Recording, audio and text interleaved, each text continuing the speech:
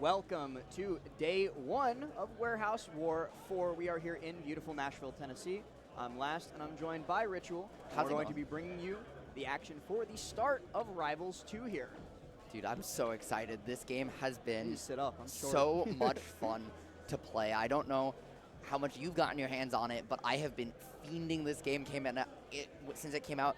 And I play a bottom tier. I play Loxodon. So if I'm fiending, then you know this game's got some solace. I've gotten the pleasure of playing a little bit. I actually got to play it like really early at Genesis a couple of years ago when Dan brought us up to the VIP room. That's crazy. I got destroyed by Leffen there, and he very graciously turned back to Dan and said, "Winner stays," right after he 3-0'd me. And that was my first time playing Rivals 2. I've played it a little bit since then. I've gotten to play. I haven't played this patch at all, unfortunately. I got one game or 2 games. Shadowhawk washed me. And that fits a trend, right, for Rivals, I think, where, you know, these P+ players just keep just destroying people at this game, right? Switch, you know, in New Jersey, which itself has always been a very strong region for Rivals. Players like Cheesy Potato, Cake Assault, players like Cherry are in that region as well, but, you know, we're seeing Switch, whose main game wasn't even Rivals 1, right, really running through a lot of that region pretty consistently. And he's actually here this weekend, so someone we should look for in this bracket, because he might just go on a run with that Maple. Yeah, and I was actually talking pretty extensively to SkyJ yesterday, right as he flew in, and he was telling me that, like, first and foremost, SkyJ, I think right now is probably the best Rivals player in Mexico. Yeah, he's insane. He is insane at this game. And he was telling me, as he's playing against specifically like Rivals 1 pros who are working on the switch over to Rivals 2, something that a lot of them are having trouble with is the shield. Yeah. They don't like have the muscle memory yet for shield. So people who are coming from different games like PM, as you mentioned, are having a little bit of an easier time transitioning over. And then also somebody like SkyJ who's so used to grappling around, especially against people who don't use shield properly, they're struggling. And so I think it's going to take a little bit longer for those Rivals 1, even the amazing players from Rivals 1 to make that jump. But once they do, their muscle memory from game 1 will obviously carry over. And then you got people like, you mentioned Cake Assault. Cake Assault also is like, gets 33rd at Majors in Melee when he feels like it. So like he's fine. And you know, you see as well, right, that the same thing kind of with some game bias for other mechanics, things like crouch canceling, things like floor hugging in this game, right? That are newer to Rivals players. They don't use as much. You see some of the Melee players, some of the P+ players doing better with that. But you also see the Rivals players by far so far the best at utilizing the parry mechanic, which is still in the game. Yes. Right? And you see like people trying to use it like it's a power shield or like an ultimate parry. It's like, no, this thing is its own. And honestly, Rivals parry is still the most analogous thing we have to it, and it's so strong, right? Like some of the, you know, for example, Loxodon able to get Marth Killered if you parry his up special at ledge and then ledge hog him. It's just like, it's so good, but you don't see people going for it because it's an actual committal option with lag. The Rivals players, though, are on a different level, and so it's really interesting because through the mechanics they prefer, you can see kind of where people came from. Yeah, it's actually really beautiful to see the combination of skill sets, who's good at what off the bat. Because again, like we both mentioned before, as the game progresses, especially once it hits a full release, obviously everybody who's good at the game is going to improve at the areas that they're not as good at, and then the general skill floor will keep going higher and higher. But right now, when we're in the very early days, the closed betas, the play tests, and so on and so forth, it's the Wild West, and we get to see who sinks and swims. And speaking of betas and Steam releases, I don't know if y'all caught this, but there was something very interesting in the patch notes, which was, hey, we're working on the Fleet UI changes. They didn't quite make it into this beta, but they'll be ready for the Steam release. And it wasn't they'll be ready next beta. It was they'll be ready for the Steam release. I think that's the first time we've had the release mentioned, which we still don't have an official date for, in the beta patch notes, right? Like, it's clearly something that they are starting to inch closer to. I'm sure we'll still get another beta or two, right, where they fine-tune some of the balance changes, as they said, right, balancing for playfeel more than balance right now. And once they get that locked in, we'll probably see a balance beta or two. But it definitely feels like we're in that phase of development where they're just starting to ramp things towards that final release date, because we're getting it mentioned in the patch notes, which is kind of crazy. And speaking of ramping towards things, it looks like we're ramping towards our first game of our first set here at Warehouse War 4. We got Quig taking on Young Matt. Now, unfortunately, Rivals 2, not like the absolute biggest here at Warehouse War 4. We don't have a ton of like the crossover between the top Rivals 1 players. I think like our top seed is SkyJ, which still very, very, very good. And Switch as well, I believe, is also here as well. Leo's also in this bracket as well, MK Leo.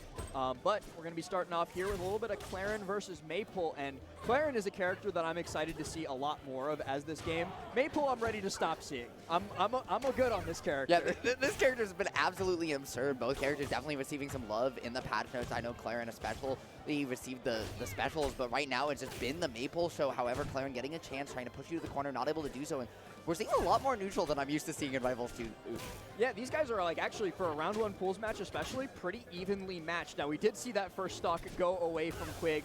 Basically in the blink of an eye, just got caught lacking by the ledge, couldn't quite make it back up, and here we go, it's Maple time. Good luck getting down. Yeah, those up airs just absolutely absurd. The down, that down air as well, being able to pressure you from the ground, cover your space, and let you find ways out of disadvantage to then continue those juggle strings when they go up to get you is just actually insane. And again, there's no getting away, especially with the tether last. It's just, as you said, it's the Maple show from start to close. Yeah, she's just so incredibly good at sharking underneath you as you try and make your way back down to the stage. Just a little bit left on this stock. Gonna try and blast through the vines, but gets caught in the lag afterwards and sent straight to the blast zone. We are cooking up a 3 stock for our first game here. I like the idea, right? Normally, you used to say, hey, well, I can cut through this just like a machete through the jungle, but instead, right, it puts you in a hit lag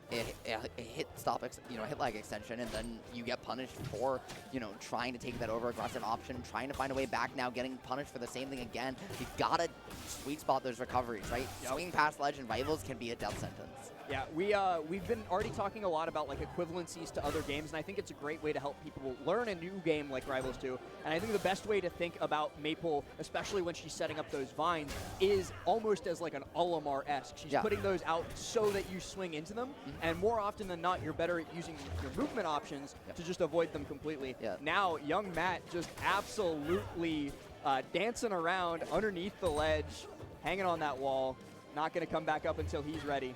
Yeah, finds a knockdown, trying to find the extension, though. The delay on the tech option, though, to get out of dodge. And now Young Matt having a chance potentially to take a stock, get on the board, going to do so. And I really like the way you talked about that plant being like a Pikmin. It's almost like if a Pikmin and Pac-Man's hydrant had an unholy child. Unholy is saying the least about it. Quig doing his darndest. Try and get back into this, but not too much longer lived, especially if you get caught with the double dare off stage. You're going to be going down with the quickness, and that's going to be Young Matt taking game number 1. The Maple, I already said I'm tired of seeing it, but we're going to be seeing a lot of it even this weekend. Yeah, I was going to say, however, that double dunk does look like it was enough to ship that Clarion off, right? Pack it in the box here at Warehouse War and send it on back to get that return. Opting now for the Zetterburn. It looks like Young Matt is going to be trying something new, or Quig is going to be trying something new. I think we may have had that. I was just going based off of the scoreboard of who's playing what. But regardless, we'll probably find out when the score updates. It says 1-0 for somebody. Yeah, the Zetterburn, another character, right, who's kind of got some changes to make him more committal this beta, right? They said, hey, he's really good at just throwing out buttons on stage. We'd like to tune that down. We don't want him to actually just be oppressive on the ground where everything gets started. Especially with, that kind of Fox-like combo potential he has. Right now, though, it's just been all about the Maple show again, right?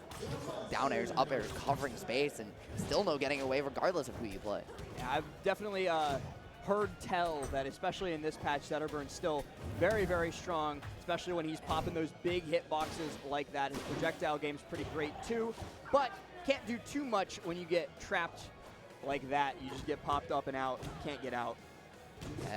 The plant, once again, that vine, right, reaching out and pulling you back from disadvantage, even still not quite able to get away yet. Maple finds a reset off of hitfall pair, but still just, again, right, we've seen a lot of these hits, but some of these global changes and some of the nerfs, you see players just still aren't quite familiar with their routes this first day of the new beta. Ooh, looks for the up tilt underneath the platform there. Trying to get in, but Maple is just very, very patient off in the corner, knows that it's going to be very difficult for Zetterburn to get in past defensive options, even with like a tomahawk grab. It's not going to work out too well for you. The charging, just Juggle the time. active multi-hit, so hard to get away from, as you mentioned last, but Oh. all it takes is one miss spacing, just like any plat fighter, to see that stock go away. Great F smash read from Zetterburn to take that stock. Looking to continue to chase across these platforms, especially after the Zetterburn managed to get that stock off of a big hit. I Pops love up. the down That's tilt gonna be it. platform. No, Oh! finds a way out. Just unfortunately didn't commit quite soon enough. And that's going to just be a huge reversal situation. Still having the tether online, though, and at 21-9, right? You're not in danger of dying. This is going to be used most likely for a chase or to keep you in that lag, but not able to find the second up smash. Again, last, this was just a dropped opportunity. But not going to drop this opportunity. The angle that dare sends at is so nasty. Disgusting. Actually, I do want to take a quick second. I don't like to harp on chat usually, but I did see somebody in chat asking if there's a Falco in this game. And my biggest piece of advice, if you like legitimately want to pick up rivals, don't look for your main from another game, because they don't really exist. Every character's got a little bit of everyone, I think, and I think that's really cool. Yeah. So just like play around with the cast, see who you click with, and see who you find fun. Yeah, all these characters have very unique archetypes. They've all got their own superpowers in their own way, but they come together very cohesively to make each character in this game feel unique. And right now we're seeing that kind of put to its fullest, right? These juggles, these disjoints, the semi-dares, the Shoryuken hitboxes, and some disjoints. Oh, In other fighting games, it. in other fighting games, right, characters like Maple don't exist. But in Rivals, whether Last likes it or not, they're here to stay. Yep. And that is going to be Maple, who I believe was young Matt, still taking it 2-0. Going to be moving on in the bracket. We are in best of 3 territory. And just an overall great showing. It started to get a lot closer towards the end there. It was a little bit scary just Agreed. because of the potential that Zetterburn has to evaporate you when he feels like it. But going to be able to close it out. Made really good use of the Vine Trap into any strong attack, really, and then got the dub. And Zetterburn, you know, too, I just want to say, like, we saw those forward strongs come out to trap some landings, start to call out some of the over-aggressive movement that Maple will have, right, because she has that up air as her main combo tool. She's going to be jumping a lot. She has that dare to cover you on the ground as well, but she'll probably try to land near it because it creates this safe bubble. We saw Zetterburn start to use that ground speed, use the projectile to condition that, and then punish, find these reads, and find a couple kills for it. And I'm just laughing to myself because I took a glance over at the side stream, and it's also Maple versus Zetterburn. That's hilarious. And speaking of Maple, we actually have one of the top seeds of this tournament here, one of the best players. We talked about him before in Tri-State, coming on up and sitting down. We've got Switch versus... We're going to find out who his opponent is in just a second. But Laz, I think that's someone you know, so I'll let you talk about. That's the head TO of Battle for the South, the legendary Cross Slash. He is a South Georgia TO. I don't know if he plays Rivals like that, so we're going to find out. And Switch, on the other hand, definitely does, Definitely right? One of plays the Rivals. best pilots and one of the best characters in this game. Yeah, so I'm feeling for Cross Slash here because I don't know how Peyton's going to hold up against. It could be a slaughter coming up. This is also just like, on top of that, this is just a little bit of a regional clash, right? I live in New York right now. You're down in Georgia anyway, so. This is one of your top players fighting one of our TOs. I don't know if this counts as a. I'm not taking this as a regional clash. Listen. Let me make my job. I'm New England anyway. I'm New England first and foremost. So. Yeah, we'll be getting into this shortly. I'm wondering who Peyton's gonna lock in. He's never played before, chat. He's never played before. He's mouthing from on stage that this is the first time he's played this game. Not even. No. Have you played Rivals 1? No. Okay. Hasn't even played Rivals 1. Is just in this bracket. Gonna try and do something to Switch here. I hope he wants to keep playing Rivals after this. You know that's the top seed, right? Yeah. Have fun. Oh, okay. Well. Yep, that is. Come up with a game plan. For those for those folks at home, we might see throughout the course of bracket tonight, you know, an issue or two right now. The game just needed to be restarted. That's okay. This game's in beta. We're seeing a tournament this size. We're talking about these top players from across the platform fighting genre all coming together. Players like Leo, SkyJ, Shadowhawk, players like Switch, Studebaker I know in bracket as well, right? This game's not even out yet, and we have players from across the genre flocking together to play this tournament. This game is going to be something special, and I'm so excited to see what they do with it. And production, if we could get what stream the side stream is, because I don't know what Twitch channel it's on, but a couple people in chat are asking. I was going to say, I know that production might be busy with the game restarting. On Cody, I want to say it's another top Melee player stream. I want to say it's like Mango or something. Maybe just like check the Rivals 2 category and see what the other stream would be. Honestly, we'll get the answer soon enough. Yeah, I think production might be a little bit busy dealing with restarting the game, so I'll ask them again once we're like about to get started. Yeah, we can. We'll. But I'm looking at the side stream setup right now. I can see it. Yeah. It's still Zetterburn versus Maple. Dude. Or no, that's not Maple anymore. That's a Rano. We got a Rano swap up. Rano it's also very far away, and I have bad eyesight.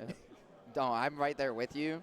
I'm always like the person who like I'm sitting down when we've some commentary setups have the one monitor off to the side. I'm like, no, can I please sit on the close one? I know I have glasses, but my vision still not all that. I'm just blind, so yeah. Yeah. Is it on BTS? Oh yeah, BTS Smash 2, probably. Okay. I'm checking my own work. I know the ultimate side stream is. Nope, they're doing Summit reruns. Yeah, try the second one maybe, or I want to say it's on Mango's channel. Mango's not here though, so I don't know why it would be on Hbox's channel maybe. He's here. Although I feel like you would know about that one. It's not on his channel, I don't think. Production, you there? You back? We'll figure it out. We'll figure it out last. Oh no, we're just wondering what stream the side stream is on. Well, what? Could you? Production? Could you ask the other? Very quietly in our ears. I'm not sure. I don't know. I'm not sure. And that's okay. Sorry, chat. We love you. We love you, chat. We love you, production.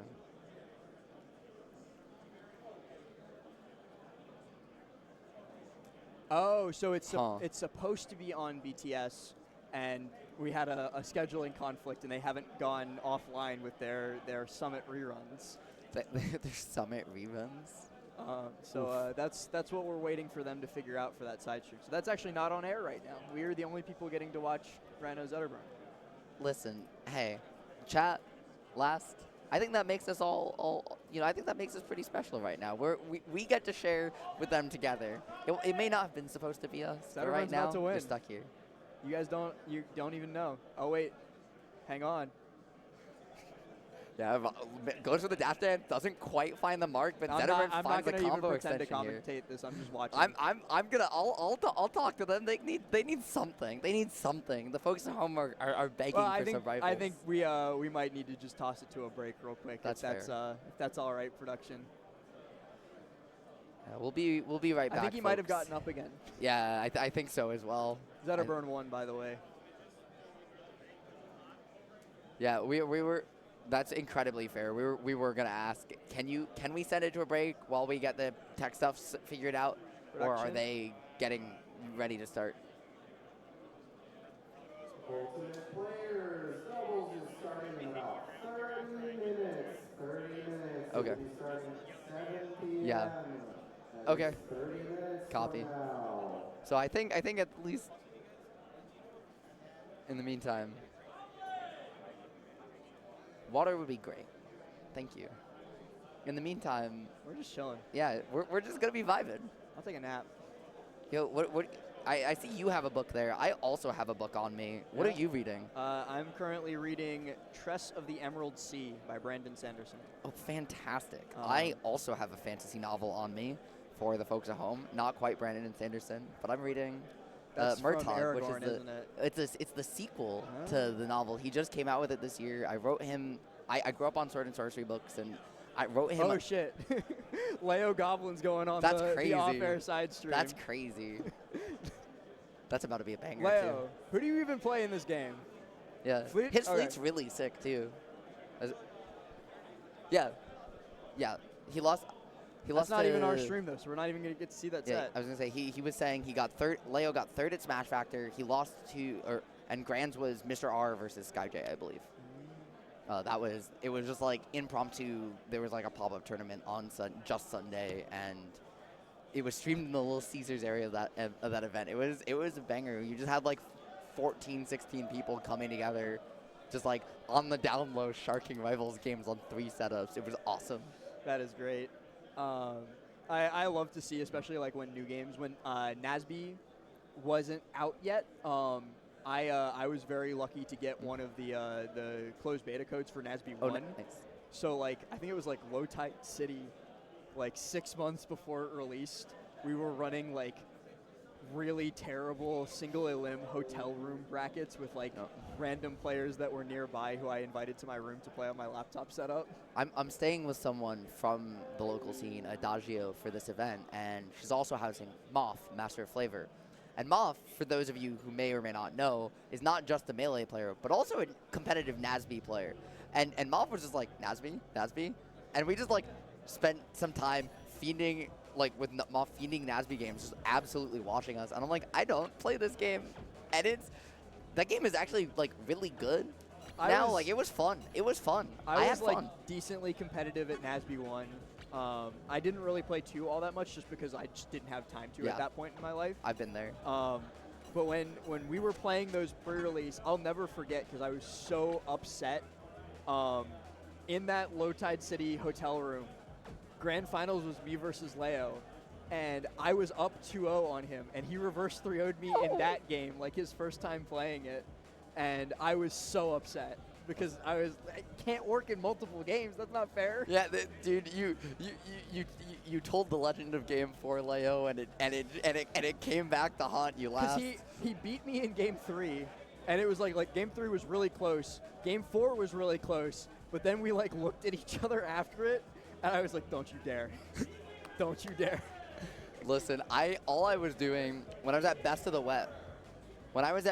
West,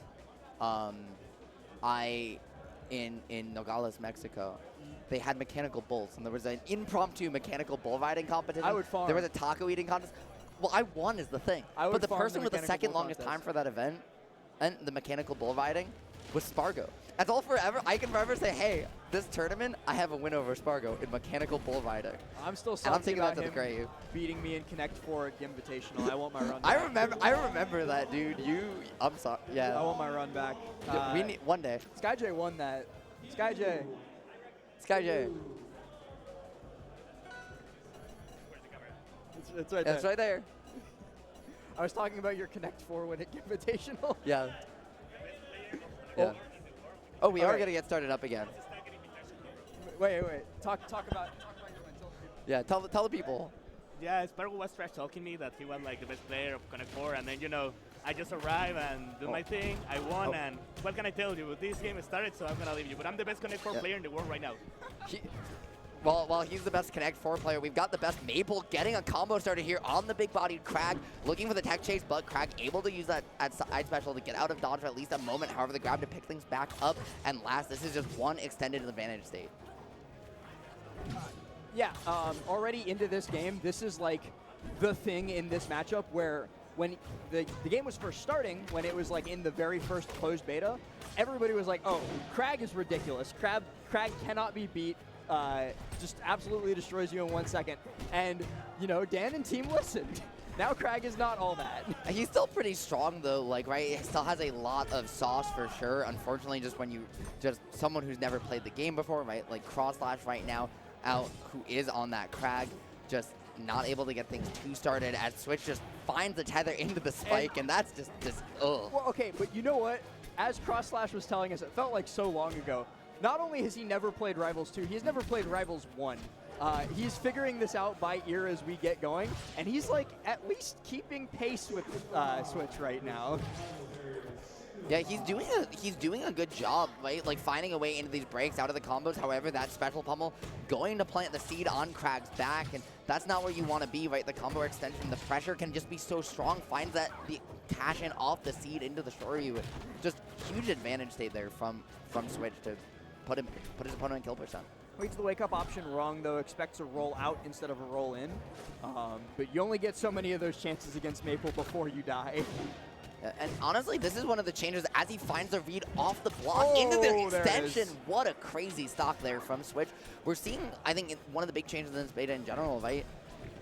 People are living longer. We're not just seeing these single stock, you get hit once and you die anymore like we saw in the first couple betas of this game. Yeah, 164 is a lot longer than you would have lived against Krag in any other version of this game. Yeah. And it is partially because Cross Slash is having a lot of trouble connecting with the hit, but even then, like, anything from Krag should kill pretty soon. Might not get the chance. Oh! What a route back there from Switch as he finds the reversal, looking for it. Gonna use the pillar to extend, and the extra pressure. One of the things, Last, that I've noticed in these first set and a game that we've watched here, we haven't seen anybody using Baby Dash. No. Baby Dash is a mechanic that is pretty unique to Rivals. It was a one-frame input until this beta where they doubled it to 2, and while you think, hey, that might not make a big difference, it really does. It's literally double. It is a one-frame, basically, fully actionable slide, so you get to move at full speed for, a couple frames actionable like you're dashing, but you're not, and you can really easily and consistently string them together now.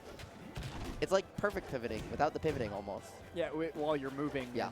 And, a bunch of other things. I don't even, again, it's another Rivals 2 thing that I don't think has a real equivalent in any other platform fighter. So you just kind of have to learn it as a Rivals 2 thing and move from there. It's so much easier in this beta, though. As, speaking of easy, Switch making these combos look that way as he just keeps his advantage state going, finds a tether back down to earth, but that's where Krag wants to be, so gonna have a chance to get the reversal, even as strong as that up tilt might be, though. Switch was upset that Cross Slash got any hits in last game.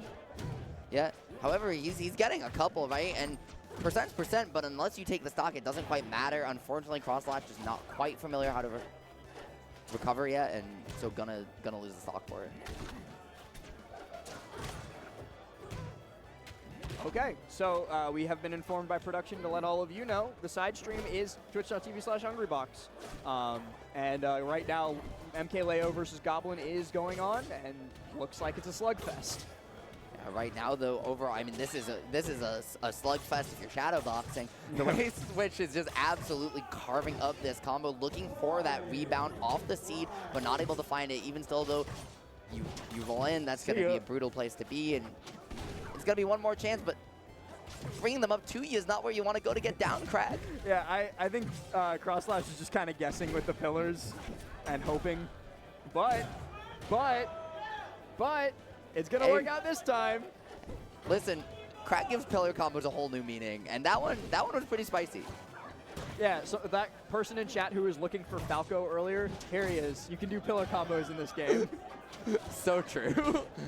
Ooh, that's your Falco. I like the dash attack 1, 2, 3, but we're seeing one of the stronger crouch cancel. Something I've seen a lot of people talking about online in this beta. A lot of the crouch cancels were reverted, and you saw there the visual indicator, that little yellow flash at the bottom, allowing a little bit more of an instant reaction. But we're seeing it come out a little bit here, and it's letting Cross Slash find a couple of these reversals and extend advantage or neutral a little. Definitely just mashing buttons, though. You could tell because of the dash attack turnaround side strong that came out, and then immediately got punished. So that's going to be Switch. And he held up. We are on Switch's side here, but Cross Slash, after he lost, did stand up and just go, I got one. I got a stock. I got a stock. Got my one. And honestly, if you've never played the game before and you take one stock off the top player in the bracket, like, I'd be popping off too. Yeah, I would assume that that Switch is probably first seed. I think if not second. He's definitely up there. It's got to be top 2 at the very least. We can ask Switch. Do you know what seed are you for Rivals? One? That's okay, what, I thought that's so. what we thought.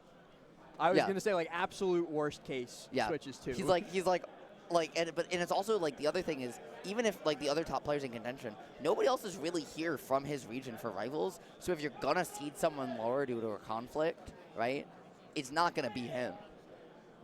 Yeah, I would imagine that it's probably, like, Switch first, SkyJ second, Leo third.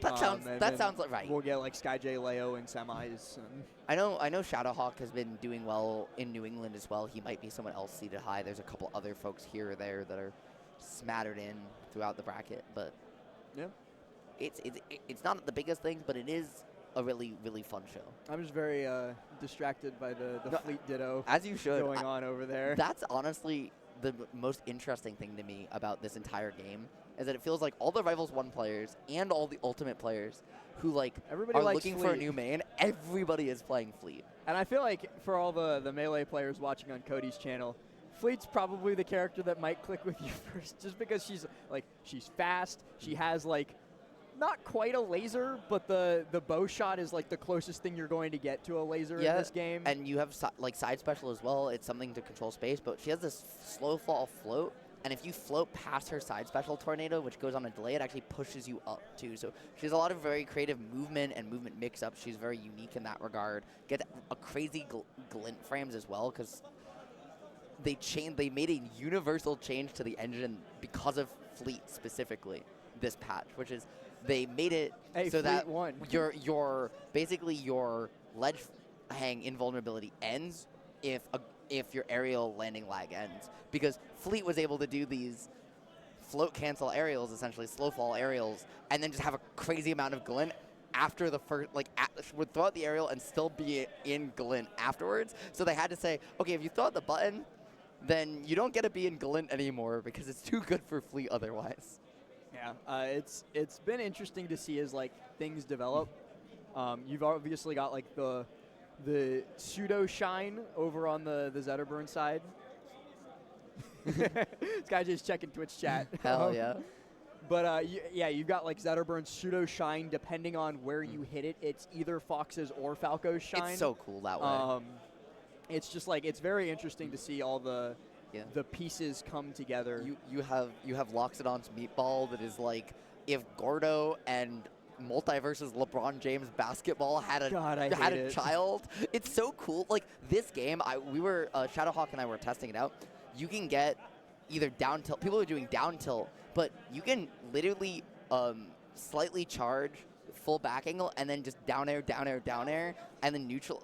And you can literally dribble the meatball across the stage as Loxodon now. This elephant has figured out how to hoop this beta, and it's crazy. I mean, maybe we'll get the LeBron skin coming out, because I did want to talk about too that the whole thing that Dan posted a couple weeks ago about all characters, no matter when they come out, are going to be free no matter what. Yeah, the only that's awesome. Monetization in the game is going to be cosmetic.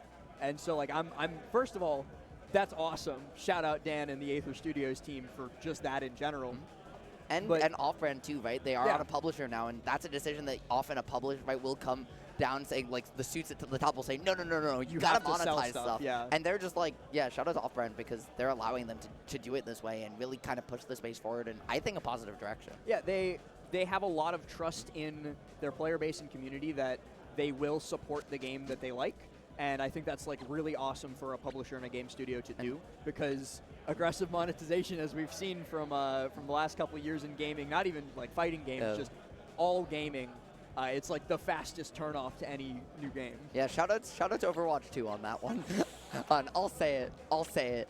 But speaking of skins and good monetization practices, the Pledge Manager, where you can go to adjust your tier support level, they actually did just drop this game's first skin pack over there, even though this game's still in beta. So if you want to pick up, they're on Twitter. They're Prime the Woolly Mammoth Loxodon skin, the Axolotl or Kane, and I'm blanking on the third one. It was a Rano skin, right? I think it was. But they're fantastic. I think the pack's $10 and it goes towards game development. So. If you want to support them and already have the beta.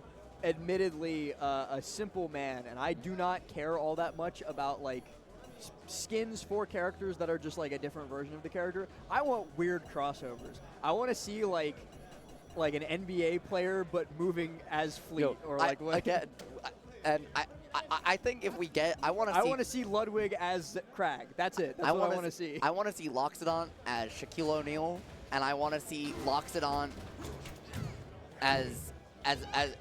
he's already got the Italian chef skin. I want him as a bagel because he's serving up the locks right now, trying to find that special get up back to stage. However, just Fleet covers so much space, and applies so much pressure in this matchup. It's so hard to get away. And it's so hard to shield in this matchup because Fleet has so many different things, like just run up grab, tomahawk grab, use the push with the tornado to knock you out of your shield and then follow up off stage. Like it's a very dangerous game to be caught in shield against Fleet.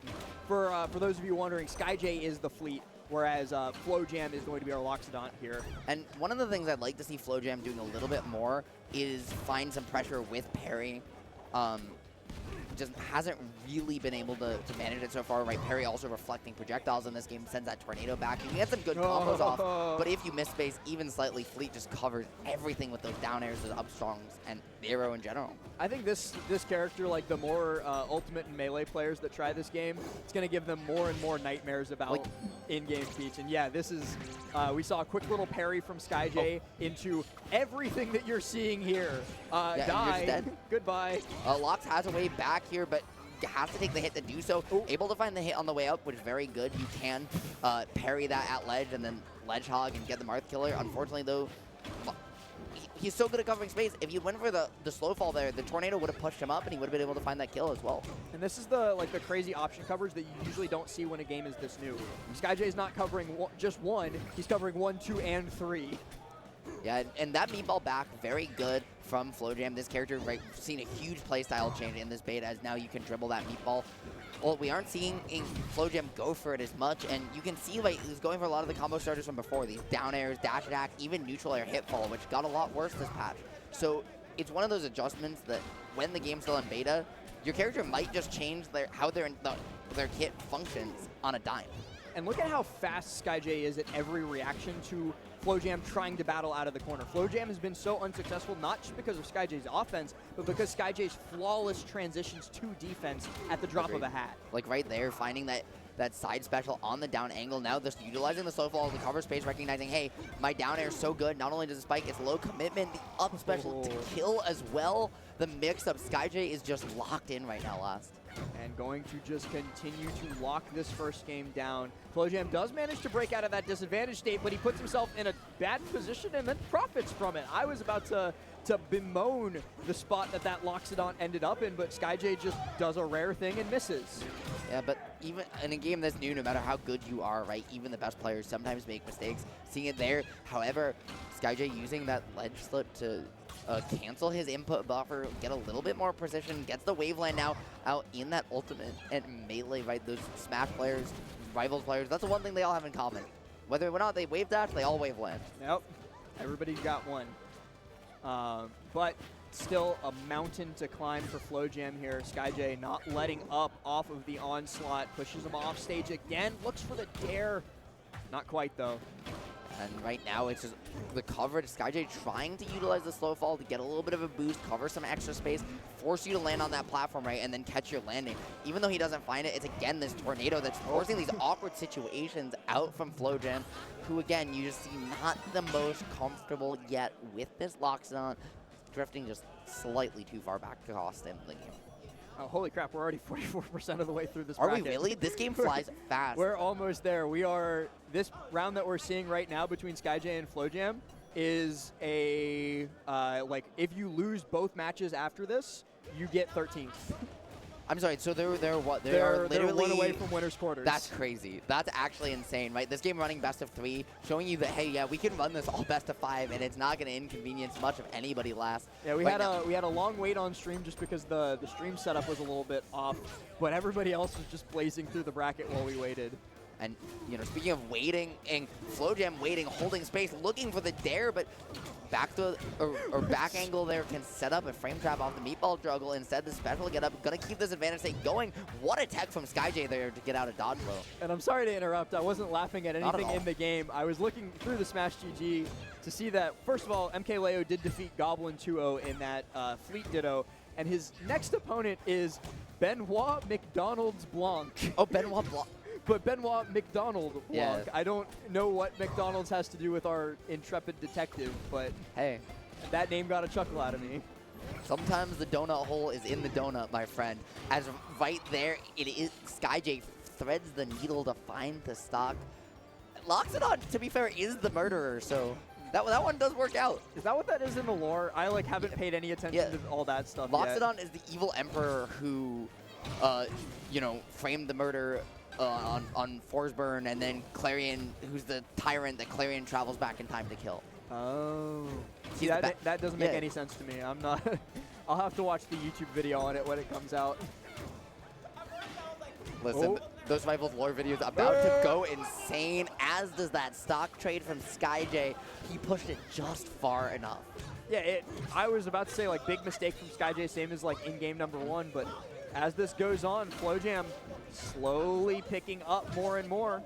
And honestly, I think one of the reasons we're seeing SkyJ be so good at this game is because of the character he plays in Ultimate, right? Incineroar, he's such a master of risk-reward on every single interaction, because he has to be, that a character like Fleet, who gets that to do that so much more safely, just it fits right up his alley because he's so good at the decision-making aspect.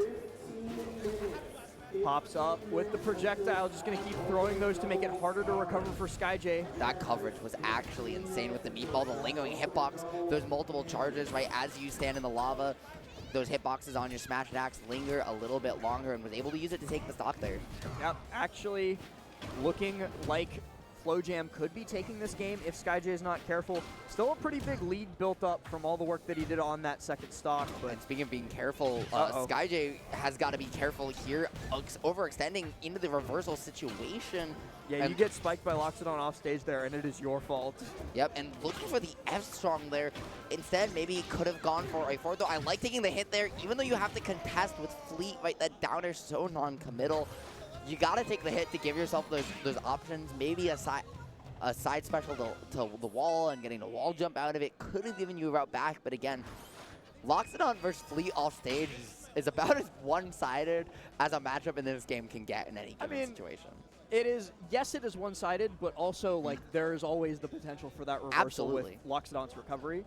Absolutely. And especially if Loxodon is willing to die in the process. Or if he has charges too, right? Once he has got those lava charges, being able to use down special as a recovery tool that you can still be actionable out of is itself very strong on. So he does have tools. It's just he's very much that stand your ground and really don't let them dislodge you, because if they do, it's really hard to get back, and doing so probably takes all your resources. And I think we're actually getting the match that I was talking about a second ago. We're going to get to see Benoit McDonald Blanc taking on MK Leo. The boom of hope is in the donut.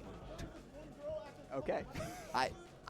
Listen, sometimes You just bumped the table and knocked our monitors out. Whoops. No, they're back. Oh, okay, we're good. I was going to say, it wasn't, I don't know if it was us. I think it was that it was something up there, because they plugged in their controllers and it came back. What I will say is, we were up there before on mainstream. We plugged the controller into the adapter and it did blank the monitors for a second. So that actually is what it is. I'm pretty sure. Interesting. It's just I have force powers, okay, Lust. All right. But Leo, of course, going to be on the Fleet like we saw earlier. And we just got a demonstration of maybe one of the best fleets in the world.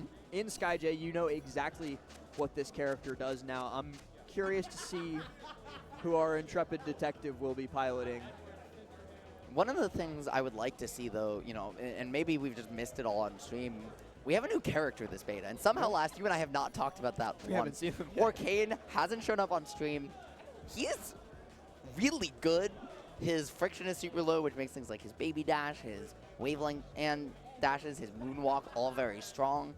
He gets just some insane reversals. His up tilt, I think, feels really good. You get neutral air up tilt, which itself, you know, neutral air bouncing, giving you mix-up potential. And then back air. Back air is the move everyone is talking about with him. It combos, it kills. Its sweet spot is really, really big. But in the meantime, he's not here. We've got two creatures of the forest, one of the wind tribe, one of the earth tribe here, and Mabel and Fleet going at it. And I think that's the kind of the risk that some people just aren't willing to take of picking up a new character right before a bracket like this. Because, like you said, Orcane, fresh in this beta, haven't really had a ton of time with him yet, so we know that he's good, but not as good as your main that you've been working on for a couple months. Maybe. Yeah, it's that how broken are the buttons that you're willing to put down all of the practice you've had, right, to try something new. And the answer when there's money on the line is not as willing as you might be at home. So right now it's going to be Leo trying to find this pressure, but instead it's Benoit Blanc pushing you off stage, really waited out this slow fall and really doing a good job of utilizing those seeds on Fleet to really tax these resources from a distance. Yeah, it's one of the like biggest things that you can make Fleet struggle with is like force her to do more in approaching you. Gonna pop up off of the vine. Leo still barely surviving. That was one of the first flip shots I think I've really seen in bracket. It's a move a lot of fleets just don't leverage a lot. Finding the seed there is absolutely huge, although unfortunately just not going to be enough as Leo continues the advantage state. The wall jump into the instant up special. That DP just doing so much work for Maple, even if it doesn't give the vertical distance you might want. Oh, and like you said, not quite the vertical distance that you want. So that's going to be Leo taking first stock. Going to continue to try and put this pressure on, and sure you will kill. Okay. Was that down air safe on shield? Because it looked safe on shield from just the fade back there, which is actually like really cool to see. Well, then just parry. Yeah, know? Right. That's the beauty of this game is instead of breaking your controller to mash out of things or to SDI, everything has a little bit of a simpler counterplay alternative. And chat also noticing the moonwalks that both players are employing. I'm very in love with this game's movement. Moonwalk is so cool in this game too because you can turn tap jump off, which means you can moonwalk by going over the top of your stick instead of the bottom, and it makes it incredibly easy and consistent to do. Looking for this catch on the landing. This is where Maple makes a lot of money. Sharking landings. Now Leo's got to get back past an already set up vine. Gets so much tougher here. Yeah, and just I'm really impressed by the way Benoit has been really covering some of these ledge trap scenarios, really showing off some of the new tools in this character's kit. Right, Maple. Having all these aggressive buttons, but also multiple new types of plants that we've seen from him compared to Rivals 1. Cashing in, Leo still barely holding on to the stock, but not anymore. Okay, right now though, sharking the platform, Leo utilizing that slow fall to find some great movement, looking for the read, but the patient roll out from Blanc lets him reset and find this advantage state. Now looking for the shark under the platform, but Leo with that delayed tech option to get out of dodge, find the reversal here, and now push the Maple to the corner. Dash in though, gonna try and keep him from getting back up onto stage, but Maple just a little bit too fast for Leo. Benoit Blanc going to be able to just jump straight over. Now in position for a great ledge trap edge guard. Leo's in trouble. Yeah, he's in trouble, but you saw looking to throw out the seed when the plant is already planted. Unfortunately, when they're flowered, you can't throw a second one. So it's gonna just be Leo getting a couple extra chances. He hasn't gone out yet, but finding one chance, and that's all he's gonna need to take the stock last. But had to use all those extra chances and 85% worth of damage in the process. It's not looking good in game one. No, it's not, but he's found a chance once, but not a second time. Okay. Barely gonna die there. Had the DI on lock, which, seeing both DI mechanics in this game change from Rivals 1, right? And also the introduction of entirely new SSDI, right? Something incredibly new to the mechanic in general. Seeing Leo have that level of mastery, right? Understand exactly the angles to go to is really cool because DI in this game is different than in other platform fighters. Yep. Now going into game number 2, we're just going to run it straight back. Leo going to try and keep the infinite ledge situations from happening to him in this game, because that's really where Benoit Blanc was able to get away with so much damage, so much just rinse and repeat, brain off ledge trapping. And what a juggle there. Tries to find that single hit back air to get the pop-up and the extension, but Blanc not able to keep it going. So now it's Leo's turn, pushing you to the corner, controlling space with that side special. And Fleet being able to control under a platform and then slow fall and maintain the space covering above it is just so incredibly strong in this game. Both of them staying neck and neck. Leo's going to be able to set up for the offstage situation, but not quite capitalizing on these opportunities to spike down. We saw SkyJ getting a lot of those, and yes, he was up against a much larger character in the form of the big elephant, but still got to be capitalizing on those chances or you're not going to be winning games like this. And speaking of chances to capitalize on, we saw Benoit Blanc have a chance to take the first stock there off the dunk down pop-up, but wasn't able to do so. Dashak not going to do it yet either. Tries to find off the tether, but some tricky last-minute drift mix-up from Leo is going to help him hold on to the stock, get back to stage, and even maintain stage control. has full control of the ledge as well too, but just mistimes the opportunity, the option. It's gonna let Maple get back up on once more. Leo, you gotta take a stock here, man. I mean, honestly, they both do, right? Both of them just back and forth, 163 to 110. These are some of the highest percents I've seen in Rivals 2 laps. The neutral has been fantastic, but at the end of the day, it's going to be the old faithful, that up air from Maple, taking stock number 1. Still get back to ledge just fine, and from the way that the last game went, Benoit Blanc more than capable of surviving for a while at this percent, and the damage output that we've seen from them as well, that makes this very dangerous for Leo. Yeah, Leo knows that, hey, I need to find this stock now, and that's one of the things with Fleet. Her up air, her strong on his kill button in the back, right? Not all that. If you can't find that raw hit, you have to find the juggle, and Leo not quite able to find the back air. It's going to do it in the corner, but from center stage at 170 almost, right? Still not enough, so Benoit Blanc doing such a good job surviving, as you mentioned, the damage output, and Leo has to find a way to get away if he wants to stay in the set. Speaking of getting away, got to get away from this sharking juggle. Dare 1, not going to be able to go into the second dare. And the And special back throw, too. And I was going to say special pummel mix-up, right, to get you latched in. That means that Seed, right, trying to find that back-end pop-up into an up air to maybe close out the stock.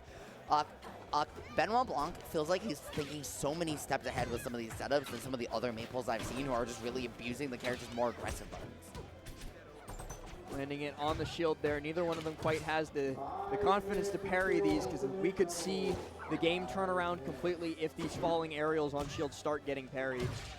Dare there, though, going to be plenty enough to do it, and a massive percentage lead Also by Benoit Blanc. And the moonwalk and the slide off there between stocks, just a little bit of style to keep your hands warm. As you mentioned before last, right? So much movement expression here, and so much combo expression too. But if you miss it once, it's going to be the other opponent's turn, and now Leo just trying to keep the juggle going. Unfortunately, going to miss his mark, though. Still able to pick it up at the end of the day. Down low, though, and a huge opportunity for Leo to at least get some damage. I thought he could have gone for the edge guard there and gotten the stock instead of just the safe 26%. But regardless, now it's Maple's turn. And holding shield on the plant and there to bait that from Leo and find the punish was just so smart from Benoit Blanc there. However, that tornado going to create a wall. C doesn't cut through it, so having to back off, reset. These two are just poking from a distance, utilizing their projectiles to control space, but it's Leo at kill percent on his final stock, and he's the one who has to be careful to even try and force this final situation. Yeah, has to do a lot of work and does it to bring us onto the last stock situation like you were talking about, but so much more work to be done. Pops up into the, oh, not quite with the up air. Yeah, and that down air could have been the opportunity Leo was looking for, but he's not able to quite find it. However, here in the corner, if you're not careful, that stock might just disappear against Fleet. Looking for the ledge hog, instead gets the back throw to reset it, gets a continuation off the platform. Leo is starting to close the gap. Something else that we're not really seeing from Leo is any sort of like float at all. Not using one of Fleet's strongest mechanics is a little bit odd, but getting by just fine without it up until this point. Dodges the Vine Snap as well. Has a huge opportunity here, using the tornadoes to their fullest. Yeah, and you see, right, Leo just poking from a distance, right, playing the pace to slow this game down, knowing last, as I'm sure you know better than most, he is one of the most clutch players in the history of platform fighters, utilizing that experience here to its fullest, and he just starts to inch by inch, step by step, make this comeback start to become a possibility. Just an inch away from hitting that arrow off of the back throw as well. Still has Benoit Blanc stuck at the ledge, catches him onto the platform, keeps this chase going. The tornado sends him down and is just charging the down strong, but the wrong way around. Yeah, I like the idea there, right? You're trying to go for something. Missing the parry, though, is no, not like that. He gets sold out. He has one more chance here last. Gonna use that flow ball to give himself an opportunity. And the coverage gets a reversal situation. The crowd starting to go wild. And it's going to be MK Leo taking the game. How about that? All the way from one of the biggest deficits possible in this game.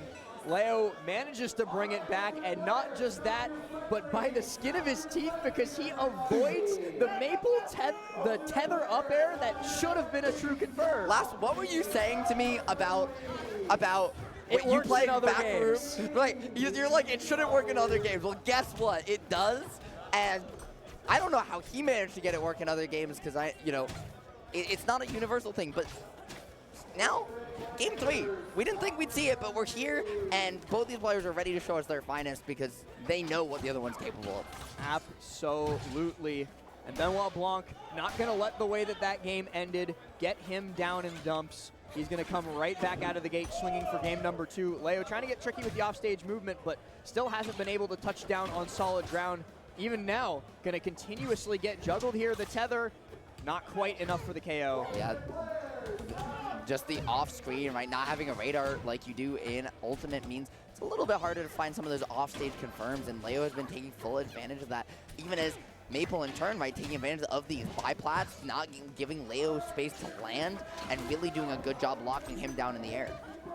Leo, once again, even though a big percent deficit was found at the start of this, is slowly inching his way back into this, might even be able to get the first stock, pops into the tornado, but isn't able to follow up off of it, unfortunately for him. Benoit Blanc gets solid ground once again. Oh, should be able to convert off of this. I was gonna say, even if he doesn't though, this has been his bread and butter, right? It's just keeping these lead trap situations going for so long. But that might be why why the bans shook out to let us go to a biplat somewhere that those lead traps aren't gonna have as much fruit, and Benoit Blanc is gonna have to force more of these situations to get the same upside he was earlier. Yeah, we spent all 3 games here on the same stage. Yeah. Pops into the vine. It's another one. Oh, but the recovery goes high. Pops both the vine and the maple. Listen, sometimes we have those moments, right, where our brain lapses for a second last, and that's you know, that's my fault. As unfortunately you get your landing caught, that F strong coming in and locking that one down. Trying to follow up onto the platform here. Leo manages to get out without too much damage put onto him, unlike what we saw at the start of this game. Trying to take his turn. I like the idea to find that hit fall, try to get the drag down right off the up air, but unfortunately not able to find his arc, and Leo just not able to find the ledge trap there on the biplat either, and so Benoit Blanc going to find his own combo in turn. Good shield from Leo off of the neutral get up. Going to be able to regain center stage, but only for a split second. Maple just making use of that incredible speed to get straight past. Up throw, juggle here. Okay, I like the jab, tries to find the strong, but Leo utilizing that slow fall to go high, keep his mix-ups out of disadvantage with Fleet's recovery, so flexible, right, and very non-committal. That time, though, you run out of options, and that F strong hits below ledge. Jumps straight in. Leo once again down a little bit, but we already saw him do his work here last game. See if he can do it one more time. Needs the stock here. Doesn't want to let too much extra credit no matter how clutch he is, and doesn't want to make it harder on himself. To me, the most interesting thing about Leo's float usage throughout this set has been, as you mentioned, he isn't using it as aggressively there, though, finding the down air up strong, but he's been using it really well defensively, right? Just holding space, finding his way out of some of these combo routes, and just really causing you to get with his micro spacing, almost like Peach float. Pops up, big juggle into the first dare. Leo really struggling to get out of disadvantage, but finally does it, and now tries to continue the tech chase with more grabs, but ain't no chain grabbing in this game. You have to earn each one of those. Yes, you do. While the reaction tech chases do exist, they are just toned a little bit down from earlier in this game's lifespan. Right now, though, what's not toned down is Maple trying to find this sharking as Benoit Blanc recognizes a scenario that he can't let Leo back into like last game around, but Leo unfazed, gonna keep on fighting till the end.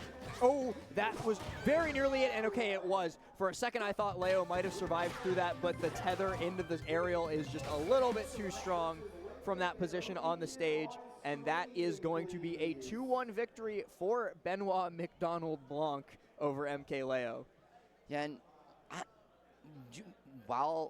what a set, right? That was our first game, 3 here on quad, and right, these two players putting each other to the absolute limit at the end of the day.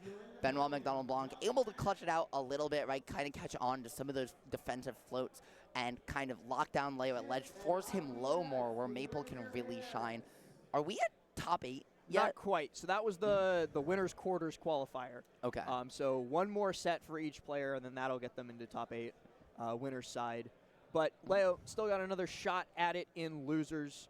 Gonna be trying to claw his way through there. While we'll probably see more of Benoit Blanc and his Maple a little bit later, especially in that winner's side quarterfinals. And the one other thing that I wanted to say, like especially comparing Leo and SkyJ, Leo didn't float offensively. Did not use float to extend his combos. Only used it as like, I'm trying to stall off stage a little bit, trying to make my recovery more. He did do it out of a couple combo starters, right? That where you have that like 1 or 2 frames where it's not quite true, but it does catch them down quite a lot, catch you out quite a lot. We saw Leo would float to just shift himself slightly enough off to the side to be able to get the reversal out of those situations. And I like that you bring up the contrast to SkyJ because he's someone who was utilizing those offensive floats a lot, but he wasn't doing the defensive ones. Yeah. So I think it's interesting to see that, well, SkyJ's worked out a little bit better for him, but Leo still put up a damn good fight in that series. And it looks like up next we're going to get our first winner's side top 8 qualifier between Switch and Grease Almighty. Oh, this is going to be a good one. Switch. He was on stream before the Maple from Tri-State. Are we going to get a set without Maple? Himself higher. Well, we got the fleet. We had the fleet. The fleet no, was on side. You're right. But We have had Maple. No, we had SkyJ's fleet versus Big Ol' Elephant. Yes. We had the one game. We've had fleet or Maple every single game, which honestly feels like my experience playing this game online so far. They seem to be 2 of the more popular characters out there, and that's pretty cool. On the flip side, though, Grease Almighty is a ultimate player from Indiana. So 2 very different walks of life. He is one of the higher ranked PR players in that state. Has kind of fluctuated between I think 1 and 4, depending on the point in the game's lifespan and the season. But very talented player in his own right. Not someone being from Indiana, outside of Full Bloom, which was away for 5 years, and this year they've had the Afterburner series, which are regionals. But other than that, like you don't see them travel a ton. So it's not, not someone we've necessarily seen out in the wild in other regions, especially not in a game like this. So very excited to see what he does here against who we know has been one of the best Beta Rivals 2 players in the world. Do we know if or do we know who Grease Almighty is going to be playing? I don't. I unfortunately do not. Okay. But we will find out in just a second. I can kind of see. Is that Maple twice? That might be a Maple Ditto. Are you okay, Last? I'll be all right. Listen, I just think it's crazy right now. Like, I could be asking you if you're okay. I could be asking about your health. I could be making a Street Fighter reference. I could be making a Smash reference. He's everywhere now. Yeah, or a King of Fighters reference. We need... Dan, if you're watching, Dan, we need a Terry. We just need a hat. We just need like a Fatal Fury hat for all of the characters as a skin option. I'll see if they can make that happen. But I think I did see Double Maple in like the instant before they started banning. Yep. All right. Saw the Fleet Ditto earlier. Or maybe not. I was gonna say maybe it was okay. The restarting just wasn't quite ready on the situation yet. As opening out of the gate, it's gonna be both of them finding the early latch, but it's gonna be the special bubble to get the combo started. Grease is getting cooking early. I actually don't know which one is which. I think we've seen Switch play the green Maple before, but yeah, who knows.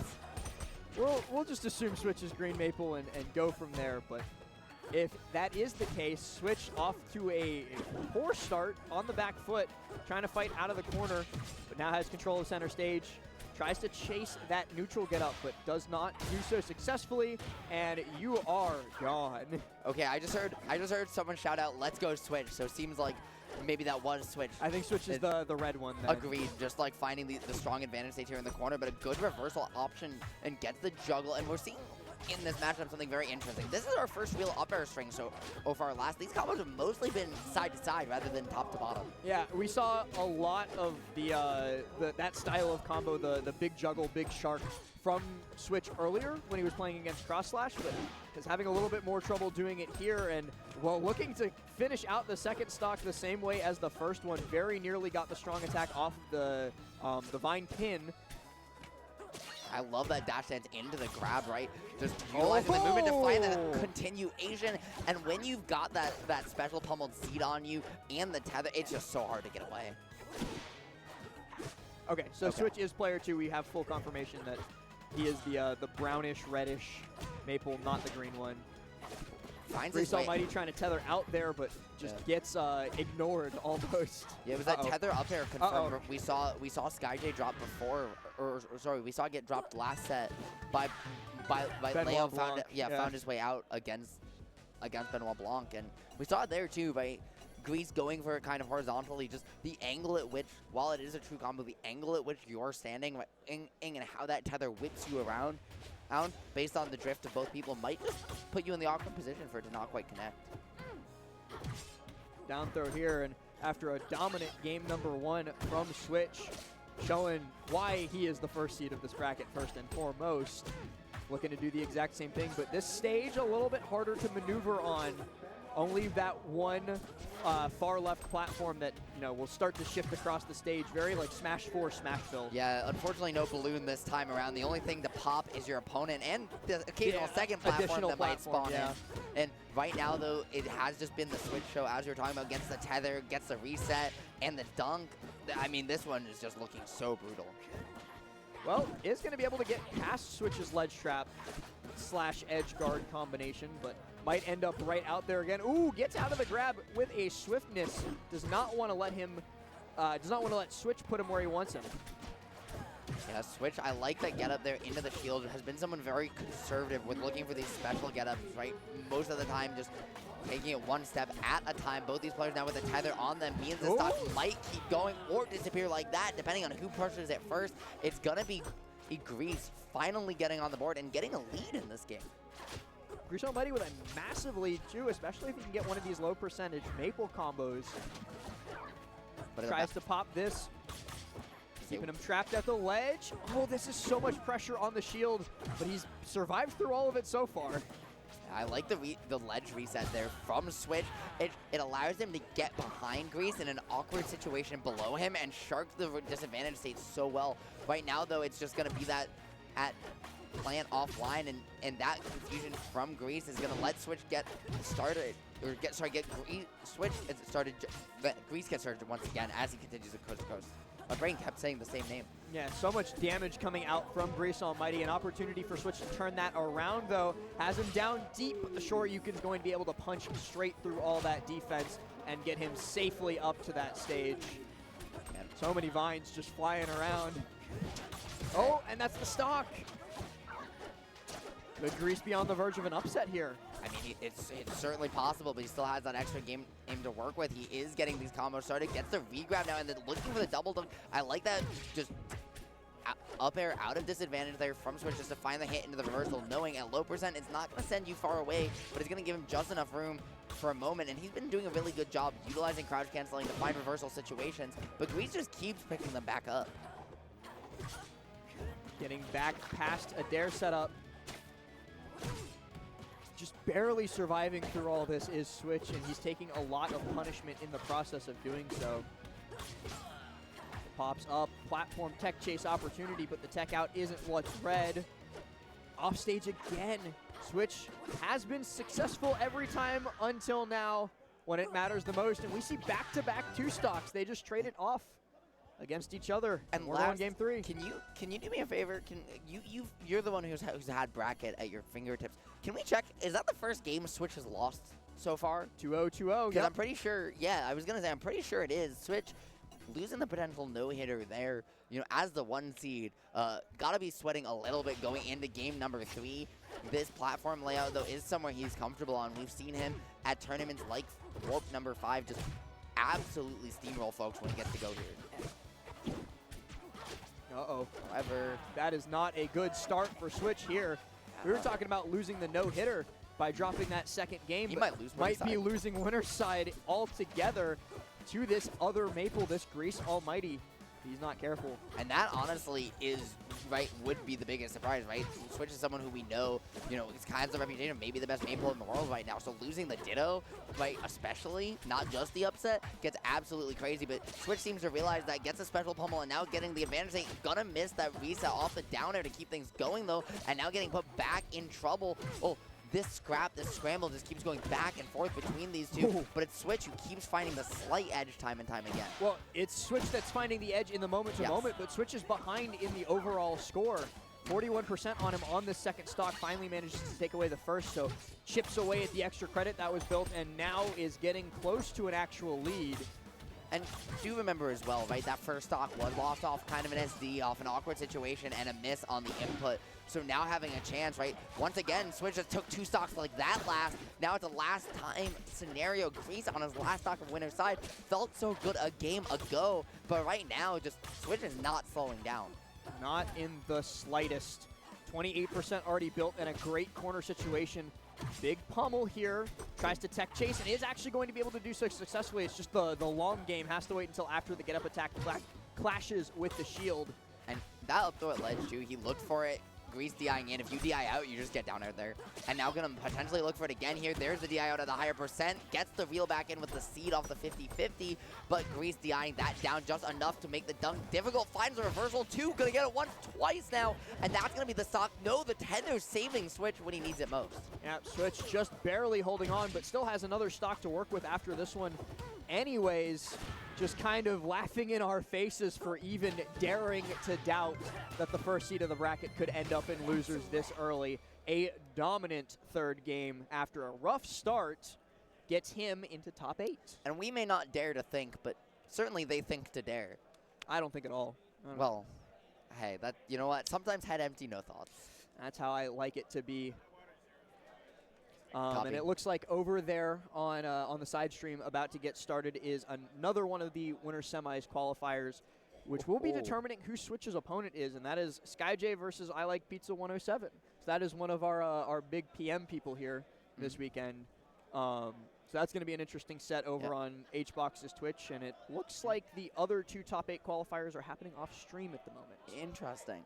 And I think, right, we're here at 7:25. I know we're kind of switching over at 7:30, so I think we're still waiting on the word from production, whether we're going to get another set or not. But either way, I mean, this has been an absolute blast so far. Yeah, and it looks like they're getting started over there. Rhino versus Fleet. You can definitely catch those matches to see who's going to be facing off against Switch in winter semis over at twitch.tv/hungrybox. We're here on twitch.tv/Cody Schwab, bringing all the main stage action as we wait to find out the winners between Onion Bus and Benoit McDonald Blanc and Shadowhawk and Caro. The 2 more normal names. Yeah, Shadowhawk, right, another one of those big PM players. Caro, I believe, also just very talented player as well. But then Onion Bubs. Yeah, Onion Bubs. Like, listen. We need more tags that just make you go, huh? I think. There's a lot of those already, and not all of them are for You're right. You're right. The correct You're right. reasons. And You're then, right. Yeah, for those of you wondering, Ultimate Doubles has also begun over on twitch.tv/VGBootcamp. If you want to watch some Smash Ultimate, there is nothing Melee today, as far as I'm aware. I don't Melee think so. Doubles is tomorrow morning. Yes, I think that has to do mostly a lot. You know, there were a lot of the top players, right, making it a little bit easier for them to get here for the event. It is a one-day event, technically. All the main events are Saturday only, and so I don't fully blame the Melee peeps who did bring about that schedule. They just want to show up Friday, leave Sunday. That sounds like an awesome tournament to me. Yeah, if you're me though, you're actually showing up Thursday and leaving Monday because the flights are way cheaper that way. I mean, flights are as a whole at the moment not in the best spot. Yeah. Also, I'm so happy that either I have to wait till Monday with Delta. Yeah, Delta still isn't back to normal. I know. That's why I drove here. That's if it wasn't gonna be from New York and 30 hours, I would have been right there with you. I drove to Ohio for cost 12.5 hours each way, and that was wow. That was a fun time. This is only 4 hours for me, and I am very lucky that I actually grew up here in Nashville. Oh, nice. And so I just went to my parents' house. Yeah, I'm staying there. I've been very lucky with this event to have someone in the community who I know who was able to house me, and honestly, right, that's one of the best things I think about fighting games in general is even if someone offers to house you for an event, you absolutely should. Just getting to spend time with people, getting to spend time in the area outside the event, and and get to meet cool people, right? Share the things you care about, but not necessarily have to feel like the only space that exists is a hotel and a venue is really nice, actually. Yeah, I agree completely. I've got an interesting menagerie at my parents' house this weekend. I've got Zomba, Goblin, Wanpi, and Hungry Box. Yeah, that's who that's a good time. who As a copy. But yeah, Hungry Box meeting my mother was not something that I ever thought would happen in my life. Hey, listen, Coinbox IRL 2. You guys can do a Summit-style sketch. Hungry Box How I Met Your Mother with you. No. I'm joking. No. I'm joking. I know that's not what that show is about, but the wordplay is there. So, to be fair, Hungry Box telling those type of retrospective stories would go kind of hard, though. I think he already does that sometimes That's when he's true. talking about Smash events specifically. That's true. But yep, just getting the game back online once again. We had a slight technical issue, slight technical delay, rather, before getting into our next set, which I do believe that's Shadowhawk and Yes, Karo. it is. And while I'm not sure off the top of my head who Karo plays. Shadowhawk plays Raster, and his Raster's kind of nice with it. I'm gonna take a wild guess. Karo plays Maple. You could never be so unlucky as to get another Maple, could you? I mean, I Could you? absolutely could. We will be seeing as they work on getting the game back to functional. Yeah, this is something that just happens with a couple of these betas. They've been, sometimes either they'll crash or the game will freeze, and you need a keyboard to reboot the game because it is here on PC, on Steam. So it just takes a second because we don't leave a keyboard plugged into the game that could potentially disrupt inputs for obvious reason during a tournament set. Yep, exactly. And it sounds like, because I hear the music in my ears once again, the game is back up and running. And I We just should be getting into this very shortly. Speaking of music, this game's music actually just is really good. They're all original tracks. They're not, what we often see in other platform fighters where they have these IPs to pull from. But the amount of detail, both for this to bring the stage, the themes, the environmental kind of ambient nature of some of these tracks that is also still meant to keep the fighting game nature alive, are really good. And the fact that they all have the slight changes when these stages get to their last stock as well, it's nice to see. And I really do appreciate the level of detail that a game that biggest struggle has always been the recognizability of its IP, not its gameplay in any sense. Really I'm starting to see people really bop to these songs because strong music goes a long way.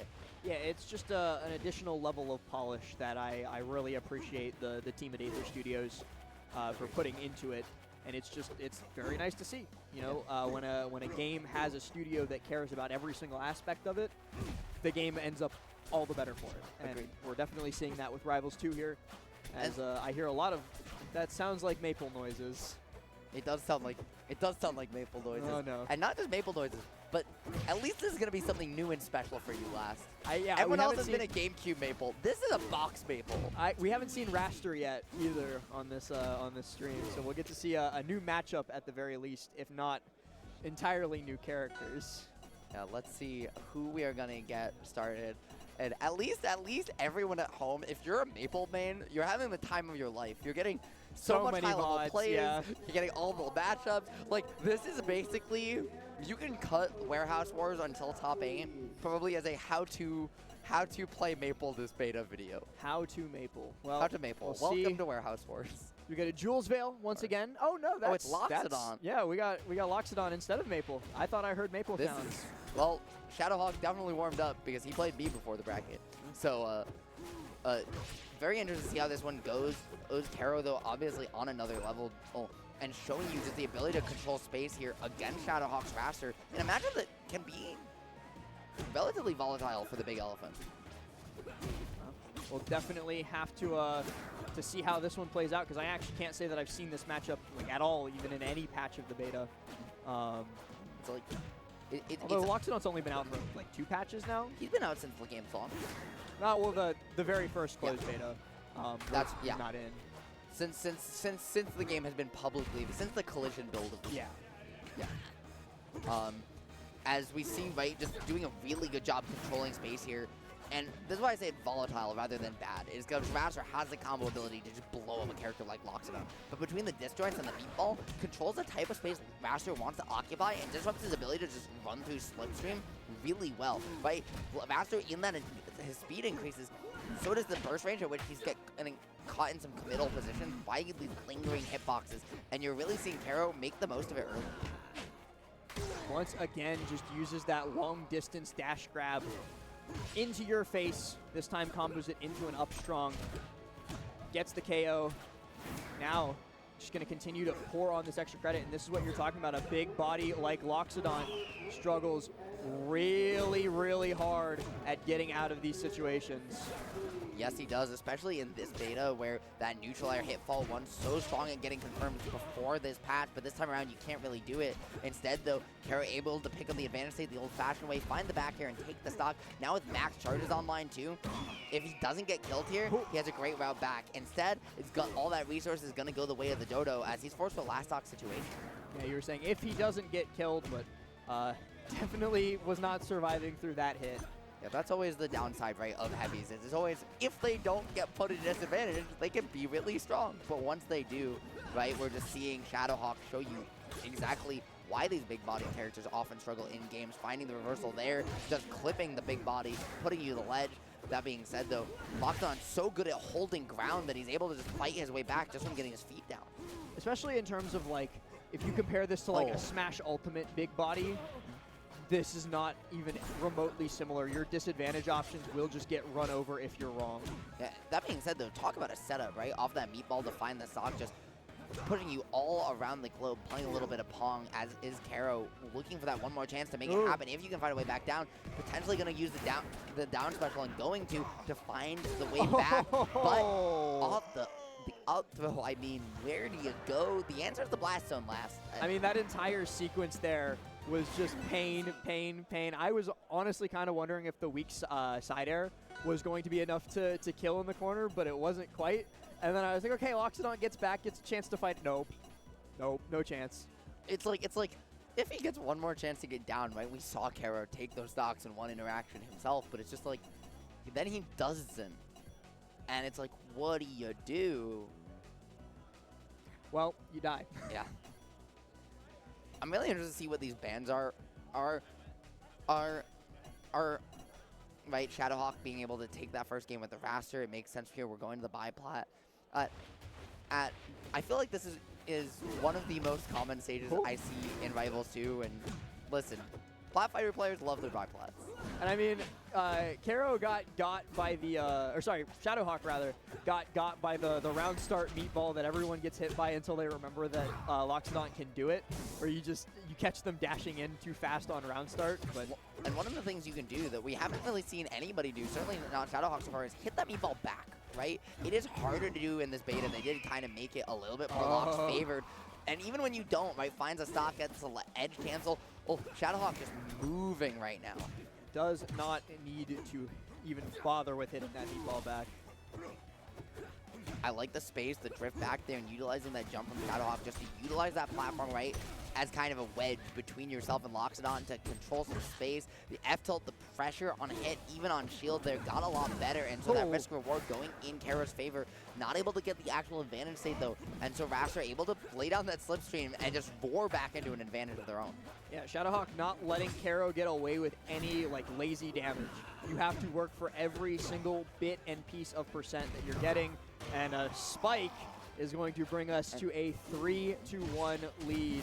Tries to bounce those meatballs his way, but just ends up getting yoinked for it. Lots of damage. And the way Shadowhawk's playing neutral, I really like the way you just broke it down. But with the type of precision, right, the mix-ups on movement speed and momentum, you can see where his experience with this P+ Lucas, right, really is allowing him to shine here, just microspacing everything, really making you work for every single hit or you're going to get blown up.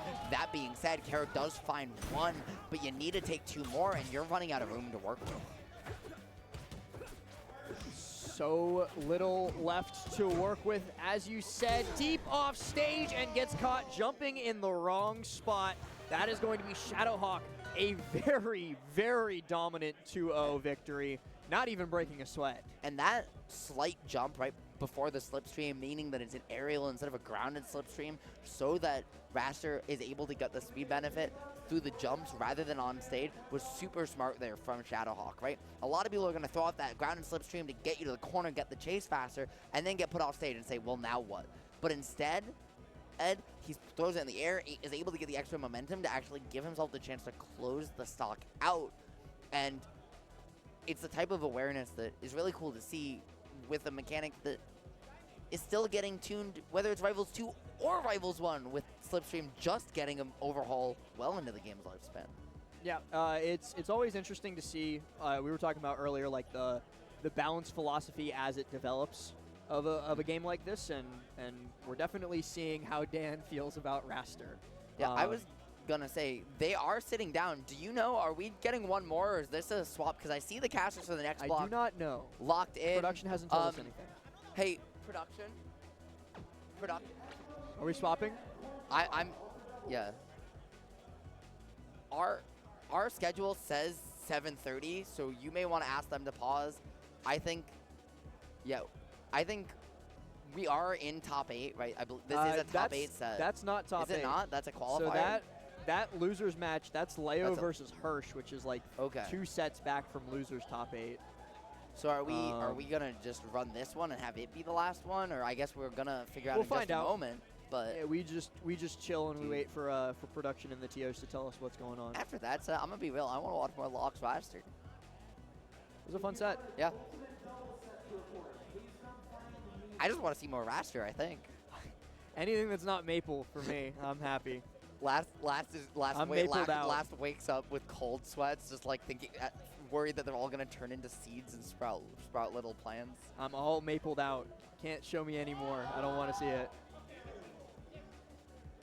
But yeah, I love you.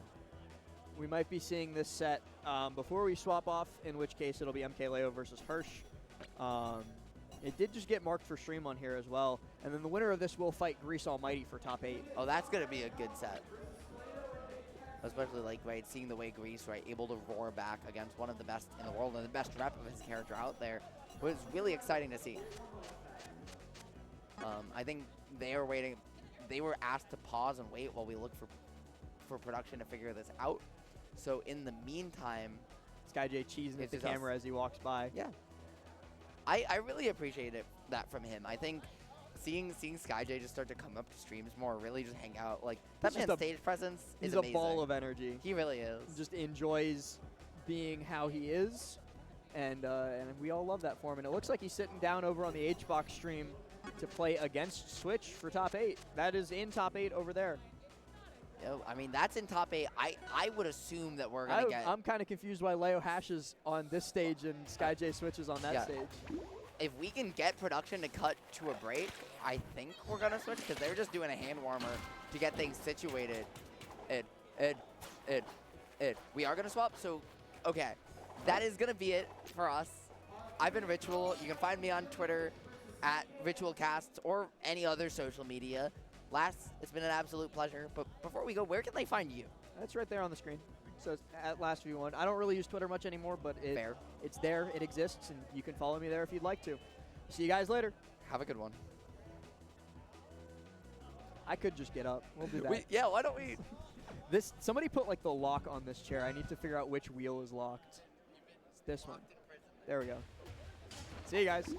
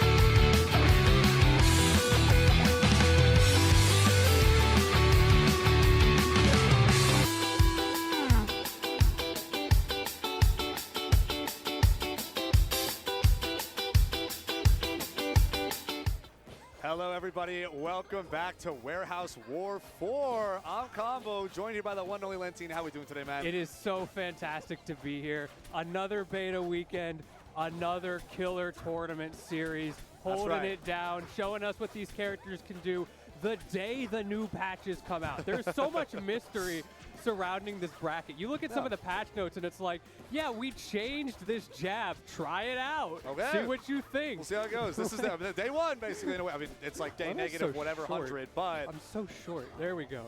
All get right, used to we're that. back. We're back. What does that mean? All right, but we're going to continue on here with some more Rivals action coming your way. We're going to try to solidify some of our top 8 qualifiers before we ride top 8 all the way to the end. So I'm super excited to see who we got. We got a lot of big names sticking around from other games. Quite literally right now, we got Mr. MK Leo on the stage. The one and only, the GOAT.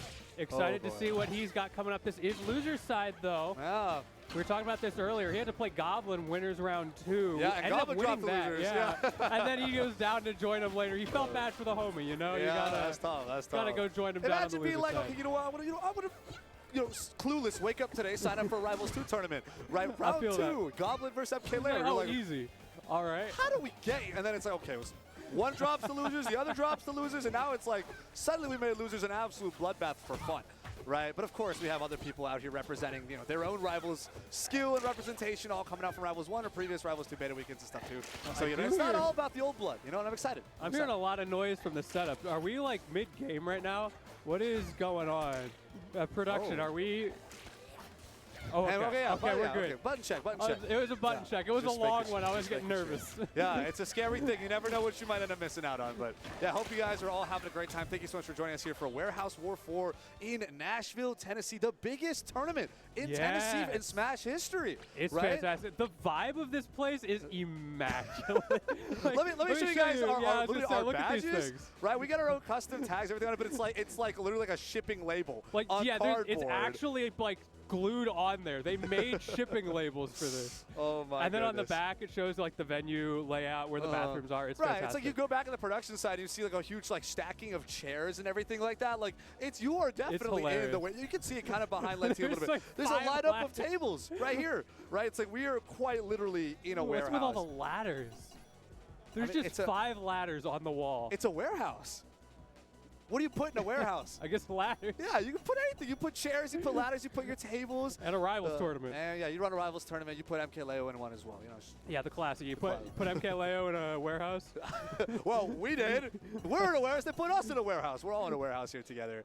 And that's what makes Warehouse War 4 fun. But okay. I'm liking these character choices. We got our set here. We got Reno and Fleet. MK Leo with the base character pick. Coolest character in the game. Yeah, okay, no bias, right? No bias, of course. Of course, right? Has been a very popular character, though. Of course, Cake Assault being one of the people leading the meta of this character sees a lot of potential, thinks it's really fun. And that seems to be a pretty common sentiment. People really enjoy the playstyle. Yeah, it's like fun movie, dodgy type character, right? Always great to have great movement tech. And of course, keeping your space, sniping people with arrows too. It's a great time. We got a combo pickup right here. Now trying to push the advantage state off stage over onto Reno. 94% right now on Buzz. MK Leo's keeping it clean, keeping his distance, but keeping it clean. You can't roll past that. That's so awkward if you're not used to the Rivals game plan. You try to roll past someone or somehow run through them, get caught by that late hit of the arrow. That's right. Nice. Delay your recovery a little bit. Bounce off your own bubble. Finally get the up special to make it back to stage. Does that count as bubble theory? You gotta ask the professionals. Yo, H-Box. I'm not qualified enough. Got a question for you. He is here. We got a couple of snipes here, though, and MK Leo picks up that first stock. All right, let's see what we got here. Oh, no, Leo's able to make it back real quick. Yeah, only 56%. You know what, though? He's not using those empowered arrows. I don't know how much he actually knows about the combo extensions and roots and the pressure strings that you can create off of those, but that is a core part of the kit that he is not using. Honestly, doesn't even need it at this point, angling the arrows to pop that bubble off stage, giving Reno even less options to try and mix a recovery and make it back. And now these guys are trading blow for blow. Right side of the stage here, spot dodge, jab punish. How are we carrying it forward, though? We're going to see MK Leo tech in on that left platform. Right back to safety here for Leo, and it's another advantage state to push. It feels like Bus is just really struggling to get advantage state started in the neutral. Oh! Oh, that's going to kill. Hold that strong after catching a tech in place. Leo 3 stocks to 1 right now. We get something? There we go. There we go. There it is. There it is. All right, You know, Bus, signs of life. I never quite trust the kill screen for the fleet, though, because of that old patch where there was the glitch that she might not die. I have severe trust issues at this point. I know it should be fixed at this point, but I guess you never know. I guess you never know. All right, okay. We got her grabbed. Now you're stuck in the bubble. Hold all this damage. All right, what's your recovery back? Catch it with that back aerial. Still down a stock, though. This is going to be so hard to come back from, especially against someone with so much neutral strength like Leo. Oh, I see it, though. The up strong actions have taken it. You see the vision? Yeah, all right. 54% of a deficit right now, but I mean, these guys have been trading blow for blow, and we see another great conversion like we did at the end of last stock off a Bus. That was one of the changes you all just saw. Even though that piece of food came out to get another arrow, that was the regular pummel. That changed again today. That went into effect. The special pummel now works a little bit differently than it did before. Maybe we'll get to see that. Interesting. All right, we got our scoop up here. Got some more back air spacing, keeping these combos and strings moving. Leo finally is able to recover center stage. How we hold this get up. Charge those arrows, snipe at crazy angles, but a back area from Bus turns things around. Yeah, still got 3 of those arrows on lock for Leo. I think he needs to use those. There we go. Ooh. Starting to engage that mechanic, but Bus is coming alive. There it is. Yeah, we had the dive kick to return. Psyched out Leo just a little bit. Trying to avoid these tornadoes. We have fares to approach you through the platform. Ooh. Okay. This is Neutral looking air good. Stay at ledge. Down tilt to pick up. We have a That'll do it. forward air. There it is. And Bus walking away with that first game with Rano over MK Leo after being down 2 stocks. He was looking 3 stocks to 1, but no, Bus ran it all the way back. That is very impressive. I mean, Rano has a lot of strengths in neutral. He has to play that mini game of the different speeds in the air versus on the ground, but making it work really well against a character like Fleet, who's just really fast and hard to hit all the time, and that can be frustrating. So good and we stuff saw to Bus struggle with that too early on, right? They weren't quite at blow for blow, you know, exactly just yet. It really felt like Leo was, I'll keep it simple. I'll play some small rivals, jab you out, get some roll reads. We'll see how it goes. And then we saw Leo go for those bigger reads, and then we saw that deficit really build for Bus. But now we've had adaptations both ways. We saw Bus run all the way back. How's our game 2 looking? Because remember, this is still best of 3. Yeah, that's a scary situation to be in if you're Leo. This isn't even top 8 yet. This is a top 8 qualifier, and you are on the cusp of getting eliminated. However, you've got a decent amount of space to work with on this stage. I think Fleet does well with that, having the maneuverability. And then, of course, these extensions in the corner. If he can figure out how to really launch Bus further off towards the blast zone to get those edge guards started. Oh my goodness, the spaghetti, those spot dodges, dash dances, and whiffed grabs as these guys are in center stage, trying to box, trying to push forward. No one's claimed anything too strongly just yet. Leo attempting a snipe here, Bus able to recover. We're looking at here, okay. Puts you in the bubble, we got our dive kick as well, add up some damage. Leo loves this side B. Of course, it's a strong move, but he is just... It covers a lot of space, you know? You just get someone stuck in the whirlwind, the multi-hit helps out. It's kind of like a traditional fighter fireball, the way you can just approach with that tornado and make your opponent have to guess a little bit. Yeah. Okay, here's that dash attack, though. Sends your opponent flying. Oh my goodness, the reverse fair?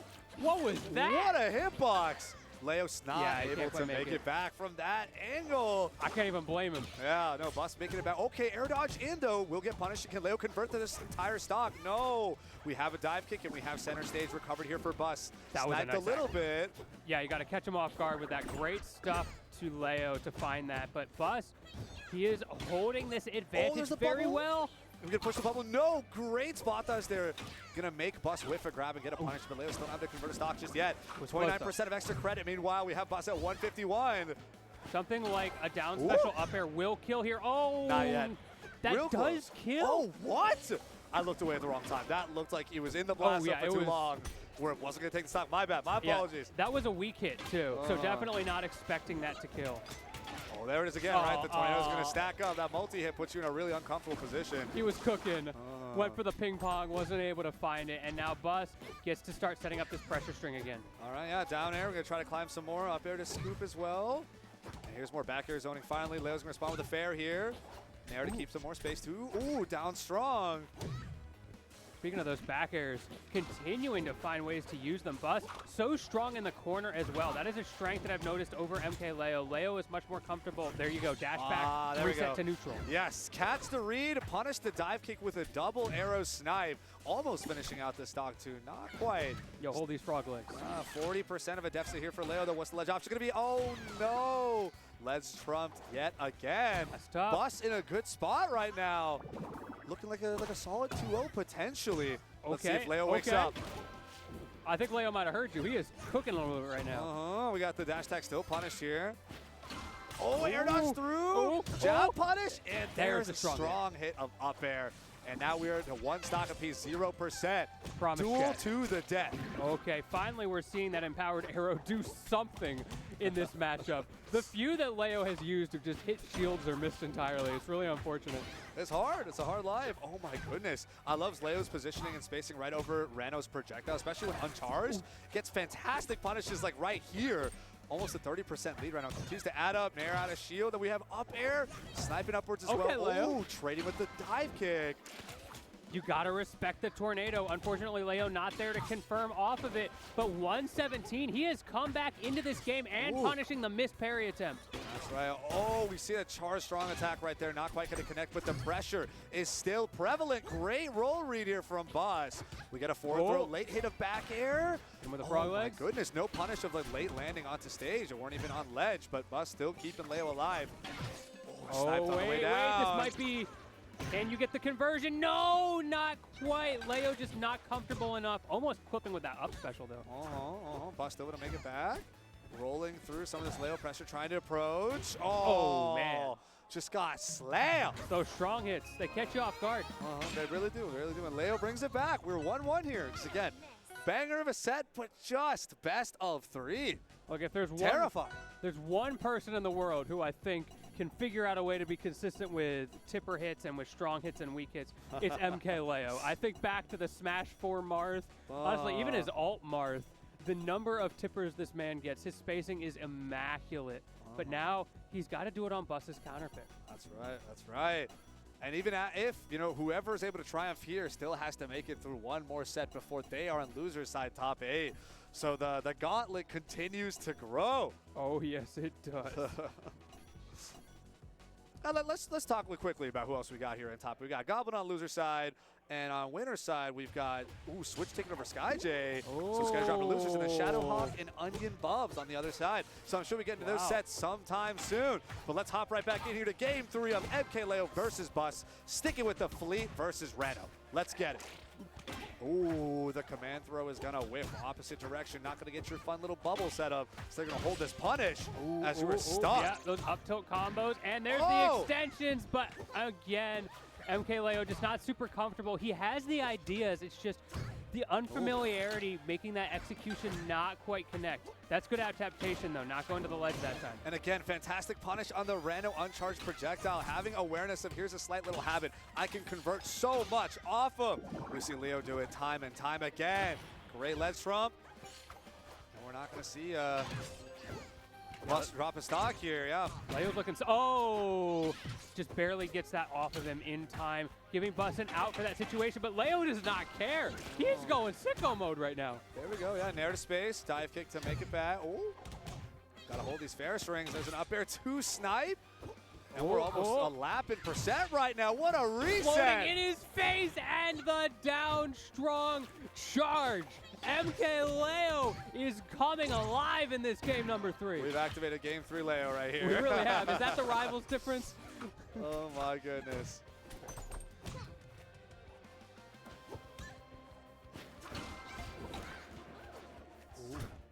You got to get this stock off, Bus. That's an unfortunate miss. Oh, he got Hold clipped. that fair. All right, Leo make it back to stage. A bit of a late punish there. I think Bus opted to go for more of a pressure reset there. Off that delayed down air. Didn't really convert into anything, though. Trying to hold Back center air. stage at least. Nice. There it is.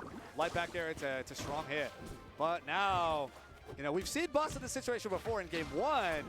Can Bus still reach the same outcome, though? Because right now, Leo seems activated. Yeah, it's going to be a little bit different this time around, I think.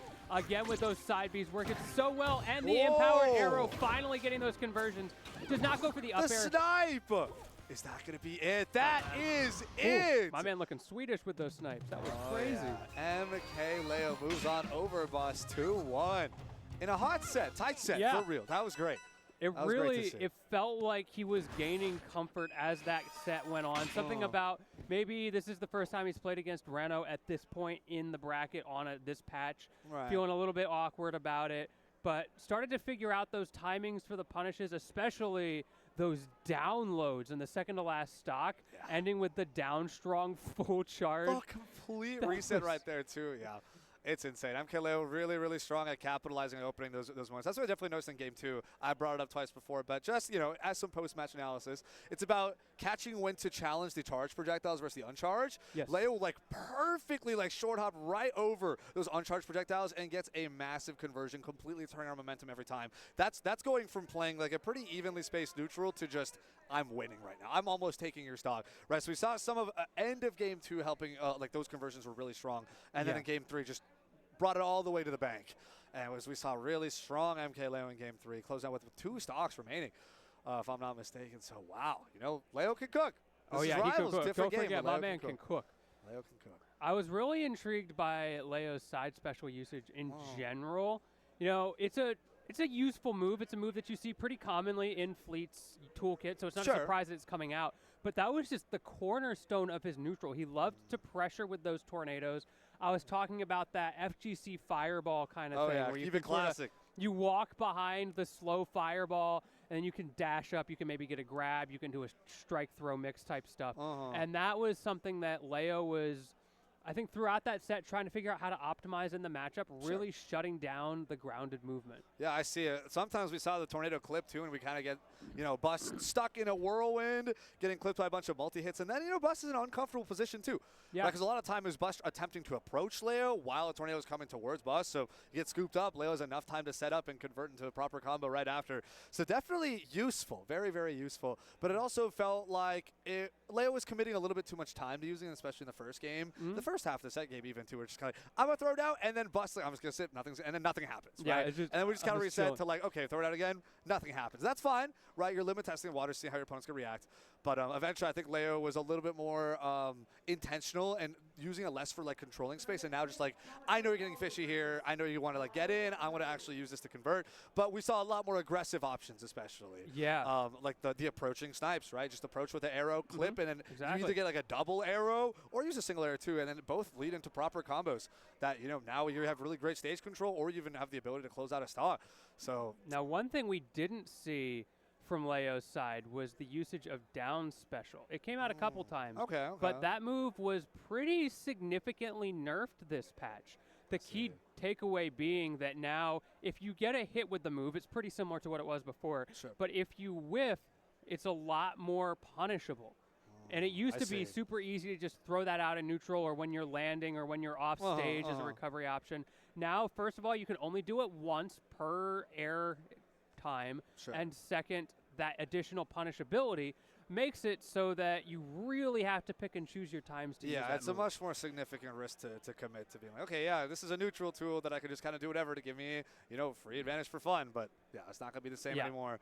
That's fair. It's good to see that this is a game that's actively evolving. The devs are very much listening to feedback. Of course, they are actively play testing at their own time, but it's good to see. Here's our regular beta weekends, pretty much like what every month, every other month type deal. It usually ends up overlapping with some other big event that's it like on does. Platform Fighter side. It's been Anyway, great. hence why we can run crazy tournaments like what we got going on right here, right now at Warehouse War 4. Thank you all so much for joining us here. Nashville, Tennessee has been fantastic. It has. Had been a great time, you know, exploring the city.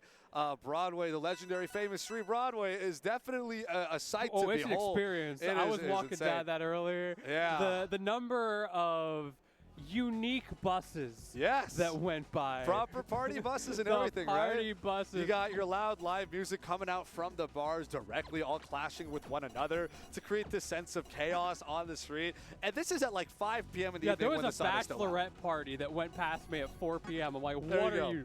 There you go. What are you doing? What does this place look like at night? We're going to have to find out later. Yeah, we'll let you know tomorrow. Don't worry.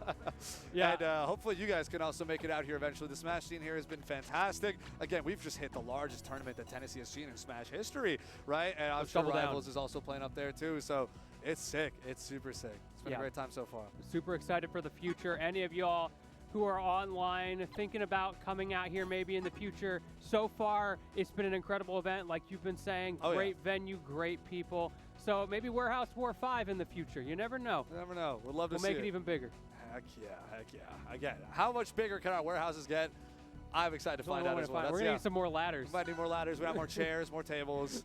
I wish chat could see the ladders. It's so out of place. It's just like soundboards and then ladders. I don't understand. Speaking of chat, how are y'all doing tonight? I hope you're having a great time. I would love to know if anybody has any predictions for who is going to win. Whether this set, the whole tournament, either way, we are jumping right into another set here. We will be there with you the entire ride, all the way through. We got Shadowhawk and Onion Bubs, Claren versus Raster. Let's see what we got here. All right. So Claren, you know, you got the nice sortie spacing game plan, right? Great. You just hit stun effects based off of hitting tippers, but otherwise you got a counter you can mess with too, becomes an anti-projectile field. Claren's got a lot to offer. Of course, Raster coming out, we got your aerial strong attacks, controlling a lot of space, you moving around really, really fast. Excited to see how this matchup's gonna go. It's very interesting looking at the patch notes for this patch. Raster was the one character that they were like, nah, he's good. They changed a couple little things, like stuff that had to do with the general system changes that they were going for, stuff like Z-axis shenanigans, crouch cancel, balancing, but otherwise completely unchanged this patch. Wow. He's perfect. Now we see Onion Bubs already dropped the stock here, trying to fish out for the potential tipper kill. Now we got an up throw here instead. Side B's right back out. Oh, here we go. What's the reset? What's the roll read? Oh, no, we got some spot dodge shenanigans. That down special doesn't end up getting punished here, too. Okay, we got our down line. Oh! Side special at ledge. It's going to hit that sweet spot and pick up a kill off the top. Still, you got 77% of a deficit, but can we use these extra hit stun provided by these tippers to really get a huge combo going? We'll see it.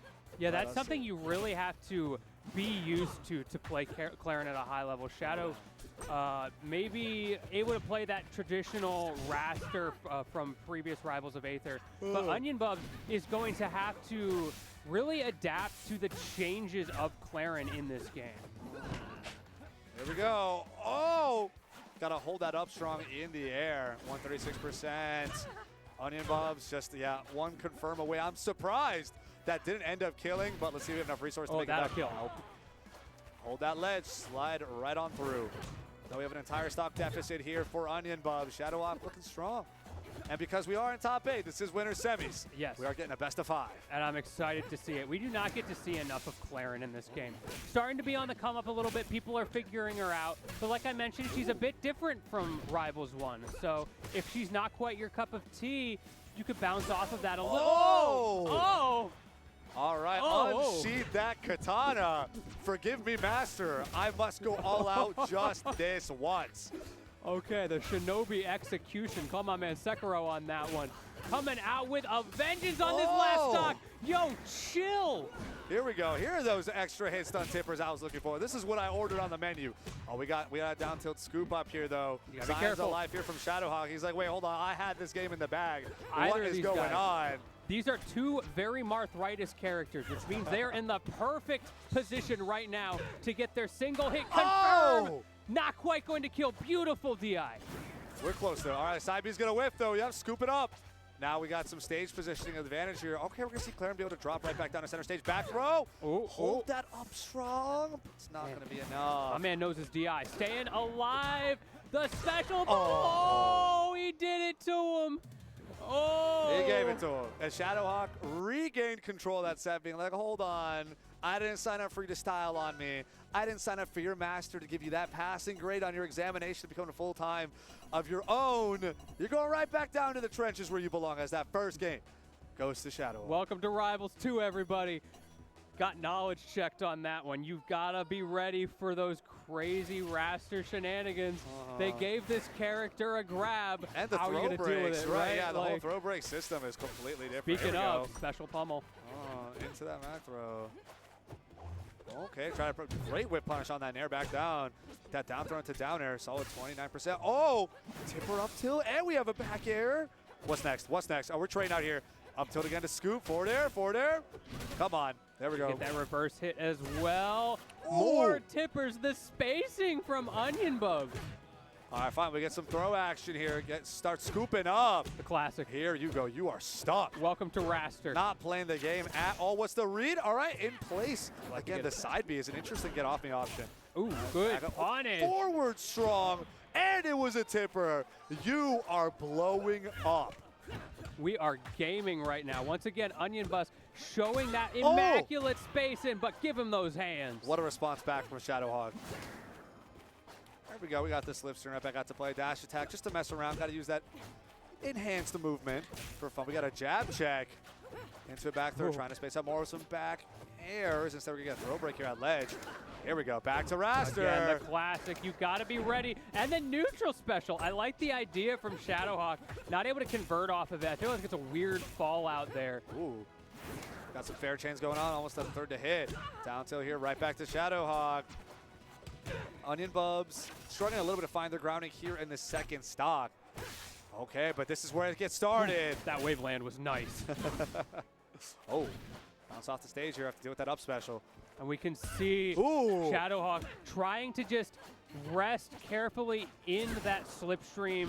Dash dance back and forth a little bit and clap him up. I love the delay there from Onion Bubs. Go for that side B. Go for the wall jump. Just keep waiting it out. Make Shadowhawk a little bit antsy. But then Onion Bubs didn't sweet spot ledge and just got immediately hard punished. That's all it takes. All right, we're Tries right back so off hard. stage. Oh, Oh no, oh no. Okay. Those dash attacks getting a little scary. we're safe for now. What's next, though? What's next? Great parry. Send that slipstream right back where it came from. Throw break. And we're jabbing out of that little tussle. Great spot dodge, but Raster can keep pressing buttons. These down tilts over and over and over from Shadowhawk.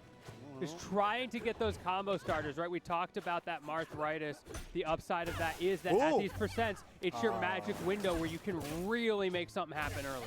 Oh, there it is, the down strong. That will take it. The reverse hitbox and everything. We got one stock apiece here. Shadowhawk still looking good in this second game. Man, I love the state change on final stock. The Ooh. way it gets darker. Oh, okay. All right, Onion Bubs, cook. Get a couple down tilts out there. Get a dash attack. Adding some onions to the stew there. Ooh. Right back to Shadowhawk's advantage here. But all it takes, it just takes one strong Clarion advantage state. Oh. The Shadowhawk thankfully ready to confirm. Closing it out with the clap. Off Smack stage 'em here for up. that second game. Yeah, up 2-0 right now. Looking really solid, but these have been close games. True, but still, Shadowhawk one game away from top 3. Because let I remind you, everyone, this is winner side top 8. Winner semis. Yeah, we are deep in this bracket. Right, best of 5, 1 game away. Oh, Winner semis. Ooh. the Zetterburn switch. The character swap. But is Onion Bus ready for the nerfs? This character is not quite as safe on approach this time around. You have to be a bit more careful. Also, that down air has been significantly reworked with the hitboxes. Oh, interesting thing to point out here. But of course, you know, Zetterburn is the tried and true, the classic, the OG for this character. Wow! Oh, I wanted a third one. Okay. That was insane. The reset into yet another. Just ride that high, ride that tornado. We have our air dodge here. Yes, spot. Fantastic challenge there to the up special. Zetterburn not making it back. Only 20% in response here from Onion Bubs. Onion Bubs struggling to make an impression. Shadowhawk sticking with the game plan, and it's working out quite well. Yeah, this is looking rough right now. It's hard to get that Zetterburn game plan started against a character like Raster. He's on fire, but he's also way up in the sky. You can't get those smash attacks to make your big hit confirms. If you can't do shine combos, it could be very difficult to find those kills. All right, we got our flame set up, though. Our next strong attack will be empowered. Where are we headed? Where are we headed? Oh, okay, we're headed to space. I see Oh, you. there it is. Down strong's gonna do it. Didn't even need the fire activation. That's one. Oh, air dodge doesn't get punished here. Trying to space with fair, ends up getting down thrown for your troubles. Tries to catch the reset, but misses it by just a little bit. And again, we see Shadowhawk just chilling in that slipstream. If it's out, there's no reason to overextend. You have the advantage, and that's why so much speed in that slipstream. You can convert off of almost anything. That's right. Down tilt forward strong. Tried and true classic. We've been seeing it as a fantastic Kill confirmed from Raster all throughout these sets. Shadowhawk has got it down locked. Okay, landing, falling up airs. These hit falls so oppressive as well when you're stuck on a platform. Here we go. Here we go. He has Tries no to jump. some forward airs. He has no jump. The up special is not able to make it back. Rolling past through the ledge as Shadowhawk takes it 3-0 over Onion Bubs. Even with the character swap from one, fundamentally strong character to another, right? Yes. Based on the archetypes that they provide across platform fighters, still, Shadowhawk was able to prevail in a solid 3-0 here in winners semis. So now moving on to winners finals. Yeah, going to be up top against three. Switch, I think. Switch, of course, a known figure in the Rivals 1 community. Definitely a favorite to take it all the way. Took it over SkyJ, another top seed in this whole thing. So excited to see how that goes down. I don't know if we're going to see it yet or if we're going to be swapping down to loser side, but either way, looking at that loser side, we also have some fantastic matches. Oh, yeah. Tell me what we got looking at loser side. So, yeah, Is I'm our top looking 8 finalized? Not quite, actually. All We still right. got Grease Almighty and MK Leo to be determined. I think that's going to be on the side stream. And we're looking at Goblin and Benoit McDonald Blanc. Oh, McDonald? Old McDonald had a tag, that is for sure. That's so true. But I think we're looking at Shadowhawk stepping right back up to the stream, so we might be, continuing with winners finals here too. Nice. I'm down for it. I'm ready to see this winners finals, and we'll pick up that loser side. We'll run it all the way through. That's how it's going. No, this game's fast. It's not so bad, right? You're gonna wait a little bit now, wait a little bit later. Either way, we're having a great time. Yeah, and then you jump right back into the action, and then it's just boom, boom, boom, boom, boom. No time to rest. No time to rest. And then the game's over. It's oh well, gotta go back to stage striking. But yeah, thank you all so much for joining us here. I've been Combo. This is Lentini. We're continuing on trying to get through top 8 of Rivals 2 at Warehouse War 4 here in Nashville, Tennessee. Thank you all so much for joining us. Hope you guys are having a fantastic time. I know we are. It's been a good run. It's been a good run so far. We only got more great quality Rivals 2 content coming our way. Also, shout out to the person in the chat at the start of the last set who said they were hoping Cake Assault wins. I've got some bad news about the entry list for this particular event, but I like the spirit. Surely, You got real ones out there. That's what matters. Surely Cake's doing something this weekend, right? He's, with the number of online tournaments, he's got to be. It's Rival 2 beta weekend. You got to be there. You got to be doing something. So many games, so many big popular stuff entering beta, like now or soon. Super excited to see people like vying for codes, being like, oh, what can I do? How do I get in? And then also, when they're finally in, they're like, yes, I did it. And then it's like, oh, I really want to play this game. It's like that new game rush, that new game hype is always there. So it's great to see more genres than just platform fighters kind of flourishing in that regard, right? Which is great.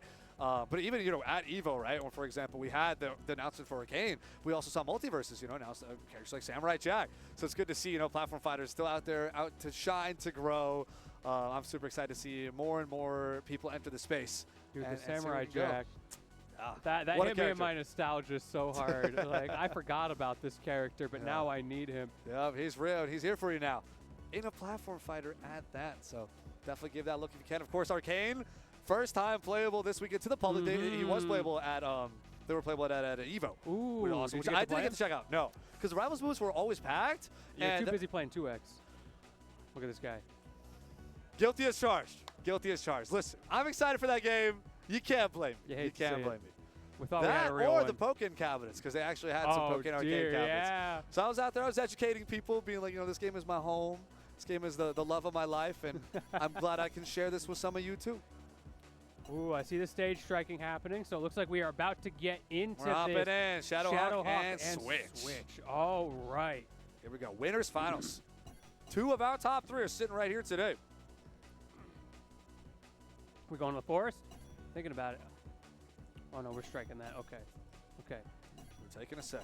Both of these stages have been pretty popular. Yeah, the Godai Delta. I've been seeing this a lot in tournament. I guess a pretty neutral stage. Seems like it. And then of course the classic, the Switch Maple coming out. No surprises there. Yeah, Shadowhawk sticking with the raster that was already performing so well last set.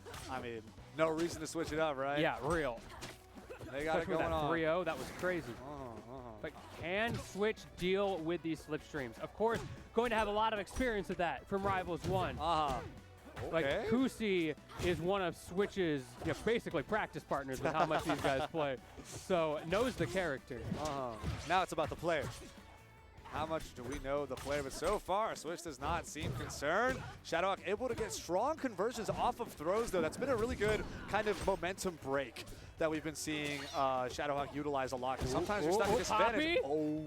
Welcome to Poppy's playtime as Switch converting so well off of that special pummel. You got to be ready for it. That's right. Oh, attempts to go for the kill setup there. Doesn't quite end up having a connect, but not too hard punish too. As I was saying before, though, right, sometimes you're stuck at disadvantage and you're kind of boxing up close, though. And we see Shadowhawk just go for the, I'm throwing, I'm grabbing right now, and completely turning everything around in its own funny little way, a reversal of sorts. But right now, Switch is the one who is in the lead. Oh! Clap him up. There it is, right? One stock taken down both ways here. 44% deficit on Shadowhawk. And just trying to play up here. All right. Shadowhawk is just like permanently marked. Ooh.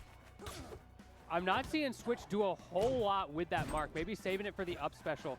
We'll see as the set goes on what the game plan is there. But at the moment, it's just kind of a constant threat that Shadowhawk has to keep in the mental stacks. That's right, because you never know what's going to come out. You never know when you end up stuck, and you never know when you end up dead. Exactly. There we go. Got some forward tilt spacing here, trying to shark with some up airs on the right platform. Okay, that slipstream. Oh! Good night. Gets the reset in place and just blows up that first, or that's next stock here from Shadowhawk. Was good Switch DI looking though. Good. Yeah. Like stayed alive for a little bit there. Unfortunately. Gotta give credit where credit's due, but yeah, it's tough. Just not enough. It's tough. All right, we got some more dash attack shenanigans coming out here from Switch's Maple. Yeah, Switch wants that spike. You can see it. The mark is ready. I can see the Twitch clip activating in Switch's mind. Yeah, I saw you burn that jump. Okay, we go next. We got a throw break here. Reset to neutral. We already got another opening in here from Switch. Finally signs of life here from Shadowhawk. Oh, that ledge cancel was so cool from Shadowhawk on the forward strung. Here we go. Slipstream's back out. What are we doing next? Oh, caught on the approach in. There it is. That's what we were waiting for. Not able to kill that spike, not super strong, and it sets at a bit of an angle. Okay, Gotta hold reverse that. hit. I see you. Got to hold that. All right, Switch. Cleanly taking that first game. Again, we got signs of life there from Shadowhawk, but Switch pretty consistently coming out on top throughout most interactions, holding up stage positioning, not giving Shadowhawk a lot of room to breathe, and it just adds up. It adds up. It all comes crashing down. Shadowhawk, bit of a struggle. Yeah, it's just game one. It's just game one, though. We got time. We got up can to attack. 5. 3 minimum, 5 maximum. We're there. Winners finals, top 3 arrivals 2 here at Warehouse War 4. Let's get it. See what the counter pick is here as well. These guys talking a lot between the games. Seem to be having a good time with it, so that's a good sign. Oh, But yeah. makes you wonder what they're talking about here. We are going to the forest. Okay. Here we go. Switch with the home field advantage. And that's on Shadowhawk's counter pick, too. Crazy. Yeah. That's crazy. Here it is, slam right back down to the ground. We got a throw to follow it up. We also how got we do with Poppy. ledge? That 7-second timer. It's going to pop eventually. There it is. There's the throw. Having to do with the mark still being prevalent and available. Here we go. Oh my goodness, attempting to shield pressure, but no. Switch completely unbothered. But whatever Shadowhawk has to throw out. You have a scoop here, and more aerial challenges. Uses the mark to follow up. It's not enough to take the stock just yet. Again, not quite able to kill as Lily does her job. Ooh. And there you go. Speaking of kills, Switch keeps finding those wraps. There it is. Here we go. All right, we're trading up here in the slipstream. Shadowhawk's like, this is where I want to be. Give it to me. I want the movement boost. I want these crazy combos. There's the parry. Oh, nothing off of it. Stuck in parry stun for so long, but Switch kind of fumbled a little bit late on the punish. And now we have the Eagles cry as Raster takes the next stock. I love that little attention to detail. Having that Marth reverse up special hitbox specifically coded in for that one opportunity. That's right. And great execution from Shadowhawk. Here it is, trying to challenge you on shield. There's a throw break. Resetting to neutral. Okay, we got some more Raster pressure. Get some jabs and down tilts in there. Block shield roll away. Tries to get a slipstream, but immediately challenged here. Switch got to hold this advantage state forever and ever. Ooh, okay. The neutral special. I like it. Oh, here we go. Fair train. And no up special. Oh, my goodness. No up special. You're dead. Nothing you can do in that situation. No mark to play with there. No one to save you now. And Shadowhawk really capitalized on that. Great call out. Can he do it again, though? 'Cause that seems to be a big part of trying to push some sort of win condition. All right, Tex away, scooped up. Oh. That was twice in a row where Switch just like ran up and hit them. And Shadowhawk was not ready for there to be no buttons in between. It's footsies. It's Yeah, fundies. It's neutral. You gotta That's a trust in the neutral vision. skip. Trust My in the opponent neutral skipping on me by just walking forward. So unfair. vision. Oh my goodness, we got our wall jump. We have our rising aerials here. Got to SDI that. Oh, hold that spike. We have the mark online too. All right, slipstream. Great parry. Raster is stuck. Okay, delays the air dodge and the wall just a little bit. Now we got to use our up special, make it back. What's the punish? Gonna be great throw break here, but we're still gonna have that scoop There it is. into the triple aerial.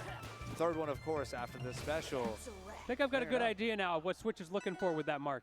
Yep. Definitely wants those deep combo extensions. Wants even to if it expend it doesn't always kill. offensively, yeah. Yeah. And I get it. I get it. Yeah, it makes sense. Now, we just saw it come up there at the end. I did not see good SDI from Shadowhawk to get out of Switch's up airs. That is another change this time around. Those up airs are a little bit weaker because of that increased SDI multiplier. Probably just a little bit of patch unfamiliarity. Of course. You know, it's extremely fresh and new. This is an ever-evolving game, and I can't wait to see where it's going to go next. Yeah, it's one thing for us to sit here and have read the patch notes.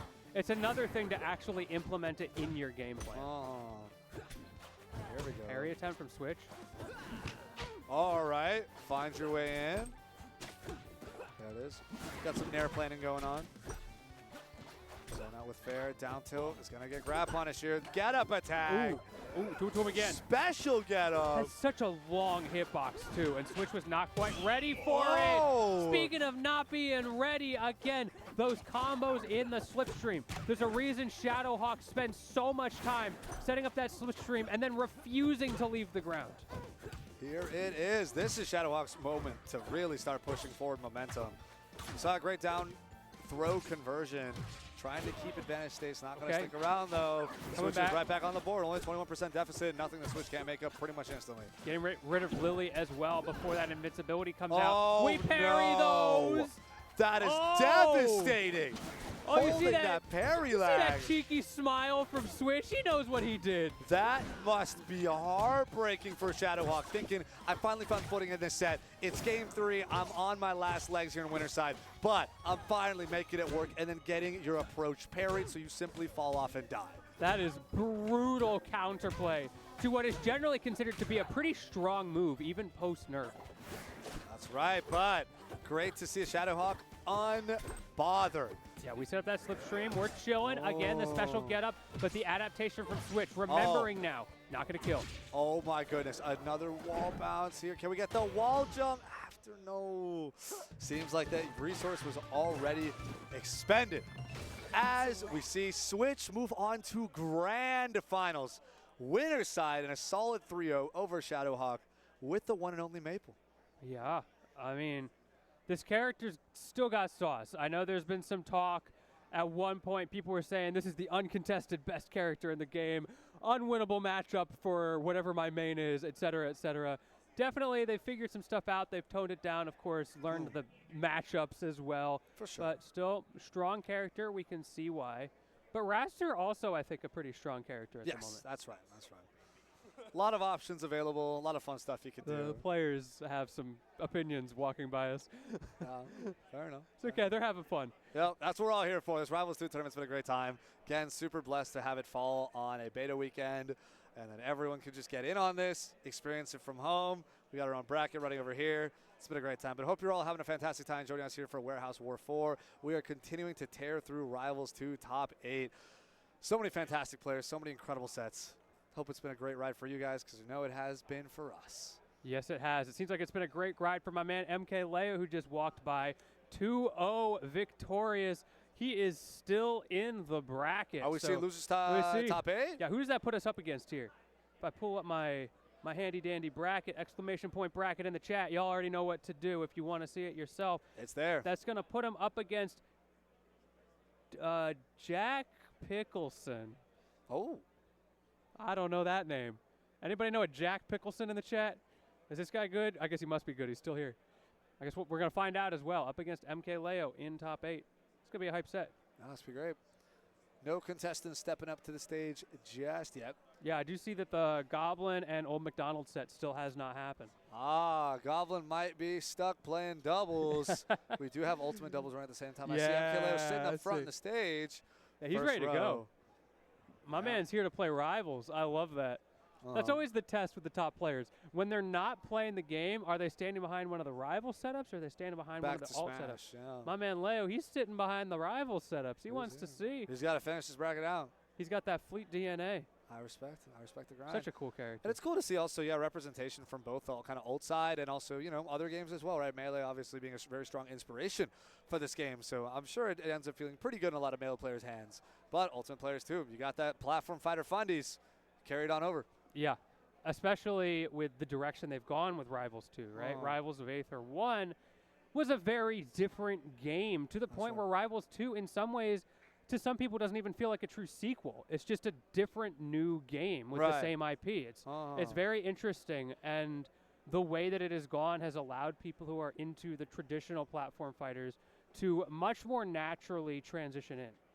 That's true. I like to see the communities always come together as well. That's a fun thing in both traditional fighters and for a new platform fighter drops. It's everyone kind of is like, yo, new game? Like, I'll check it out. Right? Yeah. Like, oh, for me, like for us. Okay. Right. And now suddenly, like, you're entering the top 16s, top 8 of a new game, and it's like, oh, this guy's like a Brawlhalla player. This guy's a multiverse player. This guy is like an OG Melee head that hasn't played in a while. Right. This guy played like something else. This guy's a Brawl player. This guy's also a player. And now we're all in the same bracket.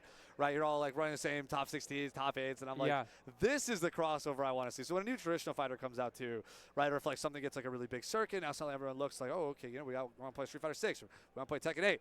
It's like, it's cool to see, like, for one, actually a decent amount of Smash crossover, right? Especially in Street Fighter. We're seeing Riddles and Fatality making waves, taking names there, and it's like super cool to see, right? A lot of people ended up trying it out too, just for fun. It's like that's also already within Smash some crossover, and then outside that too, like the wider traditional fighting game community. It's like, this is cool. I really like the whole bringing people together aspect. Absolutely. And I love to see some games try to entice and enthrall people from all over. So, of course, the games want to be as big as they can because then they can do even more great and awesome stuff like what we got going on right here. Right? We can only get bigger and better from here if everyone wants it. So I'm really excited to see what the future of Rivals 2 is because a lot of people are going around being like, this is some of the most like mechanically sound platform fighter gaming that I've played in forever. Right? And it's like, that is a great thing to hear. That is a fantastic thing to hear because people that are just, the pure gameplay heads are going to be like, well, does it play well? Yes. All right, I'm in. I'm in. Another aspect I love, you're talking about all the different communities coming together, is all the theory crafting and then seeing in real time as it develops which community has the best skill transition into the new game, right? Is it going to be the Ultimate players, the Melee players, the Rivals 1 players, the Rivals 1 players, Brawlhalla players, et cetera, and it's fun to see how that stacks up. That's a big conversation point with, say, 2XKO right now. It's going to be a little bit different than everything, right? And everybody's like, who's going to come out on top? We don't know, but we're going to find out. Same thing's true with Rivals. And today, you know what? People doubted the Ultimate players. I got my boy MK Leo in top 8, so you never know, right? We'll have to see. But then, of course, on the winner's side, we got Switch, so, like, Rivals players stay winning. Of course. It's their game at the end of the day. They got to defend their throne because a lot of people are going to be onlooking. I am curious, though. Now it's going to be fun to ask some of these like, really big-name Ultimate players, too, where we got SkyJ, Goblin, and Leo. Like, okay, you entered this Rivals 2 tournament this weekend. Yeah. How'd you feel? Right? Did you have fun? How's the game feel? Do you plan on doing more of this in the future? Right? I think that's a very important question. I feel like sometimes it depends on how they do in bracket, right? That's true. They bust her out in pools. They're like, I don't think this game's for me, but they go on a run. And they're like, okay, I can see something. I see the vision. Curious, very curious indeed. And of course, Rivals 2 has fantastic netcode. Yes, can't be surprised about that whatsoever. And while we're talking about the netcode, by the way, anyone in chat, you like what you see today? You can play this game right now with the beta. It is active right now. It is active and live right now. I'm not sure if you can buy into the beta right now, though. Oh, are there restrictions now? I'm not sure how that whole system works. Maybe, because I'm not sure if they like sold out of that like backer thing, or if they have like a certain number of beta pools they want, or if they're like if it's open. I have to go back and check. But maybe. By the way, check the backer page. Find out if you're interested. Yeah, if you're interested, you want to check out the beta. The option is there potentially, and if not, I'm sure a lot of people are creating content, you know, drop in more news and information about how this game feels. I see how the some people future's gonna saying look. you still can. You still can? Okay, Great. good. Hop on it. Yeah, hop if on you're feeling that. it, hop on it. It's so much fun. Yeah, it's a great time. It really is a great time. Play with your friends, play that online. And I think we're shooting for a 2024 release date as well, if I'm not mistaken. I believe so. So that's gonna be fantastic. If I really hope that you know, ends up working out. If not, all good. Take your time. We want this game to be the best it absolutely can be. But if we can make it this year, why not, right? I want to see y'all Arcane players come out. There's not enough of this character. Even in too Rivals soon. 1, It's too soon. I didn't get to see this character enough. I think they're so cool, but it's tough. You know, it's the first day of the game. The character's out in the game. They've got new mechanics. And you're trying to win a tournament, right? You're not going to pull out this weird pocket character in top That 8. literally just came out and you barely have any experience with, and you're like, can I really style on people? I when need I'm to actually go winning? hit up But Switch and slide him some incentives to play some Arcane. incentives. Whatever that could mean. Whatever that could mean. Oh, I think we just got a crazy double set that wrapped Okay. up. All right, I'm seeing people popping off. I see, Leo standing up. I see a K roll winning, so you know it's got to be a good time. Oh, is Leo also entered in doubles? I think. Oh, Leo SkyJ looks like they're a team. Oh, there it It's is. so over for everybody. There it is. It's So you guys are going to be chilling and hanging with us so over. for quite a bit. So again, you know, Yeah. get company. Get company is also true, but get comfy. Grab a snack, take a drink, maybe go to the bathroom on a bathroom break, because we're just chilling, we're hanging out, we're gonna do our own Having little a water great break. time, yeah, right? You know, Yeah, drink, cheers. drinks, yeah, cheers. You already know. It's good for you. What's the classic? Everyone likes to say hydrate or dihydrate. Okay. All right, check out the venue here. A lot of more people are kind of engaged. You know, it's day one, right? A lot of people are going to be playing their friendly setups and whatnot. But I love the setup that we have here for our top 8 stage. Like, it's a really big stage setup. Got my boy Absolutely Blanket massive. Man there as well. Shout out Blanket Man. Staying with him this weekend. And here we go. We got Goblin up on the stage. Let's go, Goblin on the stage. This is it. This is it. We're hopping in. Let's get it started. So he is up against McDonald. McDonald himself. He put the McDonald in parentheses, or I assume he wants to be referred to as such. We can only do our best. So yeah, here we are, loser side top 8. Right, playing up for our 7th place right now. Yeah, this is a spicy set. The winner gets the honor, the privilege Play of against facing Sky. SkyJ. Oh my goodness. And it would be even crazier if Leo was also on this side of bracket, but at least thankfully on loser side, Leo's on the other end. But wow. I mean, there is a timeline where the doubles partners have to face off. Yeah, it's definitely At possible. least it's a different game, though, right? Yeah, So you funny can- that they have to walk off their double set and then come over here and be like, well, guess we play each other now. All right, let's do it. Yeah, let's do it. But there's still some sets between that. Jack Pickleson and Onion Bub's definitely going to be fighting it out against Leo on the way there. But right now, it's about Old McDonald and Goblin getting at it. The Maypole again and the Fleet. Yeah, we've been seeing this matchup, or rather these characters, you know, quite often. Quite often. They're doing their job here. Remember, we have a jab check here, center stage. Try to build some momentum here with the snipes. We're going to have the tornado approach as well. Finally, up throw. Let's go somewhere. Let's take it somewhere. Down throw here. Ooh, doesn't go for the forward air like we usually end up seeing Leo do, for example. Instead, Goblin opting for some sort of down air reset. Not leading anywhere, though. And now finally, McDonald fighting back. That mark, again, the ever-present challenge that Benoit has in this matchup. You have to respect it as Goblin because those offensive confirms are so oppressive off stage. Oh, you don't want to catch yourself lacking, and you're done. You're done. All right, we got some up air chains. No, fight your at disadvantage. Still get chopped, though. Yeah, chomp him up, Lily. Got to watch that stage positioning, and it's right back to McDonald's advantage here. We're going to float a bit. Yeah, we're chilling. Delay We're that chilling. recovery. That is super helpful. Yeah, Super helpful. And even Oh. halfway through that recovery, you can pretty unreactively change the angle between 3 different options. So we saw him go to ledge there, but he could have gone past the ledge. And that's something that Benoit has to be ready for. All right, there's that up B to check. It's not going to be close enough to Blast Zone to confirm the kill, though. So we're going to see some confidence that they can reapply the mark. Or are they just kind of Hail Marying, sending it all? Yeah, you don't need the mark if you don't get hit. That recovery is not real. We are going to use Lily in the corner. Oh. The classic, the timing a little bit off, though.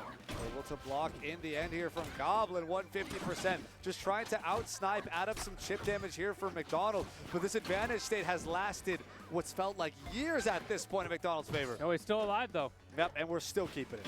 Goblin has not been able to control anything about this game for quite a bit of time Okay, now. that fastball nair, I like it from McDonald. Just taking advantage of that speed in the air. This character is so fast, even putting Fleet under pressure. There we go. Jumping over the snipes. We got our angle tornadoes as well. Oh, great shark underneath and fantastic whip punish on activating projectile on the right platform. Just throw out the up air, let it get done. Benoit is doing such a good job of weaving through Goblin's projectile game. And Goblin's mixing that up too. Ooh, jab resets. Okay, All right. up throw. All we right. going. Oh, challenging the air to air with a back air. Trying to find our way back. All right, we diving. Those were some pretty mix-ups from Benoit off stage. Oh! Hard commits to that up strong, expects McDonald to run into it and like a moth to a flame. Yeah, That's you exactly just what we watched saw. that and walked right into it. So unfortunate.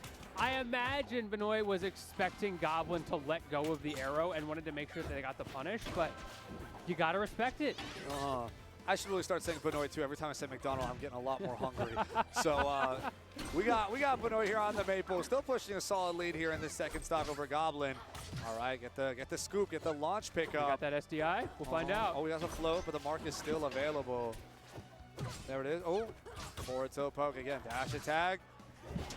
And there's that up special. Ooh, Fantastic misses air it. dodge there from Goblin, I presume. Just to keep him alive. And we see Benoit fishing for those forward airs in the corner. It's the classic. It's the tried and true. It's worked since Rivals 1. He's going to keep doing it. There's a bit of a get off me here from Benoit. As Goblin gets stuck right back in the blender. Here we go. We got Set him something up. going on. We got those strong hits into the weak hit. Oh. Unfortunate. That could have been massive. Absolutely massive. Here we go. All right. It's okay. We got reads though. I see the snipe. I see the snipe. Barely killing, but hey, we take those.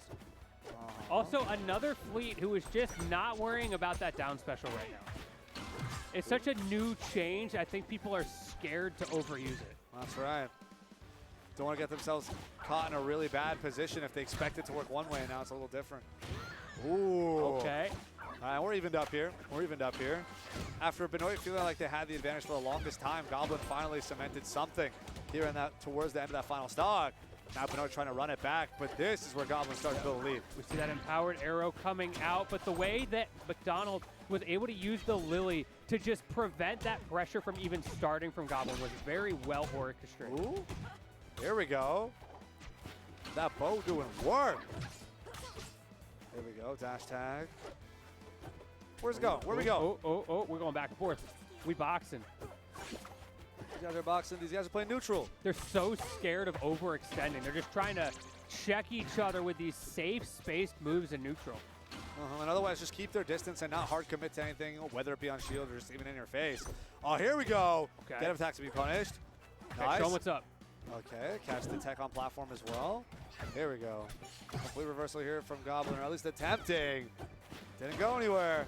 Speaking of attempting, Benoit able to stop Goblin from attempting to get that empowered arrow coming out. Down, completely out of them now. Goes for that interesting little up strong there. I don't know what the vision was. Ooh, speaking of the vision, a little bit of skew on that one. Just a little late.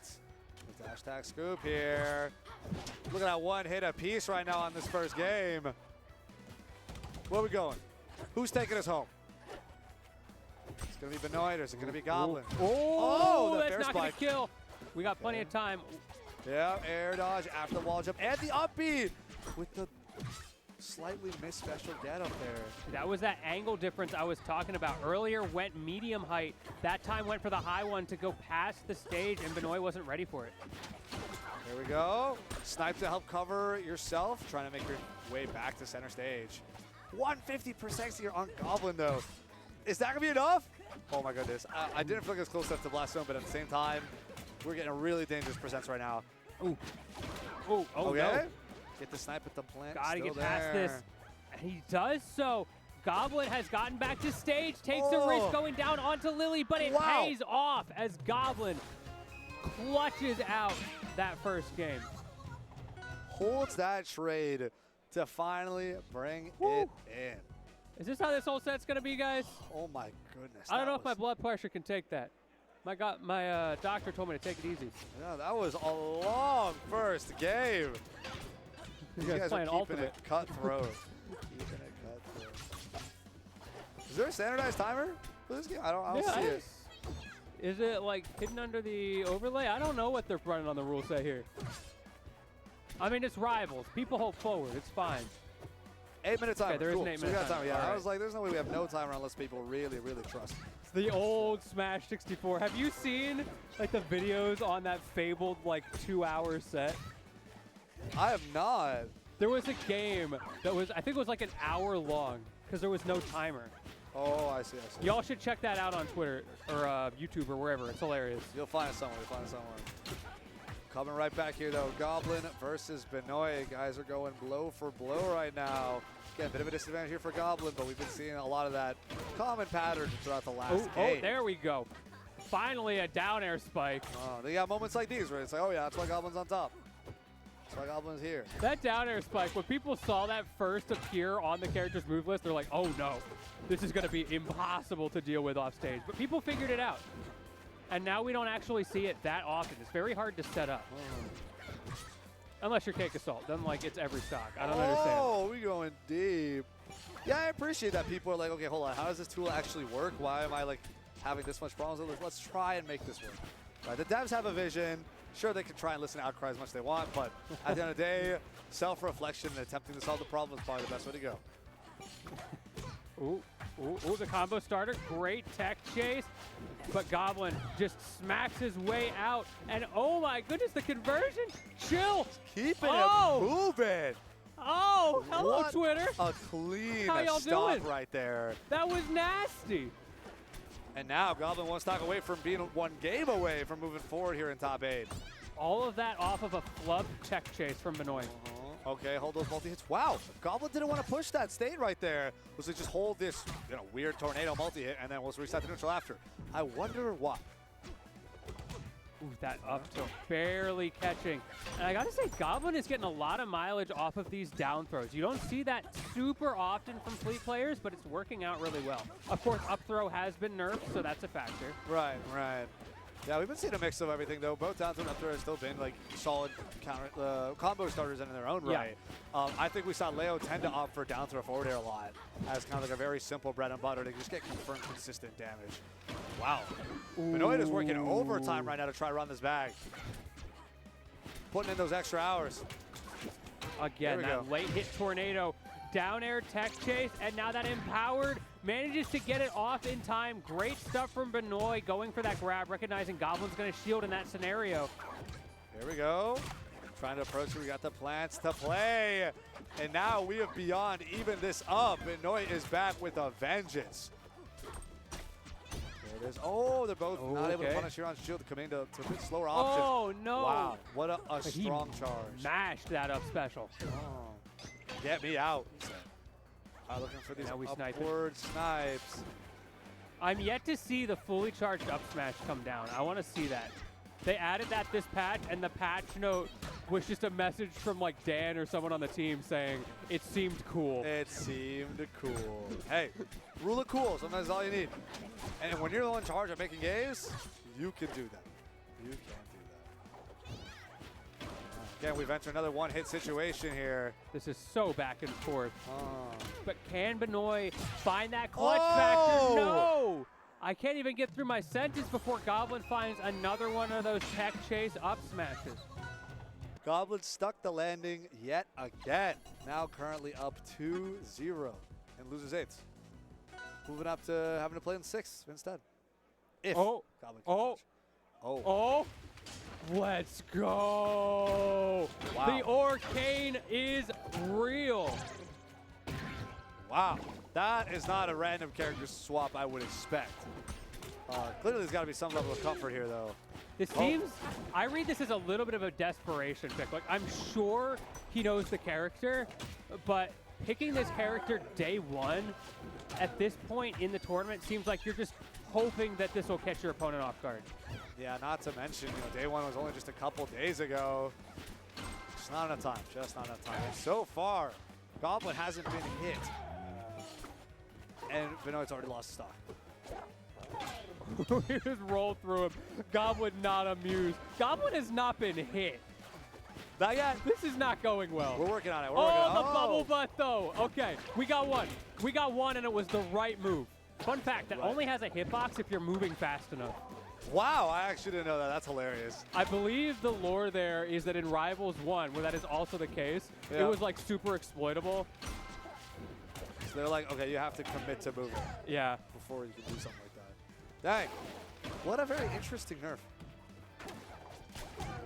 Ooh, weird air dodge. Okay. You teleport back onto the stage. Op's not used to use that up special. Oh my goodness. Down air not going to connect. Goblin is not amused by this character choice. Like, you trying to troll on me? But Goblin's still unwavering and unfazed. Hold these snipes, hold these spikes. I'm about to be two stocks up on you. Oh. Ooh, okay. Get something started. Come on, Benoit. Just get that one stock. Get your stock. Ooh, nope. Goblin is still hanging strong. 3 stocks to 1. Like I said, don't want to call it too early, but looking like we're it's not looking good. Yeah. I respect Benoit for trying, and I am thrilled to see this character showing up today. But this is looking a little rough. Oh, come on. Come on. Just get one stock. I mean, you made it this far. 109%, but still, Goblin racking it up bit by bit. We're really not seeing a lot of room for Benoit to breathe here. And of course, Orcane is also struggling to approach. Everything's been getting stuffed out every time.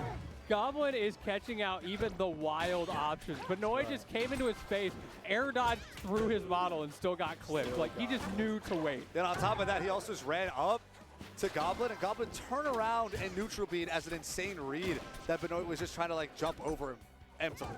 Oh, and the reset goes for the classic fleet stuff, not able to find it. There it is. There we You got your one go. Orcane stock.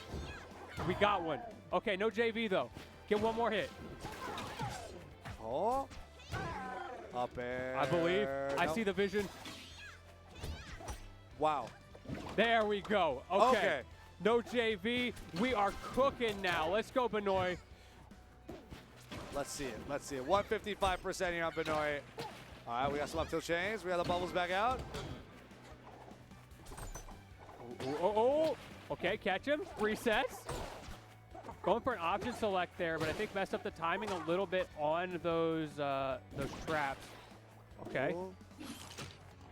This is looking so much better. I'm sad that we're not going to get another game of that. Yeah, the Orcane was kind of starting to wake up. But it wasn't going to be enough as Goblin takes it 3-0 to move on to loser side top 6. Yeah, good stuff to Goblin, not getting deterred by that character pick. Not only that, but going basically an entire stock, I think more than a stock, unhit. Yeah. Like, if you take that stock away, that's a pretty even game. It's close. Definitely close. I see Leo coming up. I don't know if he's just walking to the back or if he's actually going onto the stage. Well, I think he is. Yeah, I feel like players don't usually go to the back unless they're on stage. I only say that because he did that to me earlier and threw me for a loop. Oh, dang. You've been scammed. He got hit. Yeah, I got hit with the option select. I was like, all right, we're going to see some Leo. And nope, that is Switch. Okay. But yeah, we got MK Leo and Jack Pickleson. Surely Jack Pickleson knows what he's doing. He sounds like a trustworthy man. I'm sure there's nothing lurking under the surface that could turn out negatively. All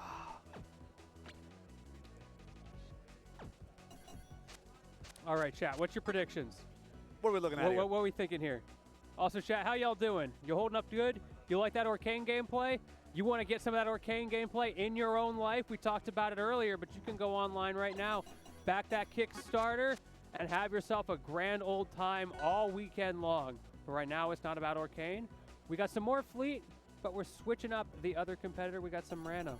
Okay, we got Rano back on the table. Some solid characters we've been seeing all around. Right, the fleet's been very popular. The Maple's been very popular. I see someone in chat mentioning MK Leo winning in alt doubles. Does that mean he won the whole bracket? Or are they still going over there? I'm a little behind. Good question. Looks like they're still going. So yeah, it looks like there's, okay, so they are, he's still in the bracket, but now he's got that little bit of mental boost, right? You won in one game, now you can win in the other. But it is hard playing 2 games at once. Because a hand warmer is not enough to jump between 2 games like that. That's right, that's right. I mean, it depends on how much crossover you're getting between the two, but yeah. Oh, Chad Lot said of far from winning. rivals. Winners quarters, okay. Ha. Yeah, they were a ways away from the end then. Yeah, but top 8, winner side. Ooh, interesting. And we see once again the Rano, those back airs in neutral, mixing up forward air, back air. So many options for this character to just poke you out, stuff out your approaches. But you know, you're playing Fleet, so you're not going to be approaching that hard, and that is a tricky thing for a Rano to change the. Oh my goodness. Oh, do the splits on him. All it took. But yeah, we've seen Leo deal with situations like these before. He needs that game 3, right? Right. That's what happened last time. He just turned it on. And if he's jumping between games, I can see that. Maybe taking a couple games to get there. Right. It's a hard one. It's a hard one. Here we go, though. We're even up on stocks right now. Okay, we got some down air pressure. Trying to catch the landing. Instead, got to hold a snipe down throw. And followed up with tech chases here. Fleet, Leo ends up losing that advantage state. Great air dodge, though. Get past the command throw. Leo is struggling a little bit to get off the ledge, but I am seeing the adaptation. He's aware of a lot of different options he has for mix-ups, and it's starting to catch Jack Pickleson a little bit off guard. Oh boy. Bubbles out to play. Leo's right back here, challenging the mid stage. What are we doing? What are we doing? What's Rano said? Run up down tilt.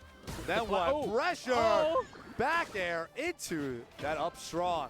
The classic. Gets the job done. It doesn't matter what game you're in, those diamond cutters. They will really, they'll get any business you need of them taken care of. There we go. Got some down air ladders. Throw out the up strong yet again. Extra damage for good measure. Oh, I don't know if he wanted to go past the stage there. That was a little bit of a tricky angle. Maybe scared that the neutral input wouldn't allow him to get to the ledge. Great idea from Leo. Unfortunately, not able to get the timing either. Jack's going to take full advantage of that. Looking on the verge of closing out the game. And, of course, there it goes. Our first game going to Jack Pickleson. The Rano is always fun, fast, fresh, and aggressive. Got to be ready. Doubling down on the branding, too. He's got the Pickle Rick shirt. Oh, yeah. My man must really like pickles. Like I said, this guy knows what he's doing. Anybody in chat know the lore behind Jack Pickleson? Does he have a thing for pickles? Is this like that one kid you knew who would just eat pickles out of the jar growing up? Everybody had that kid. Yeah, production's pointing at themselves. They are that kid. There's always somebody. There's I mean, always pickles one, are good. right? Pickles are good. Okay. I just want you to know. Oh, wow. I got some hot chicken earlier that came with pickles, and I didn't eat them. You didn't? Where'd you get hot chicken at? It was, shoot, I already forget the name. Okay. It was the really crowded one on like the main street. On Broadway? area. Okay, Yeah. okay, gotcha. Yeah, I need to get some hot chicken I later. saw it was like a 30-minute line. I'm like, there's got to be a reason there's a 30-minute line how for was it? takeout. It was fire. Okay, you get it. You get it. Dude, I've been craving it so badly, I need to get it tonight. Wait, Chad says he hates pickles. Is this accurate lore, or are you making stuff up, Chad? That would be hilarious if he did. A love-hate relationship. Love okay. it. Okay, So that's his more Facebook accurate. status is it's complicated. Jack, it's complicated. Pickles, yes. I understand. All But right. apparently this is real lore. Nice. Nice. Okay. And in the meantime, speaking of what's real, Leo's been putting down the hurt on Mr. Jack Pickleson here. Trying to cover up with that side B. We have our dive kick here, able to wall jump and still recover with an up B as well. Oh. Wow. No tech. Just hold that. All right. Just hold that. And now two stocks above rather here. We see for Leo unempowering that arrow. That's good awareness, recognizing he wants to save that and doesn't want to use it at 0%. Oh. Those little optimizations really add up. They really do. They really do. We got to see something big here from Jack Pickleson. We want to turn things around. Okay, now we got that arrow online. Unfortunately, though, the down special does use it up. No timing from Pickleson there on the 2-frame, not able to get it. Oh. All right, Flo. Give yourself a way back to center stage here, an immediate up throw, and this is yet another Jack Pickleson disadvantage state that got a little greedy with that up strong with. Doesn't end up going anywhere. We have Downer do some basketballing and up there to follow up. We have delayed recovery here from Leo as I well. like that flip there as well. A cheeky little thing under the platform if you're not super comfortable with your plat drops, which are a lot easier in this game than, say, Melee. But if you're not comfortable with them, if you don't really know your inputs, that's a great way to just get past pressure. That's right. Wow. I like the attempt there from Jack Pickleson to hold down the ledge, make sure Leo can't make it, but threading that needle, perfect timing. Delicious wow. apple. Speaking of threading that needle. Leo definitely sacrificed a little bit to get that extra charge, and unfortunately loses it to the shield. We have an up throw here, looking for that up strong. Ooh, scooped up. Sniped for your troubles. Jack Pickleson looking to just take at least one stock. There it is, finally connecting, but Leo in such a fantastic position that the first hit off the Angel platform. Not the best CI, but hey, sometimes you're not ready for it. It is what it is.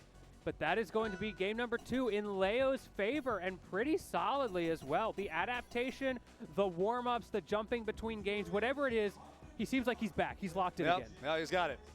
He's got it. That was game 1, Leo. Still feeling it out. Jack Pickleson playing really well and being a lot more aggressive. Now, Leo, I think we've kind of seen this a little before too, but Leo seems like they gave a lot of space to their opponent, and then they kind of struggle a little bit. Then they're like, what if I just went in there? And suddenly, it's a completely different story. Yeah, but now we got the tri-plat layout. This could alter the Leo game plan a little bit, right?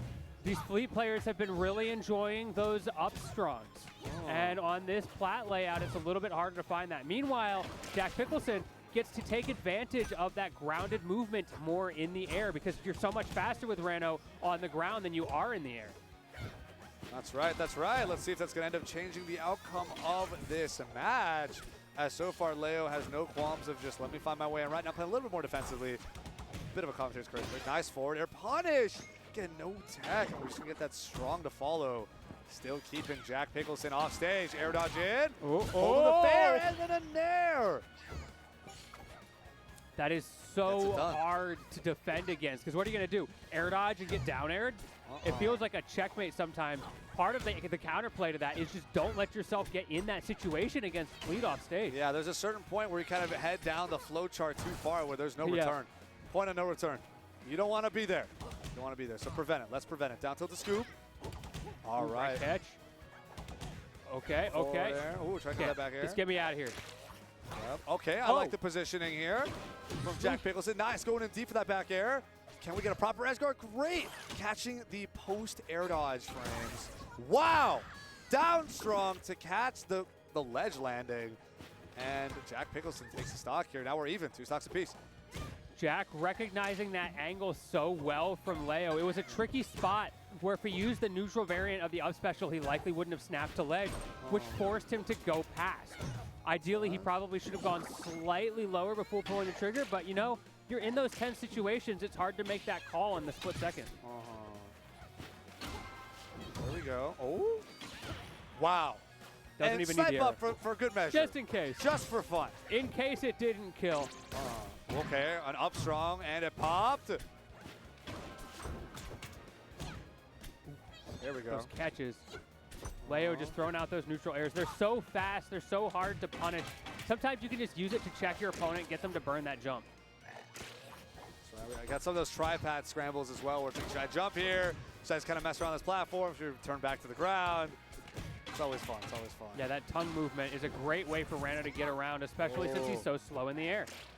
That's right. Oh, we got a whiff punish here. Yeah, going up off stage. Love the covers are left by the side B as well. Okay. Use that tongue to slide around. That's delayed in air. Where are we going after? Oh! Fantastic angle and the up strong. Cleans up that stuff. I don't know if that was clean. That looked like a dirty bubble right there. Fair enough, fair enough. The villain of the story indeed. But MK Leo, only 8% to his name, closes it out. Not a problem. There Up it is. 2-1. 2-1 here again. Loser side, top 8. One of these two is going to move on to top 6, loser side, having to play whoever drops from winner side, and then we will see the Clash of Titans over there in top 4. Right? Are we going to be seeing Goblin versus SkyJ? Oh, I believe we are actually. That should be the next losers match. All right, Pickle Rick. Got to dig deep. Show me what you got. Allegedly, the divorce has not gone through yet, but it is still pending, as is this set. MKLeo off to a clean start here, an easy 40% and the pressure in the corner. There we go, charging up that strong there, just at the ledge to see what would happen.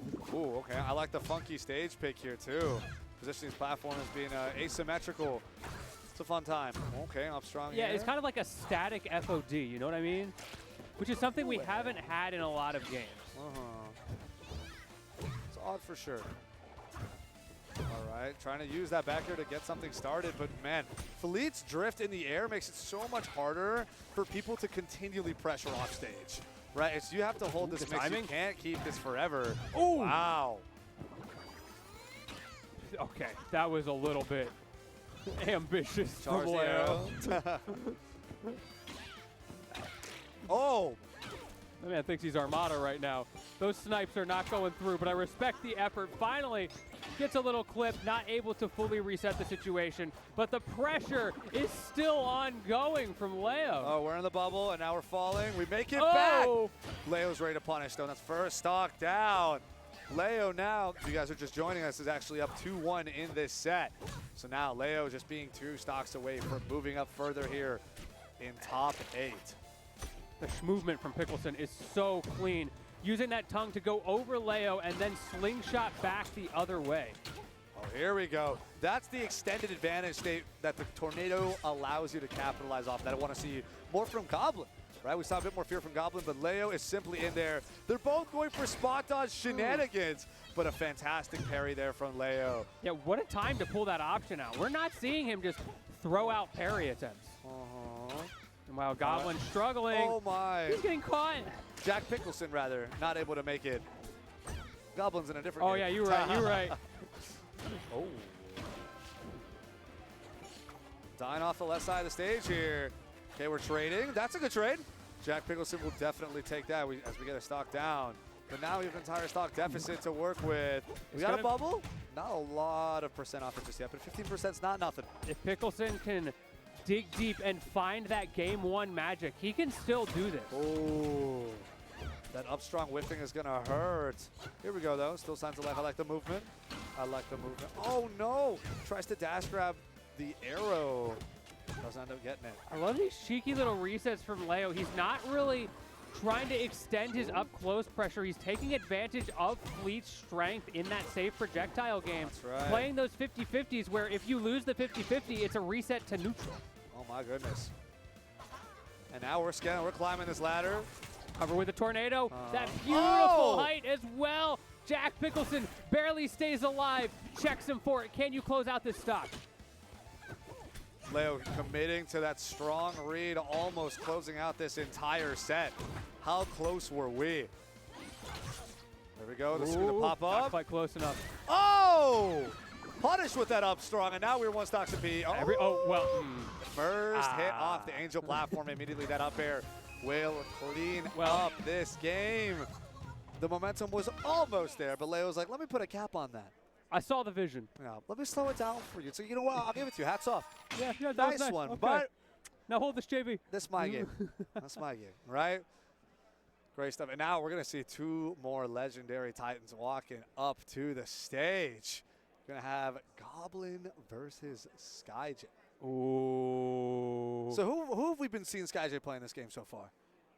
See, he was on the side stream earlier. I didn't get to catch who he was playing. Chat, I don't know if any of y'all got to see it. Also, hi Jordan, how you doing? How's chat in general doing? I'm excited to see who he's going to play. We are at a stage with this game where I feel like people are still trying out new characters. And more characters will come out too. How big is our roster right now? Because if I remember got correctly, launch roster is 9? supposed to be 10. Yeah, I believe So we got we've 9. Still got 1 more character on the way, whoever that may be. Very excited for that. Forsburn. I just don't know who it's going to be. I just have no idea. Not to mention that, it's effectively confirmed, I believe, that every character that was in the original game should be coming back. Yeah, we know he's besides coming. guest characters. Exactly. So that makes me excited for the workshop characters to get reworked again, right? Yes. Apollo, Olympia, and so on and so forth. That'll be cool. Also, we don't have Absa yet in the game. I know that was a very strong point of contention in the original I love that game. character. But hey, Rivals 2, new game, new life, new moveset maybe. Yeah, Or they're at least not new afraid tweaks. to change things. Like Right, you mentioned tweaks, but also like characters like Crag has Yeah. been reworked substantially, even though the base moveset is still kind of the same. Sure. He's a bigger body, and he's a grappler now. From a game that didn't have throws. Throws, yeah. He's a grappler. They installed throws, they installed the grappler. I mean, hey, someone's got to fit the archetype, right? Someone's got to It's do it. crazy. Oh, Oh, RPSing. rock, paper, scissors, what we got? I'm throwing out paper. I don't know Man, about- he thought nothing could beat rock. That frame 1 option finally getting the cheese it deserves. Disgusting. Frame 0, really. Yeah, honestly, if you think about it. People call it a frame 1 option, it's a frame 0 option. You're already inputting it. It's already there. All right, here we go. Oh, we got Fleet both ways. All of You love There's so many fleets. Yeah, Leo, SkyJ, Goblin, all on the Fleet gang right now. This character keeps getting nerfed, and more people are playing her. The Fleet army cannot be stopped. So I can only hope that SkyJ is the Fleet on the left and Goblin's the Fleet on the right. Hoping that is going to be the case here. Yeah, unfortunately, we don't have the like color palette swap stuff for the top yet. That's it's still a beta game. We're figuring stuff out. So we'll make that assumption for now, and maybe production will correct us if we're wrong. That's right. Now SkyJ trying to cook here with some big snipes on Goblin. But now that they're both floating and have insane projectile games, I'm expecting a lot of we're just sniping forever. Also, since I see the question in the chat, this game has not been released yet. However, it is a beta weekend, and if any of y'all want to play this, you can check it out on the Kickstarter right now and boot up the game right now. That's right. And more beta weekends to come. More events to come, more content to come, so definitely keep your eyes peeled and posted as Goblin and SkyJ keep slugging it out. That was a nice kill as well. The movement to get positioned for that down air. Here, down throw, trying to go over some tilts on the ground instead. I like it. I like it. Trying to nair zone. SkyJ just spacing out these falling up airs. The hit fall is not quite, I think, what he was looking for there on that second one. There we go. We have the flow and the air dodge. Thankfully, we still have more resources to offer here. Yeah, probably the best recovery in the game. Goblin, so hard to deal with that. Spot. What a fantastic jump call out, too. Yeah, now they're sniping each other both horizontally and vertically. These guys are playing another game. Down throw, up air. That'll do it. That'll do it. SkyJ looking really strong right here. Up against Goblin in this first game. Ooh, we got in. Oh. The pressure in the corner is so tricky because this character is simultaneously, like I said, arguably best recovery, but also some of the best edge guarding. Guys keeping their distance. Finally, Goblin tries to find a way in.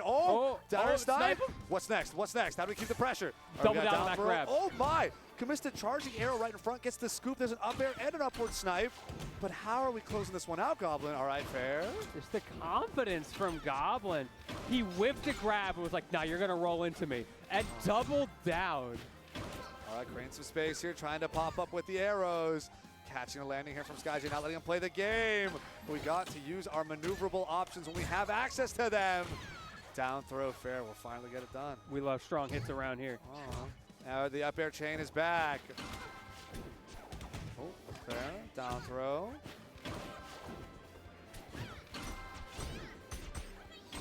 All right, they're keeping the pressure. These guys are boxing. You call them archers, you call them zoners, but these guys are slugging it right down center stage. I love when they both shoot out their arrows and they just completely nullify one another. Yep. These guys really know what they're doing. They got that timing down. It's like, here's the perfect time to insert this to my neutral pressure. I either get a fantastic follow-up, or they hold this on shield and I can still reset. Oh, that's a parry! You got to be ready for that. That's something that hasn't been super well optimized, and long-term is going to be a big challenge for Fleet players. How do I not get parried? Remember, endgame Rivals of Aether, people are parrying slipstreams from Raster. I think they can deal with an arrow. Oh, yeah. Just got to give them time. Learn the timing, learn the movement. Oh, my goodness. That arrow up in your face still can't be grab punished. Spot dodge spaghetti all over, trying to land with a fair. An immediate clap back there from SkyJ. The actions of taking the game. Okay, SkyJ. My man Schmoovin. Definitely a platform fighter enjoyer is SkyJ. Every time a new one comes out, he tries it out. He does very well. I've seen this dude play Nasby like you would not believe. Just picked the spacey and went ham. So it's no surprise to see that he's taken to Rivals 2 very well. But Goblin, of course, to make it this far into the bracket to these losers' quarters, has been doing quite well himself. Okay, we got our immediate shield pressure into some up tilt chains. There's a fair. Early disadvantage here, just a little bit by Goblin. I like the space that SkyJ's keeping though. Right, you have to account for how much space Fleet has to offer, but at the same time, you can enter my effective range, coming in from SkyJ's perspective, and make Goblin life so much harder. And that's exactly what's been going on. But Goblin finally coming right back with Retribution. Ooh, Retribution indeed. My man slapping him up right now. This bow is not just for sniping. The way these guys are pressuring each other. That's one benefit you get in the Ditto. If your opponent's playing the same character, there is no theoretical like optimal, suboptimal range. It's all, where am I more comfortable than my opponent? And it seems like Goblin is more comfortable in those scrappy scenarios. Seems like indeed. Finally going to trade arrows since they're hitting from different angles. There we go, arrow pick up. How do they push advantage here? Nice. There's a throw to try and keep pressure away. SkyJ needs to convert here, though. We're getting a lot of nairs and fairs. It's just so much percent. Let it add up. Ooh, great breakout there from SkyJ. He's down to stock, but not too deterred by it. Strong up air, not quite going to kill. Yeah, send out that snipe, the classic. Both ways, honestly, but still. Goblin is in it right now, trying to build an entire stock lead. There we go. Wow. That ended up taking the stock, and now it's Goblin 2 stocks up on SkyJ. Sorry, 3 stocks just on SkyJ's 1. Both of these guys have been much better about using those empowered arrows. We're seeing them actually, like in Goblin. Ooh, oh. What a snipe! But yeah, Goblin ran out of empowered arrows on that last stock. That hasn't been super common through this bracket. It's a very important tool. There it is. Gotta hold that tornado. I love the tornado sound effect on the multi-hits. Sounds like a lot of little raster claps back to back. It's funny. Tries to double down. All right, nice. Got to reposition. I see it. But wow, SkyJ, it's looking rough right now. Okay, roll back here. Oh my goodness. Some hitboxes going where they probably shouldn't be. That float timing from SkyJ. Just a little timing mix-up to make it so that Goblin is thrown off, able to whiff punish there. Oh, here it is. I think Goblin was expecting some sort of jump out after SDIing and trying to catch a jump in instead of directly following up off the tornado. Those tornado late hits, they are stuffing out the pressure on both sides so well right now. The problem here, though, for SkyJ, wow. Yep, there you go. That nickel and diming, he can't afford to do that in that situation. He's too far down, and eventually Goblin was able to find the hit. Yep, now these guys are 1-1. Guys are 1-1. All right, let's see. Goes to a big stage. I think this is a good choice for SkyJ. Like we were talking about in the last game, right? Goblin likes to box. He's very comfortable up close. Meanwhile, SkyJ likes this more spaced game, so giving himself more range. Earning those openings, right? Once I get the snipe, then I'm going to confirm after. I'm not just going to fly in. But maybe that's where SkyJ's adaptation is going to be, because we're seeing SkyJ now a little more willing to challenge up close. We'll see how long that lasts. It's a good start. Oh, drag down fair. All right, we got a down throw. Where are we going? Where are we going? Oh, we going. You're doing 2 tornadoes after the parry. We going. Got caught in a whirlwind. Oh my goodness, try to get a read on where Goblin's angle would be. Still picked up here, and the air dodge! Tornado into the spike! That was disgusting. And the way SkyJ almost gave up on that, like he dashed away, then came back and cleaned up his food after that hit. Here's a fair.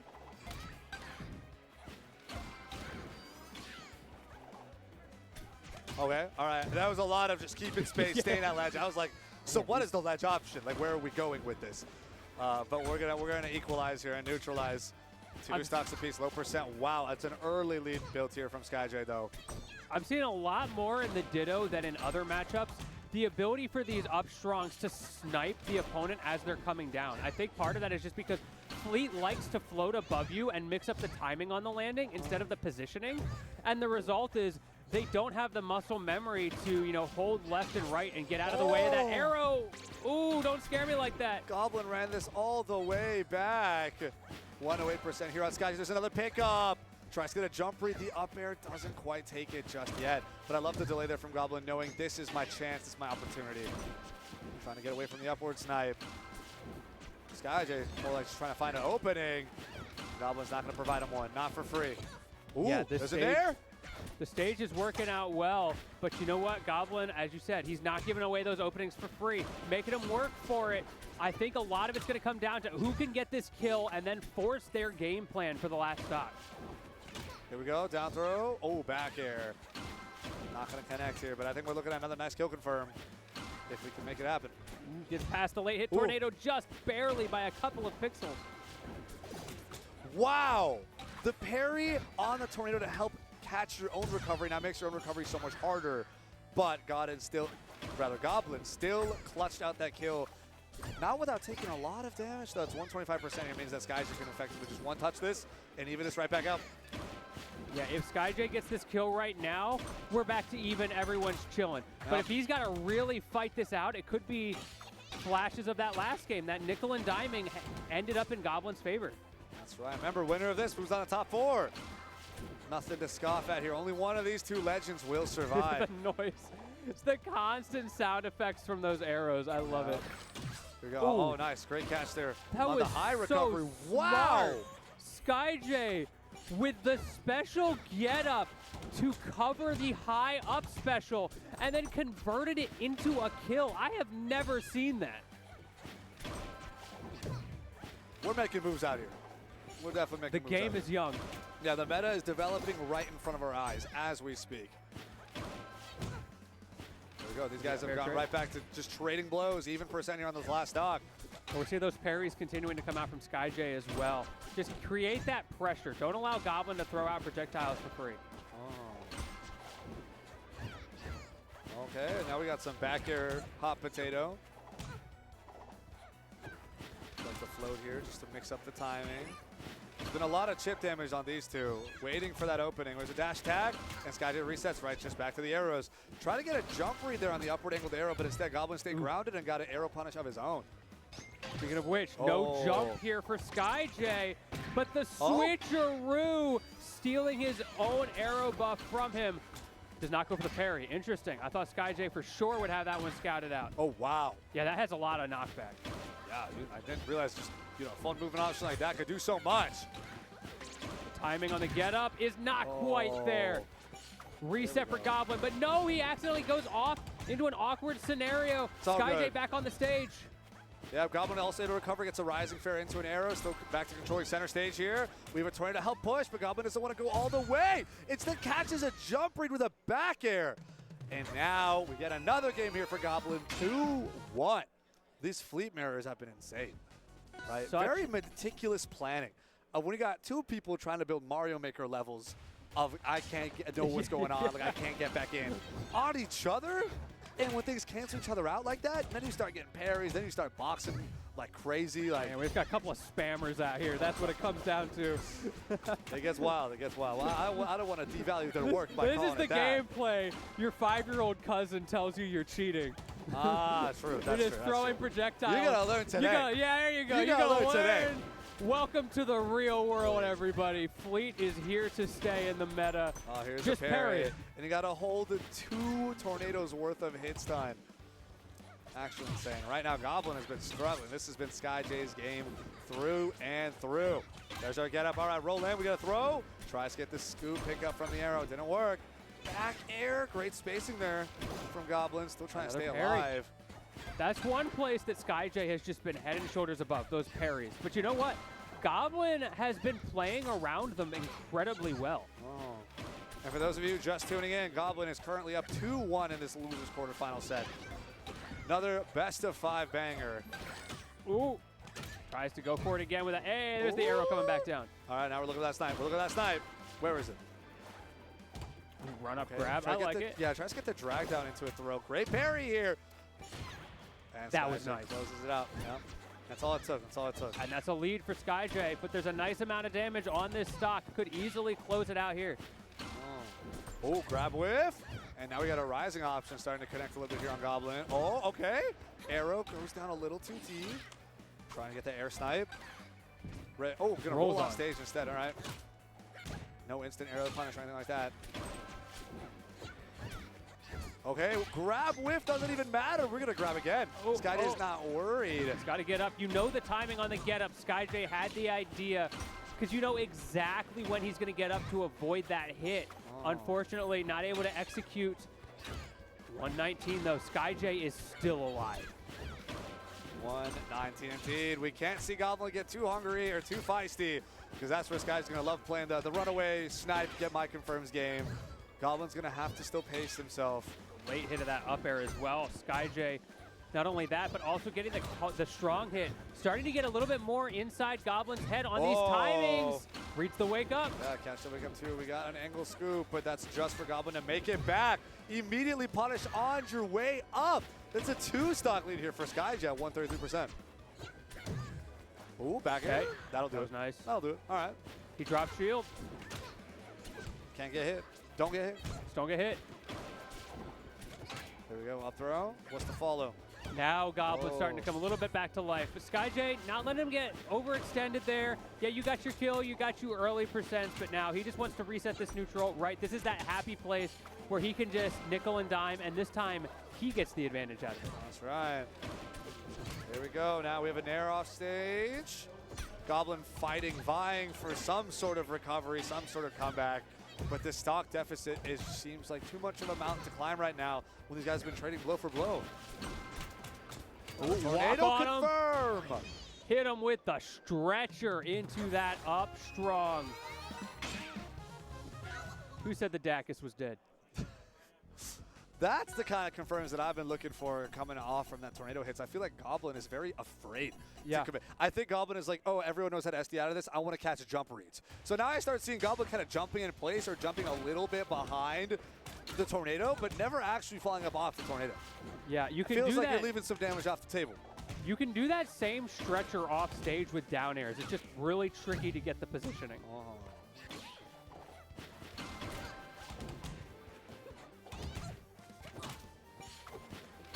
There we go. All right, scoop up here off the arrow. Another strong confirm here from SkyJ. Seems like strong openings and SkyJ have been pretty synonymous throughout most of the set. The question is, can Goblin recover in time, stop the bleeding? Or is it a, wow, this is insurmountable, and now it's SkyJ's game, because we're at a game 5 right now. Yeah, these guys are so evenly matched. They really It's just do. been back and forth all the way through this set. This time around, SkyJ got a bit of an advantage and beautiful timing there, but he's able to come back. Wow. That's the fleet difference. That distance on the recovery is so far if you don't finish your food. She is light though. Well, there we go. And thus food was a little bit finished, at least on that first stock. As Yeah, SkyJ get your cleans it up vegetables. early. For real, Get for some real. carrots in there, some peas, maybe some green beans if you're feeling crazy. I never liked the green beans. And again, just to reiterate, these guys are doubles partners in Ultimate. I True. believe that they're still in bracket. No, that's MK Leo. MK Leo and SkyJ, right? Oh, is it Leo and SkyJ? Yeah. Oh, might be. I missed it. That could be coming later. Goblin. Yeah, we'll have to Goblin and see. Zamba. My bad. You're right. Okay. Yeah, it clicked. Yeah, it clicked. Zamba, I do not see in this bracket. I don't know if he entered, but he's definitely not in top 8. That's fine. Oh, wow. Do they have a Clean confirm character? here from SkyJ. At least they don't have a character like Rob in this game. Not yet. Not yet. Never say never. Oh, wait, just pick Crag. Mash buttons. It's the same thing. Very true. I'm kidding. I love Crag. Not Rob, though. Oh, that's tough. But again, this seems like another one of those really solid leads here from SkyJ to build off of early in this 5th game right now. Wow, double fair off stage. How's it looking for Goblin? It's not looking too good. 75 after the proc. SkyJ at the Arrows. ledge is on another level, continuously creating these seemingly checkmate situations, forcing you to go into one specific place and then punishing you for it. There we go. Tries to get that perfect angle to catch the ledge grab. The angle was pretty good, just the timing. Yeah, this is looking like SkyJ may have gotten the download. He is looking fantastic. We're even seeing a couple of those flips. We're seeing a couple of solid jump and snipe reads here from Goblin, though. Oh, almost caught the If he landing on the can, ledge. if SkyJ can get that down special, what he's looking for is the down special into up air kill confirm. He's at the percent, but he doesn't even need it. SkyJ closing it out, and a cheeky little parry afterwards, just to remind him. Why not? Yeah, wow. Download complete. 5-game intense set of fleet back and forth. A little bit of a pop-off here for SkyJ. He's like, yes, we did it. We He made looks it. solid. Yeah, looking good, looking good. So definitely No absence of Fleet in this top 8 as we have Leo, I believe, stepping up to the plate. Yeah, I got his doubles partner, right, coming up on the up other side. against Onion Right, Bubs. right. So Leo can conquer here on Onion Bubs. Yeah, we talked That's the about doubles. the pickle lore. Does anybody know if there's Onion Bubs lore as well? This guy Would you like is onions? a multifaceted. I like onions. Yeah, you're an onion enjoyer. I'm an onion enjoyer. I can eat onions raw. You have layers. Not as many as an onion. Oh I'm man. And we all wish we did, don't we? But yeah, We these really guys, do. it's going to be exciting. I've really been enjoying watching these Ultimate players show up, playing, all of them playing Fleet. Uh, I'm coincidence? noticing a pattern. I can't say anything. I'm an Ultimate player. I play Fleet. Yeah, so you're part of the problem. I play am Claren. the problem. I don't have that problem. I don't know how much better Claren is, but, you know. Clarinet it.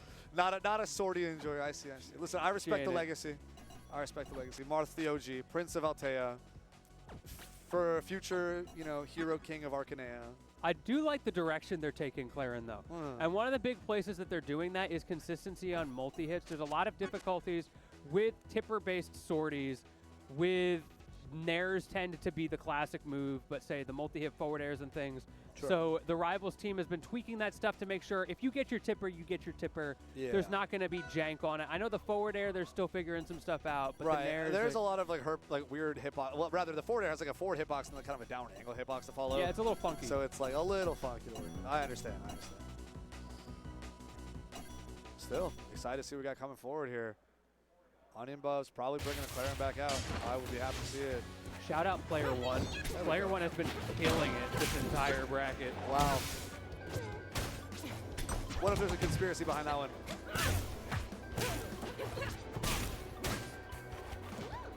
Okay. Nice ledge pressure here from Onion Bubs to start. Yeah, dude's going in, wasting no time. Maybe saying, like, look, if Leo needs that time to adapt, I'm just not going to give it to him. Oh, there it is. Here's our projectile field. Counter. Now how is Leo play the game the way they expect Yeah. to. You kind of... I'm going to hang out over here. The game changes. The game changes. Welcome to the Thunderdome, population me. Yeah. Okay, here's our nice little tipper. I love the sound effects and the visual effects, too. Beautiful. It's gorgeous. Onion Bub's chase downs with movement are so good as well. The way Whoa. those... Ooh. Not enough. What are we looking at here? Double back air. Almost gets the forward strong. Oh, here we go. Down air, up air. Those sword hits are visceral. Like the little lightsaber noises in there mixed in with the tipper noise. It's so good. The sound design is immaculate in this game. I love the Call side out. B at ledge as an option. Wow. Leo could not make it back to Onion Bubs here, 103%. Yeah, taking that first stock. Not But hey, far that's off. only one stock Oh. in a best of 5 as Leo evens it out. Not a percent taken. Here we go. We approach it. Trying to hold it down.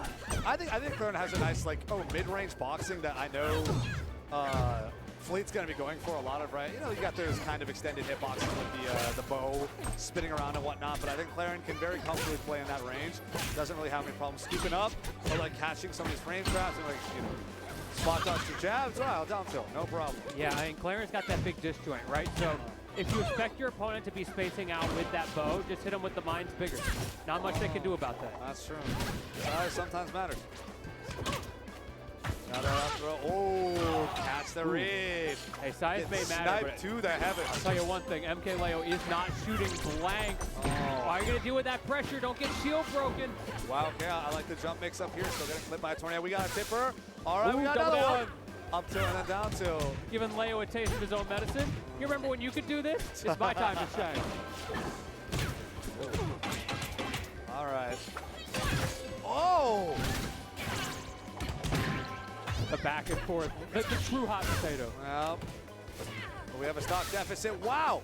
Great patience on that parry punish, but where are we going after? We get a nice tipper up tilt, but the forward strong doesn't connect with the tipper to close out the stock.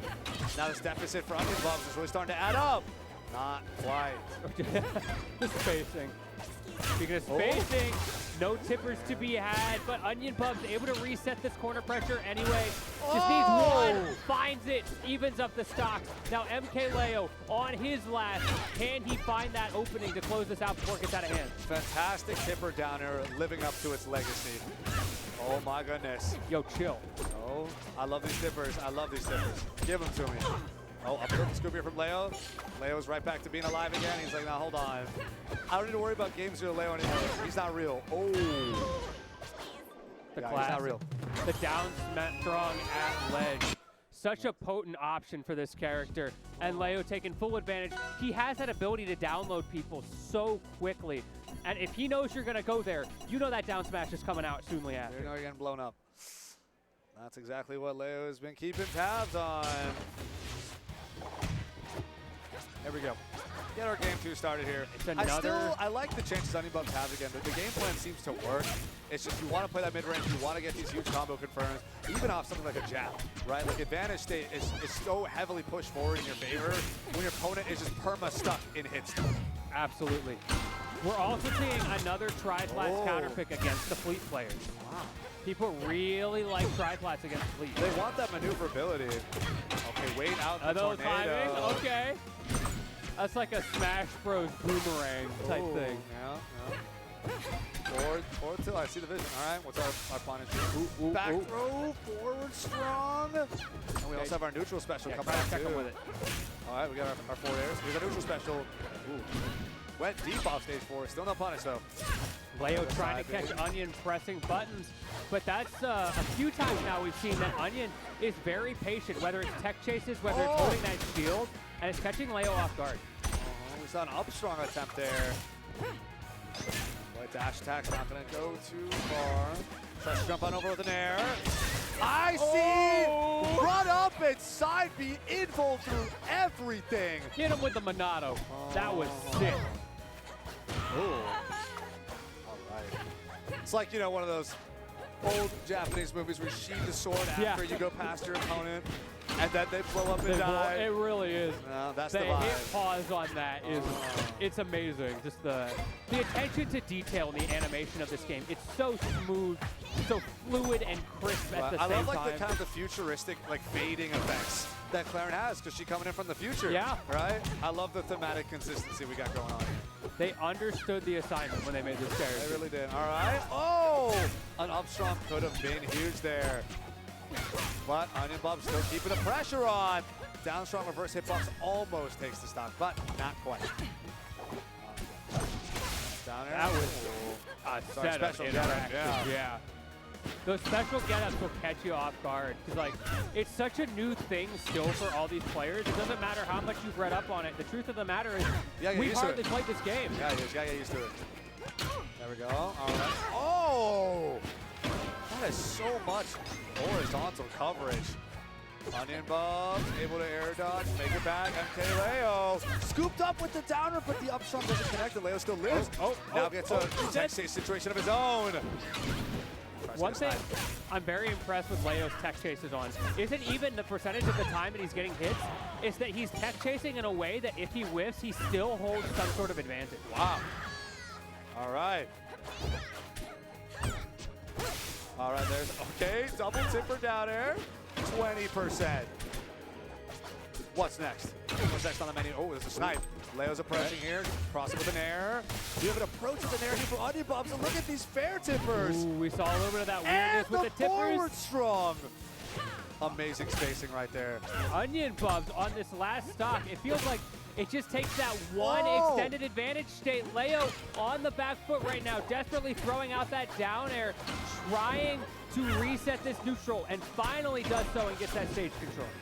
Meanwhile, Onion Bubs keeping their distance, being like, I cannot take infinite damage by getting sniped by these arrows. Instead, I was fine by openings, dash attack, and forward straw, and a tipper. The movement! You cannot escape this pressure. Claren in 2024, we talked about the future, but I think the future might be now. Oh my goodness, Onion Bubs. The layers are peeling back.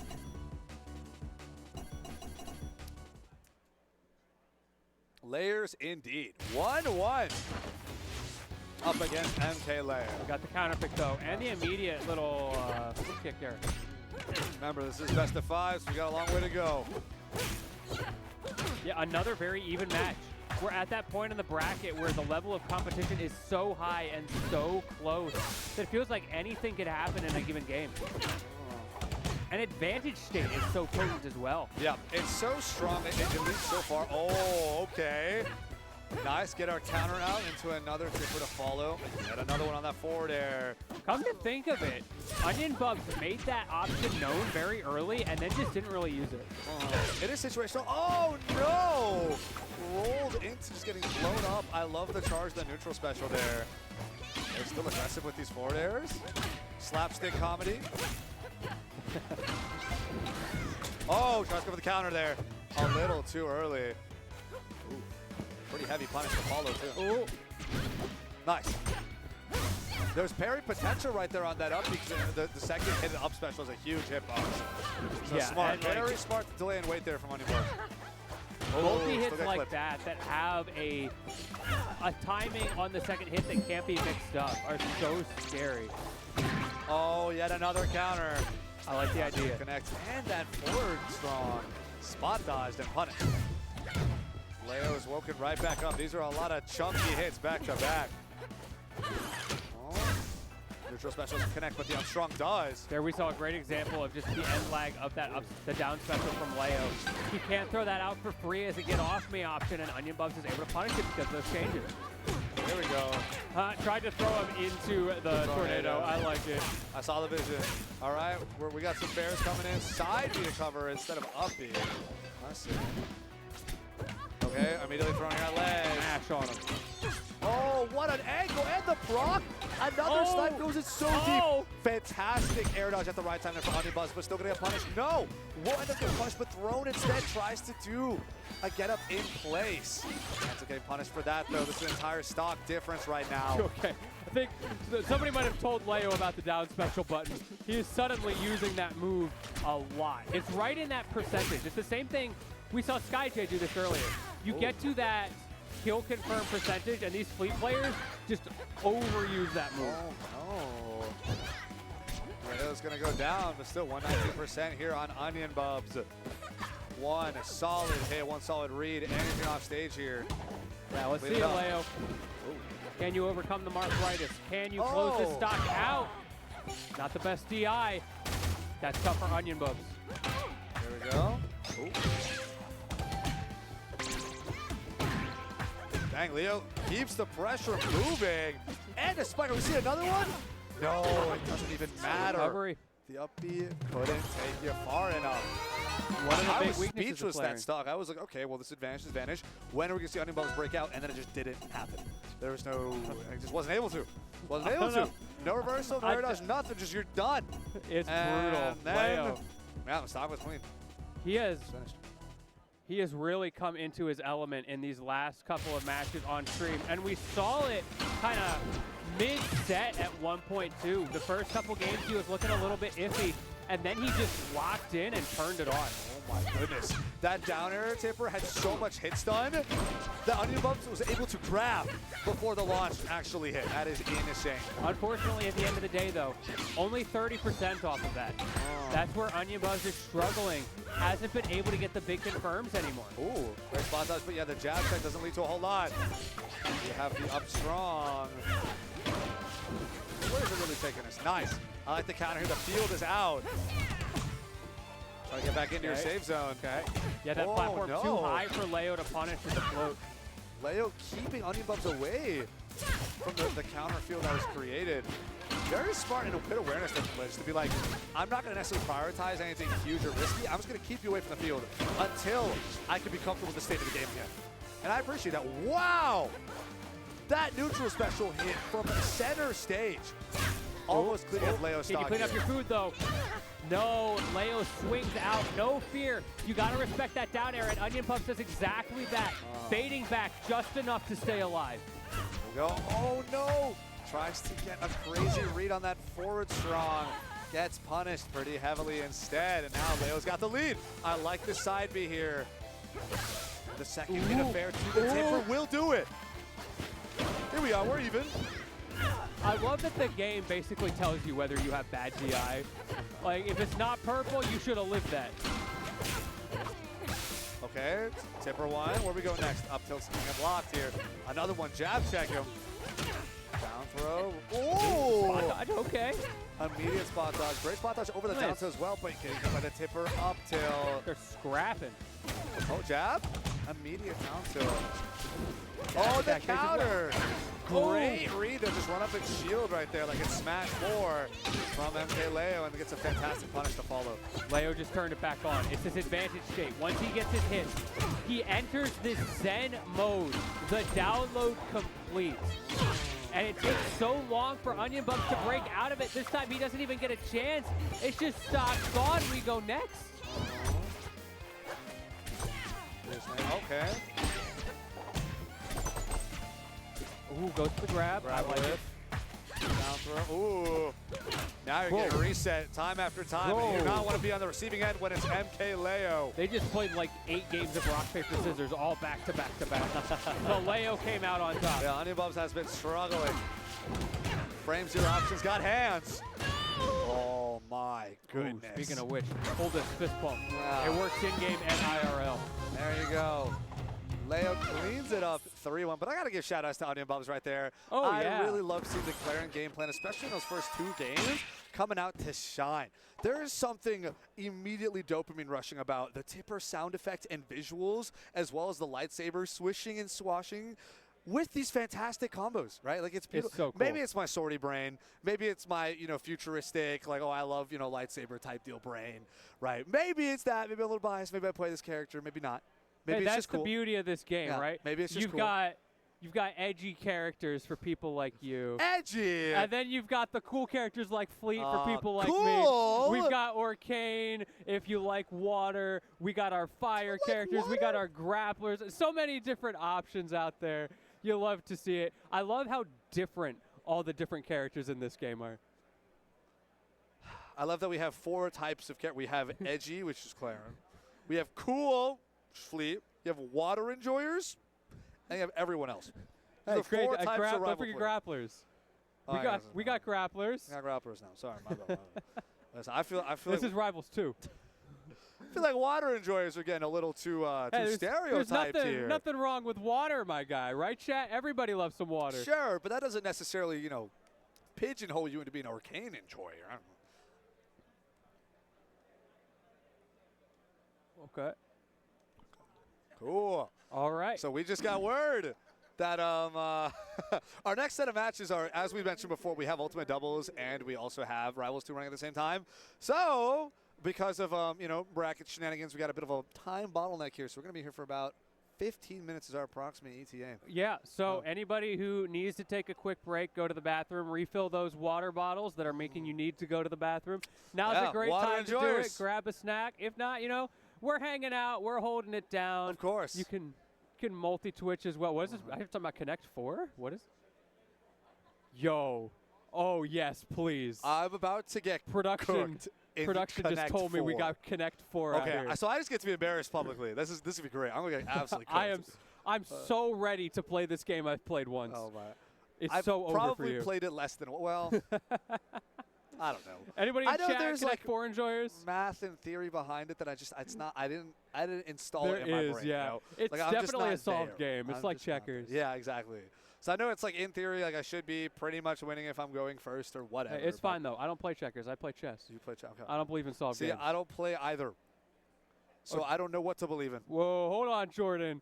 Jordan thinks he could beat me at Connect. All right, when I get home, Jordan, Okay. we go. Yo, You and me. We back go. in the PNW, In we the tussling. PNW. We See me at Smash to Pieces. I'll be there. I'll commentate. Actually, they have Connect 4 at Smash to Pieces. Yeah, it's a board game show. That was right? the one time I played it. Oh, I beat really? Arbiter.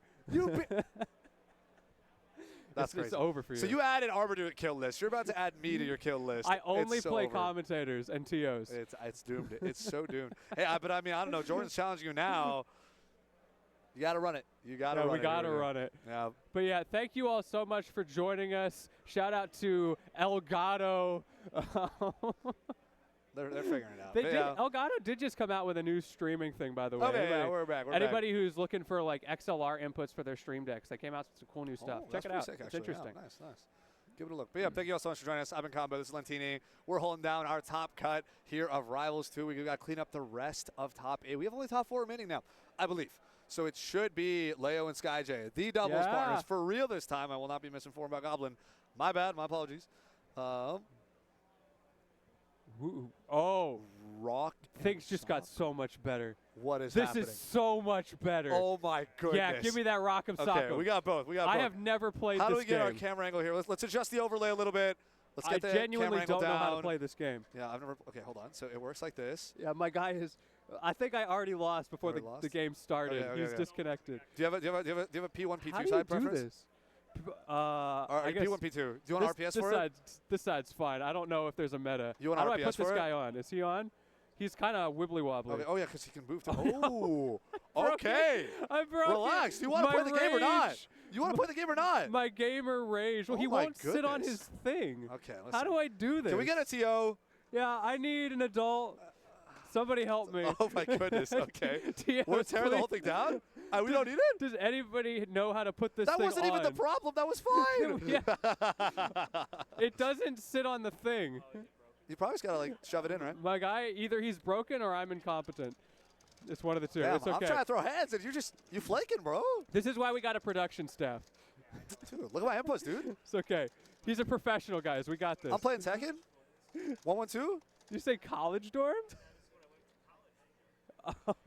So we apparently have someone who went to college for this in production. So, do you have to hold it down? We're Hold getting on. there. What happens if you let go? Is it just not attack? Oh no. He's a little wibbly wobbly. Turns out I know which side I want to play on now. Yeah, suddenly I'm down for this rock paper scissors. Oh whoa. Is it cooked? Oh my. That's tragic. There's another one. Oh, we got All a right. tiny one. It's okay. We'll get the tiny one. All right. We got Connect 4 in the We meantime. have the though. setup. We have We're the setup. chilling. All We're right, chilling. All right. Let's move it. All right, chat. What's the meta? Okay. What's the matter? So hold on. I need to know. I guess I'm red. here- You'll be yellow. No, I got red. You got red. Okay, my bad. I got dude. red. Sorry. Okay. Let's do this. Okay. So do we RPS for who goes first? I guess so. Okay. All right. On shoot. On shoot. All right. Let's do it. Rock, paper, scissors, shoot. What is that? That's Was paper. Is that paper? Okay. Just want to make sure. Well, wait, some people chat, do, what does this look like some to people you? do scissors. Like they do this scissors. I'm like, Oh, what why? is- no, this Just is because it's like scissors. that's what. Yeah. Right. But Okay, it's all like right. sideways, so it's like scissors. I'm like, I got brain blasted. All That's right. what I was asking. My bad. Okay. Rock, paper. Hey, is there anything wrong with it? Think about it. Think about it. Okay. Sorry. I gotta. This man's stalling. You see this? No. Rock, paper, scissors, shoot. Hold that. Chat, I got cooked. They call me an RPS god for a I reason. got cooked, chat. I'm a genius with it. Watch me. It's okay. I don't need. Skill issue. We're missing the bottom. Wait. What? Okay, we're fine. Combo just doesn't know how to use What? it. I broke it? Oh. No. Okay. No, hold on. No. We're back. We put it we're like- so back. There's Okay. a setting here. I feel like you forfeit your turn. No. There we go. Okay. There we go. Okay. Okay. Now watch the genius. My Check this bad. out. Okay, you're the. He didn't see that coming. Oh, we're back. All right, we run this. All right, we and then run we this. run Then that. we are so Yeah, back. we are so back. We're All right, so all right, back. all right. Look at this dude. He thinks he knows what's up. Now check this out. Boom. Uh-oh. Wait, hold on. But watch this. There you go. See? He thinks he can cook. Am I not gaming? He thinks he can cook, chat. Wait, hold on. Now? Ooh, this might be a problem. There we go. Okay, but check this I out. actually don't know if I can cook. I got the counterplay. Dude, I bet someone in chat is completely seething that we are awful at Connect 4 right now. I'm gonna go here. It's gotta be the funniest thing of all time. Wait, why is Nightbot judging my moves? What is going on here? Someone is seething. I guess it was Nightbot. Who is activating Nightbot right now? Nightbot's almonds are activated right now, bro. That's tough. You gotta fear the Nightbot. I'm Am I gonna go gonna here. run out of pieces? I'm Is gonna that go even here. possible? Yeah, I don't think we have enough pieces actually. Either someone has to be really bad, Or really or we run good. out. Yeah, or really, really good. Exactly. Yeah, I might be running out of pieces here, gang. Are there more over there somewhere? Are we gonna have to call this a draw before it even got started? It is possible. That's kind of tragic. I mean, I wouldn't be surprised. That sounds pretty on brand for us. What What you are gonna we do? even doing? What you gonna do? I What just you can't got? do that. Why There's not? one column I Why can't wouldn't touch. you go there? I'm cooked. You should go there. No, I should definitely not go there. But It's a in pretty good spot. theory- What do you think, chat? You think he's gonna go right here? No, right here. Yeah. Why would I go there? It's a good move. I have half a brain cell. Okay, we don't got to turn it on, though. Okay, I need the other half. Oh, that's true. That's true. Okay. Why do I I like genuinely Yeah, can't what's the thought do much process? here. I mean, there's not much to Look at this think fool. about. Look at this guy. So what He doesn't even know he barely knows the rules. What rules? Look, he thinks he's cooking. He thinks he's cooking. Check this out. Shut him down. He's got nothing on I me. wasn't cooking anyway. He's got nothing. Okay. Well, here is my. I could give this to you if I wanted to right now. I'm one Are you hit a real away from friend? give to you. Are you a real friend? No. Wow. Wow. You hear this, chat? This guy's not even throwing for content for his boys. What content? What boys? I'm out here, lone wolf, Yeah. lone soldier. We are. Hey, watch this. I'll give you an extra piece. You deserve Oh, it. yeah? You need it. Thank you. All right, here we Wait go. a second. Oh, you don't have any. Oh, that's so sad. Let's go! I'm the king. This You game see sucks. that, Jordan? This game sucks. Jordan, look This at game me. sucks. Look at me, Jordan. I'm coming for you. You see that beautiful game plan? The psychology. You cheated. The only way. I was You player cheated. 2. Oh, Player 2. It's not even supposed to be possible, but I did it. You did. Yeah, 2 all right, for you know 2 what? Okay, let's lifetime. get this bad game out of here. Uninstall. Uninstall. Oh, baby raging on the All right, setup. let's get the real Okay. content. Let's get the Okay, real look content. at this. Okay, here we go. Here we go. Here we go. This is what I signed Okay. up for. This is what I entered bracket for. Okay, Hold you on. ready? So what inputs we got? Yeah, We got. yeah. Hold on. We hold on. got. So I think this is just a 2 input. Right punch. They only got right punch. We All got right. movement. We're Is there- playing one button how do we- second. Is there a Yeah, way how do I- to win? How do I beat you? What is the win con here? I'm not seeing the vision. Yeah. Hey! Oh! Let's go. The moment. Let's go. Okay. See, you even give me the opposite color. It doesn't matter. Listen. Okay, we run that back. All right, let's do I didn't this. know the rules. I didn't Let's know do the rules. this. Okay. Okay, come at me. Whoa. Come at me. You What you cheated got? Connect 4? This is a best of 5. This is Okay. a first of 5. First to 5? First okay, of 5. bet. First of 5. Bet. All right, you ready? All right, I'm Let's ready. go. Let's go. Round 2. Let's go. Ooh, look at that movement. Look at that Look at movement. that movement. Come on. See that Zone wave me. dash? You zoning? See that wave dash? Come on. Oh, we go in. We come out. We come out. You Come gonna out. punish me or what? Down 4-2. What the? That's not a Good one. launcher. That's not punishable Okay, either. you think you thought that was punishable? No, I got you. Hold that. All right. 1-1. My electrics, my timing was Oh, off. you I got didn't one. get the one frame. I'm telling you, bro. I got my twos down. Down Okay, one. yeah. Right. His 4-4-2. twos are pretty strong. While running 2. I'll give it to you. The All two's right, pretty thank you. strong. All right, ready? Okay, ready. 3, Yo, 2, fist bump. 1. All right, true. Yeah, fist bump. All right, Okay, cool. all right. Round now 3, we go. Let's go. Come here. Come on. Come here. Come on. Hey, Oh. too easy. Okay. My bad. My electrics. All right, it's okay. Round 4. The electrics are back. They Round call four, me the round four. Reina player. Okay. 3, 2, 1. Let's go. Ooh. Come on. Hey, hold that. 2-2. It's 2-2 right now. First to 5. 2-2. All right, let's do it. Let's go. Oh, wait, hold on. I got to count out correctly. I almost Okay. cheated. I almost cheated. I respect it. I respect I it. got a little antsy. There's a trophy for this, right? Whoa. Hey, okay. I'll take it. All right, ready? 3, 2, 1, go. Let's go. I'm just gonna hang out So here. if I just zone, like, Yeah. if I just camp, like, you can't hit me, right? Oh, wait, I'm actually scared. Hold on. Any whip punishers? Come on. Oh, I would punish you down 4-2 all day. Oh. -9? I don't think so. Come on. Yes! Oh, no. 3-2. I feel like he's figuring out the meta, guys. 3-2. All right. Guys, I need some help. No, you're good. Chat, All right. help me out. I need the mid-set coaching. Hold up. Oh, wait. What you got for what? me? This is cheating, What man. you It's got cheating. for Wait, me? what the team? No, What's the ruling okay. on this? It's cool. Listen. Chat, help me out. How do I beat this guy? This guy's gapped. He's hitting me with those down forward 2s. You I don't know what to do. I can look at my phone, too. Yeah. I can do that. I definitely have people messaging me right now. I'm so popular. Yeah. Yeah, you wouldn't even We know, got man. Cody in the chat. You wouldn't even know. Yeah, Cody, you want these hands? What do you want these hands? You're down Skill 3-2. I don't know. Sorry. What was the game you vetoed because you weren't good enough? I couldn't. I Dude, can't you remember. literally cheated with an extra piece and an You extra gave turn. me. We homie stocked it. No, and we now didn't. you're just gonna say. I'm not gonna homie okay. stock a whole game. All right, are you ready? Okay, Let's I'm do ready. this. All right, 3-2. All right. 3, 2, 1. Let's go. Let's get him. Hey, Oh, holy, that was too fast. easy. Okay, that was fast. All right, 3, I got 3. the speed buff. Oh, what the? Okay. Chat, help me out. They told me to improve my skill issue. Okay. Let's Okay. go. 3-3. All right. Yep, Ready? 3-3. All right. 3, 2, 1. Let's go.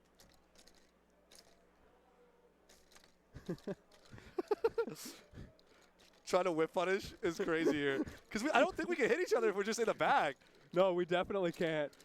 Okay, you're like moving the whole thing. This Hold on, is let's owner's reset. meta. Let's reset. Okay, yeah, reset. Okay. All right. Let's go. Too easy. It's too easy. Okay, 4-3. All right. This feels like you're All right. cheating, but Game that's okay. point. First to 5. First to 5. So it's 4-3. Don't worry, this will be the last one. I got this. Okay, relax. No relax. comebacks Let's here. see. All right, you ready? 3, 2, 1. Let's go. Come on. Ooh, what you got? Come on. Come on. Get in Come in here. here. Oh, let's go! 2 for 2, baby. Y'all thought, you see that? That's my trophy right there. I earned this. I worked harder than anybody else in the building. Is this backwards? There we go. There we go. We got this. Best player in the building. It doesn't matter the game. I could beat you at melee singles. Yeah, I got first place in that. What you got to say, Combo? How do you feel about this? I feel like there was a lot of foul play involved in both Connect 4 and for Mini Rock'em Sorry, Sock'em. I can't hear you. There's just like a big trophy in the way. What were you? What does this trophy even say on it? Melee singles first place? I guess that's close enough.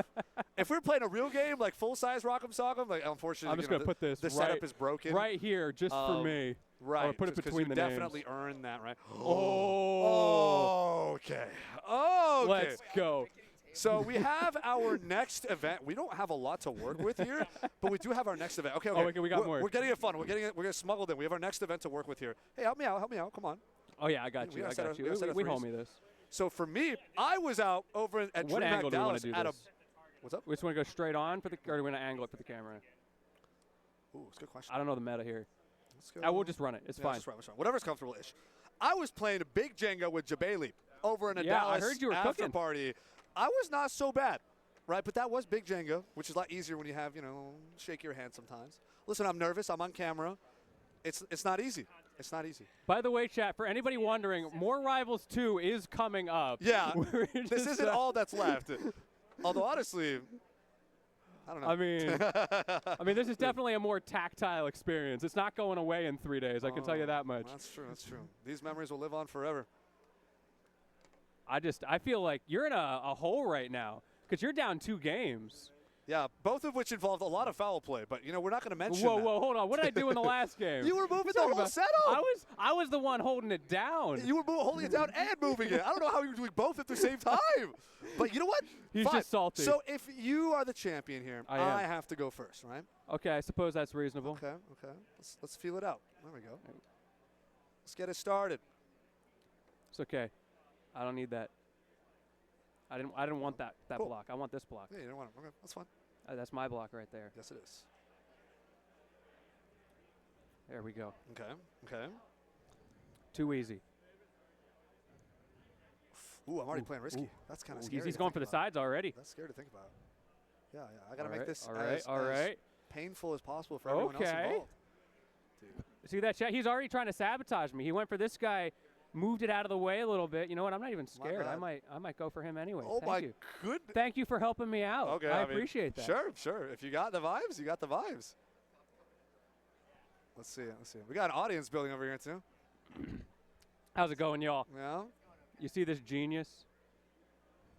This guy's gonna challenge me. Yeah. Whoa, Everyone whoa, knows. whoa! Hold up. Wait. Check the game count. Everyone knows. He knows it's foul play. He knows. See, Ritual That's knows tough. what's up. That's tough. That's tough. the You commentator don't see the homie vision. right You there. don't see the vision. Ooh, this is starting to get a little. This is getting interesting. Okay, there we go. We found it. We found it. Too easy. Look, I'm an alt player. I always go for the easy stuff. Okay. Okay. Okay. I got my hype. Don't mess See, up. now I'm gonna mess up. Don't mess up. Don't mess up. Already, this table is so like. Don't mess up, Okay, combo. Okay. Okay. Okay. You better focus. Listen real closely to the sound of my voice. I got it. Wait. This angle sucks. This angle sucks. It'd be a shame if the table started suddenly wobbling. Yeah, it would be a massive shame, and that's another instance of foul play. Okay. Oh, you going for that side too? Yeah, Yeah, the yeah. whole thing is like default off to the side.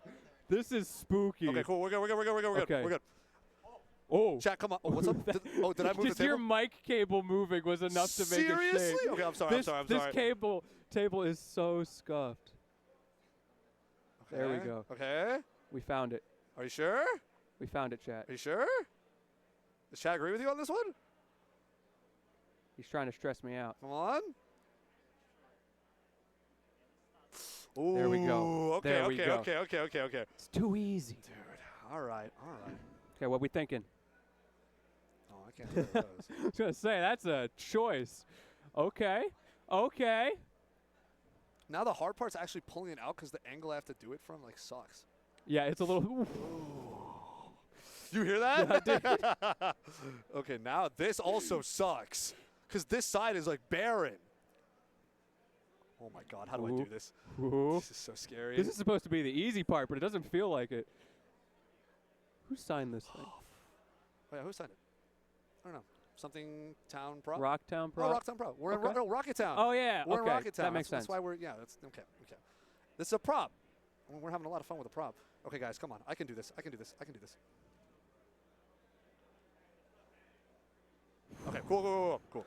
It's scary, Ooh, but I can do it. There's a gap there. That's spooky. We can work with it. All right, what are you pressing now? Where we at? Come on. Ooh, I don't know.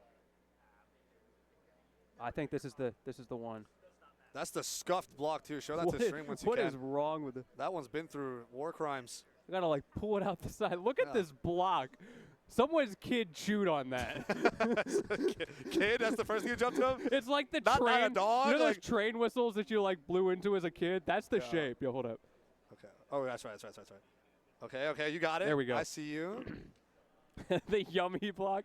What's up, Naturtle? How you doing? How you doing, Nat? We're gaming. Thank you for the raid. I didn't notice. Thank you so much. I hope y'all joined at the perfect possible time for this stream. Oh, yes. We're just waiting for Leo to play some doubles. We'll be back on the Rivals shortly. Yeah, But in Rivals the will meantime, not be going anywhere. I got to cook this guy. Okay, listen. You're not cooking me. Relax. I don't know. Check the game count. Hey, false. Foul play. Uh-oh. I'm doing it. Uh-oh. I'm doing it, chat. He's committing. He's going. Come on. Hey, you got Let's it. go. Okay, you got it. I see. You got it. All right, but do you got this? Okay. So we got a single in the middle here. We got to watch out. I guess they can't see from that angle. But yeah, this guy right here, there's nothing on either side. Oh, yeah. Yeah. And the thing is, like, everything below it is, I moved the whole thing. So spooky. Oh, no. Okay, because, everything below this single focal point has already been kind of ravaged. Yeah, it's pretty rough. Me just moving my hands is moving the Just table, the dude. power. Oh, my God. It's so weak. You're projecting your energy onto the game. Okay, I need to take a step back. Okay. Careful, SpongeBob. No. Don't make me do this, man. Careful, SpongeBob. Careful, SpongeBob. Careful, SpongeBob. Careful, SpongeBob. Oh, he did it. Are you Oh, feeling he it actually now, did Mr. it. That's not Krabs? good. Are you feeling it now? I'll be honest, I'm feeling it a little bit. This is not good for me. The Lentini stocks have gone down. Sounds good. Oh, this is bad. There's like not enough weight up here. Yeah, to who's getting get cooked, by the way? Just wondering. Sorry, check the game. I'm sorry. I'm gonna go check my phone with all the people that want to text me because I'm so popular, and they're like supporting me because they love me. You can deal with your problem by yourself.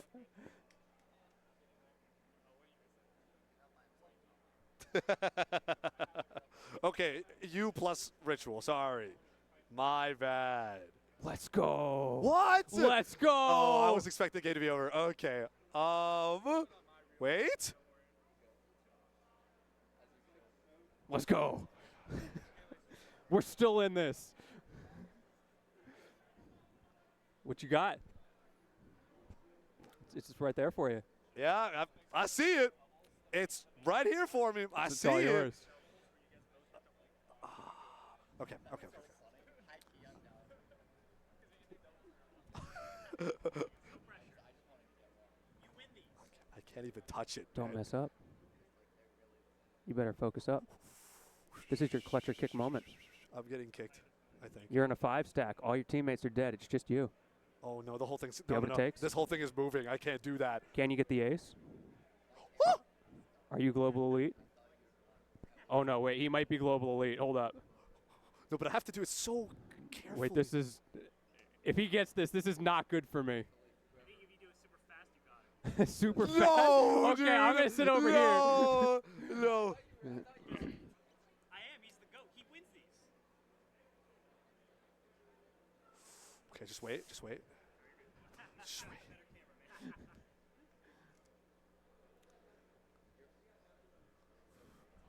This is so scary, man. No. I'm so bad I at don't this. feel good about this. I'm so bad at this. Wait. I'm a genius. Okay. Oh, I don't know about that. No. I don't know about that. The whole thing is moving off of that pivot point. You may have found the cornerstone. No. This is getting looser. Wait. It's getting looser. Dude, I have it. This is the one. Come on, why is it going back and forth like that? Okay. Oh. Should I just throw for fun? Do I throw for content? I'm taking too long. Gotta commit. Why is it so wobbly? Cause like, okay, I'm trying to spin it out, and then it's like, it feels like it doesn't work, but maybe it will. Oh! I got it. Oh! Okay. No! No! I don't know if I can put it down. Okay, wait. What's the rule on how many full sets above have to be before three, I can pick out? It's three? I think. Yeah. At least 3 is what I hear. Whoa. What's going on here? Oh, we gotta play. Okay. Cooked. Well, what do you mean cooked? Hang on. Hold up. That was some infringement on the gameplay. Yeah, he lost on his move. I did not tag him in. This is wrestling rules. Foul play. This is wrestling rules. I did not tag him in. Oh Check the vibes. Check the vibes. All right, we got our doubles partner stepping up. Oh, they're just gonna button check here. Maybe. I mean, I could have taken my move. Shout out to production for keeping us entertained. And we got to keep the rest of you guys entertained as a result. All right. Okay, are we getting into it? Is this real? I think this we're is into real. it. Yeah, it Okay. looks a little Sorry, button checky. I'm recovering from whiplash. I gotta. Ooh. Okay. I got my boppums on the side to keep me entertained throughout this set as well. Okay. It's my little fidget toy. We'll line up. So we already had SkyJ Goblin as the Fleet Mirror, right, coming in as the Smash Ultimate representatives. Again, we're running it back with the doubles partner here with both Leo and SkyJ. It's going to be a case for SkyJ right now, because looking really strong. We're taking a solidly early stock here, building a strong lead too.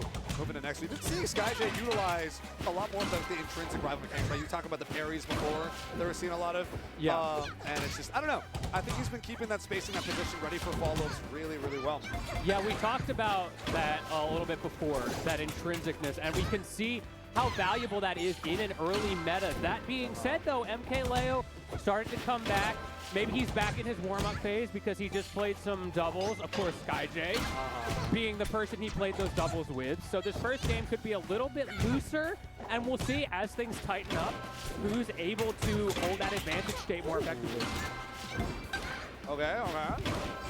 I see SkyJ trying to clean up this stock as soon as possible. Leo's not going to go down without a fight. This challenge in there. Oh, some space. I can't believe that miss. Yeah, underneath. Great tech there as well alongside the stage after all these snipes. That is the Gandalf you shall not pass right there. Yeah, pretty much even things up here. Oh, catching the flow. They're both floating up that same vertical height. It seems like blocking that arrow up close is not like an immediate punish. I feel like a lot of people who try to do that, they get stumped out, and then now both these players are just patient. They'll arrow each other right in each other's faces and just wait it out. Yeah, you just gotta respect it. Yeah. See what the offensive or defensive option from the opponent is going to be. Exactly. Then the next time around, you try. Oh! Okay. Watch the tornado. Okay, Leo. Leo cleans up that next dog. Down throw. Where we headed? Ooh, recovery not punished here. We had the tornado help. We got these up air chains, but the back air will do it. Oh, he's just chilling. Yeah, he's chilling. Usually, players like to mess with movement tech between the stocks, but no energy left to be lost here. Just stand there. Got to conserve what you got, right? We got one stock apiece here in the first game of Loser Semi. This is top 4.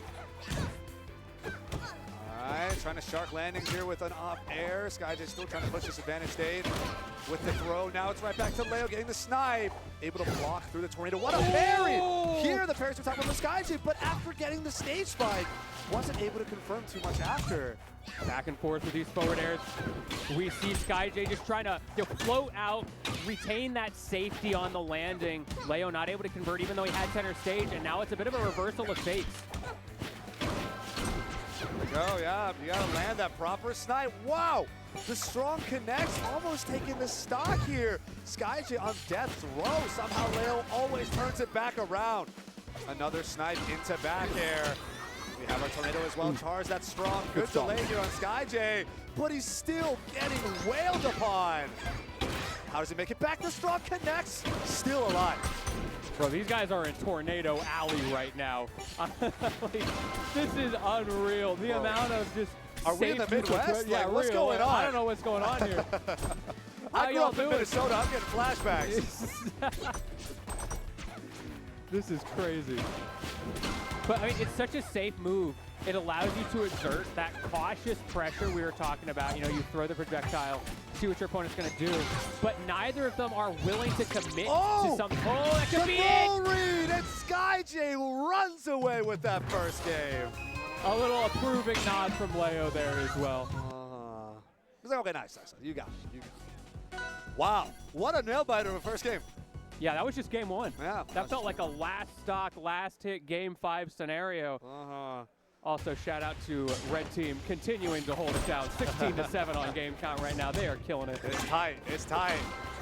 All right. Drag down fair. Gets punched out with the down tilt. All right. With that throw. Here we go. We got some more snipes here. MK Leo's got to hold all this damage. Ooh, punish the forward tilt the back air. And now it's back to MK Leo just a little bit. Okay, jab 1-2 into up tilt. Let's get that scoop going. Ooh. Unfortunately goes past the ledge there, but I like that fastball fair from SkyJ. Here we go. Oh, nice. Hold that. And now Leo's got an early lead that we saw SkyJ have last game. He's got his opportunity. Yeah, this is the moment to start pushing forward instead of having to play to last hit, last stock. I'm going to play a hard read on his game plan off of that stock advantage. I think he's going to max side B. Tornado seems like a logical option. I don't care. But honestly, hasn't been able to use a lot of it. Because SkyJ's been the one controlling the stage with Tornado anyway. It's crazy how much it's getting used in neutral though. Oh, there it is, the follow-up. Oh, almost the drift. There's that optimization, right? As time goes on, those are going to get more consistent. Hold that. Yeah, hold it. Forget an arrow to a knee. These guys are taking arrows all over the place. Well, we got the roll in, but no punish after the commitment to the arrow, despite completely whiffing. Okay, slap him up. Yeah, SkyJ's like, no, let me smack you. Imagine you give a couple of soldiers bow and arrows, and they just start smacking each other with a bow. Yeah. Like, people have done it before, and they'll do it again, but wow. I'm a melee player out here. We go hands. None of that caster nonsense. For real. What is this ranged gameplay? Never heard of it. Like a dark arrows? You mean like knives? I could see like Fleet with the Ranger build having the knife, you know? I guess that's more of a forest burn thing. The smoke and mirrors and a knife. Heck yeah. I love that part of Forest Burn's design. Just the world's worst magician. You look to see what's behind the cape and he just shanks you. Well, he's getting his job done, so you gotta give him props for that. Okay, we have the approaching here from Blair trying to clean up SkyJ stock. SkyJ brought it back a lot sooner than expected at the end of last stock. Now we're looking at almost an even game, probably looking at another last hit, last stock situation.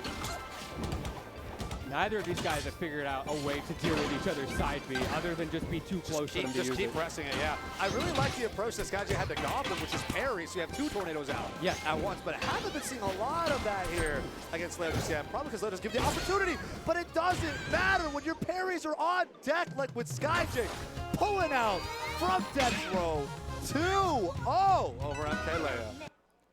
Man, SkyJ, every time I think Leo has got that figured out and he's starting to cook, SkyJ just turns it up to the next page of that RPS. Oh, we might have the wrong stage.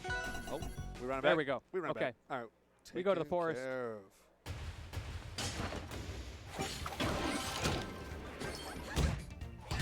Sorry, production. I heard you for a second there. What was that? Oh, we've had them backwards this whole time? Oh, I see. All right. So we got worded for production. Turns out we've had it wrong the whole time.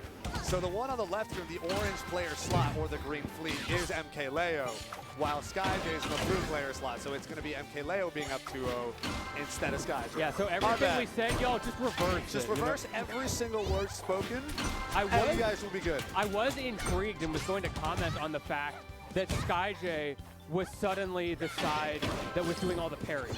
Because historically through this bracket, Leo has been the parry machine.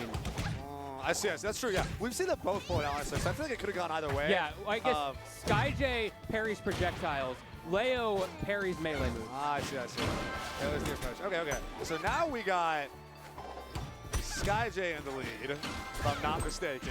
Yeah, okay. So I'm making sure. We got this figured out. We got it figured out, right. SkyJ's up in the lead right now with the stock up over Leo. We just got to use our diagonals. It's like those hard word searches. We'll pull out the bishop moves. Here we go. Okay. Gotta use some reverse hitboxes for fun. Now we evened it up. Leo won't stay down for too long. We got the tornadoes coming right back out. Back air just to reset. We have our arrow scoop. Got some both hits and forward air. We get the jump cancel into the back air. Not going too far in there. Timing. Ooh. Able to shield it to and get the pop up from the up tilt.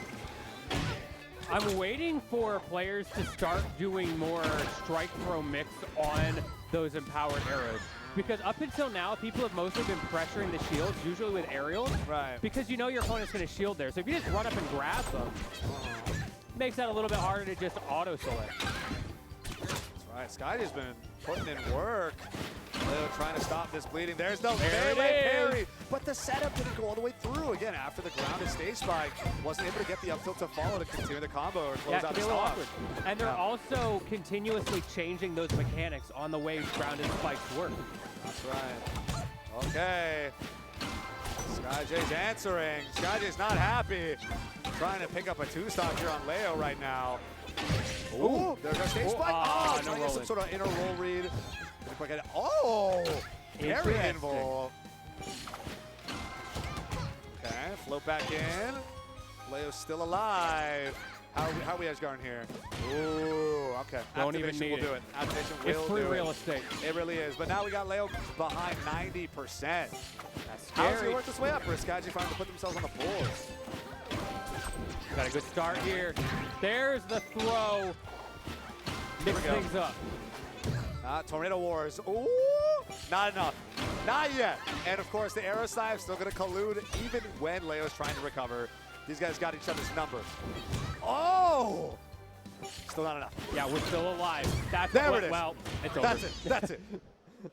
Remember, these guys are doubles partners at this very tournament. Yeah, you know they're having fun with each other, you know, just hanging out, playing a new game that's not even out yet here in Nashville, Tennessee at Warehouse War #4, the biggest Smash Ultimate tournament in this region's history. And you know what? It's got to be the biggest Rivals 2 tournament, right? That's what I'm I feel thinking like too. it must be. I feel like it's a safe statement to make, but I don't want to say it with 100% confidence without knowing it for 100% confidence. But if anybody, we mentioned it's not out yet, if any of y'all would like to experience this game, maybe check out the new character that came out today, or Kane, y'all can play it right now if you go support that Kickstarter. Just look up Rivals 2 Kickstarter. You can figure it out, you can download it, and you have the entire weekend to check this game out, as well as future beta weekends.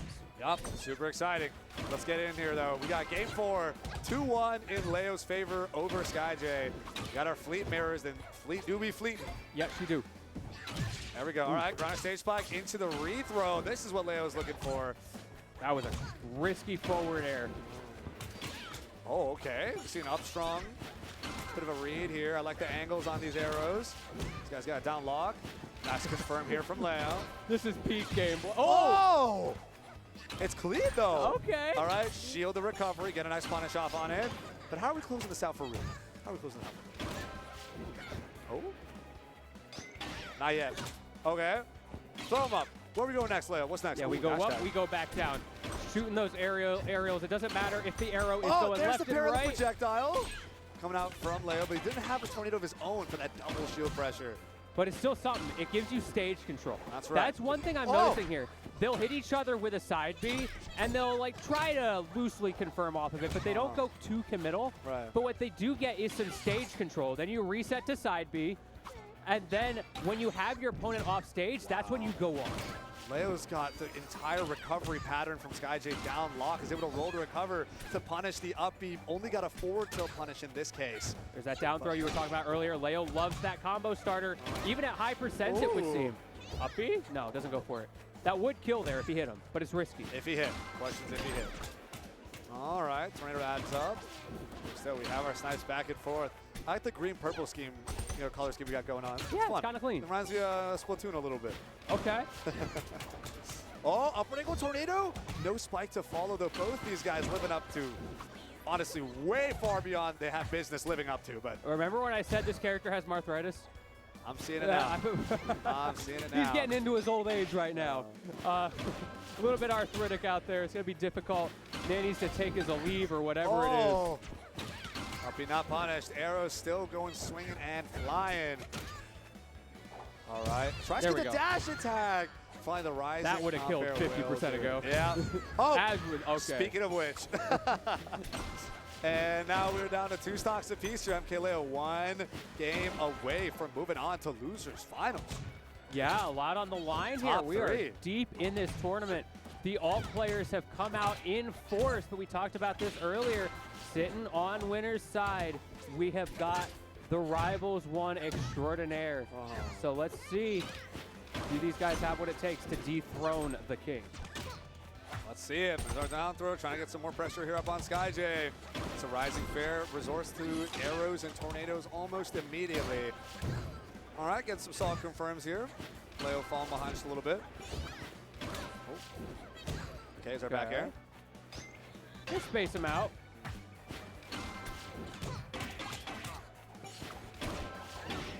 Oh, that's unfortunate. Immediately empowering that arrow and losing it. Going to get rid of a bit of the pressure. Interesting parry attempt as well from Leo. A couple of key misses there, giving SkyJ an opportunity again. It's about getting that stage control so then you can commit a little harder. But MK Leo gets back safely.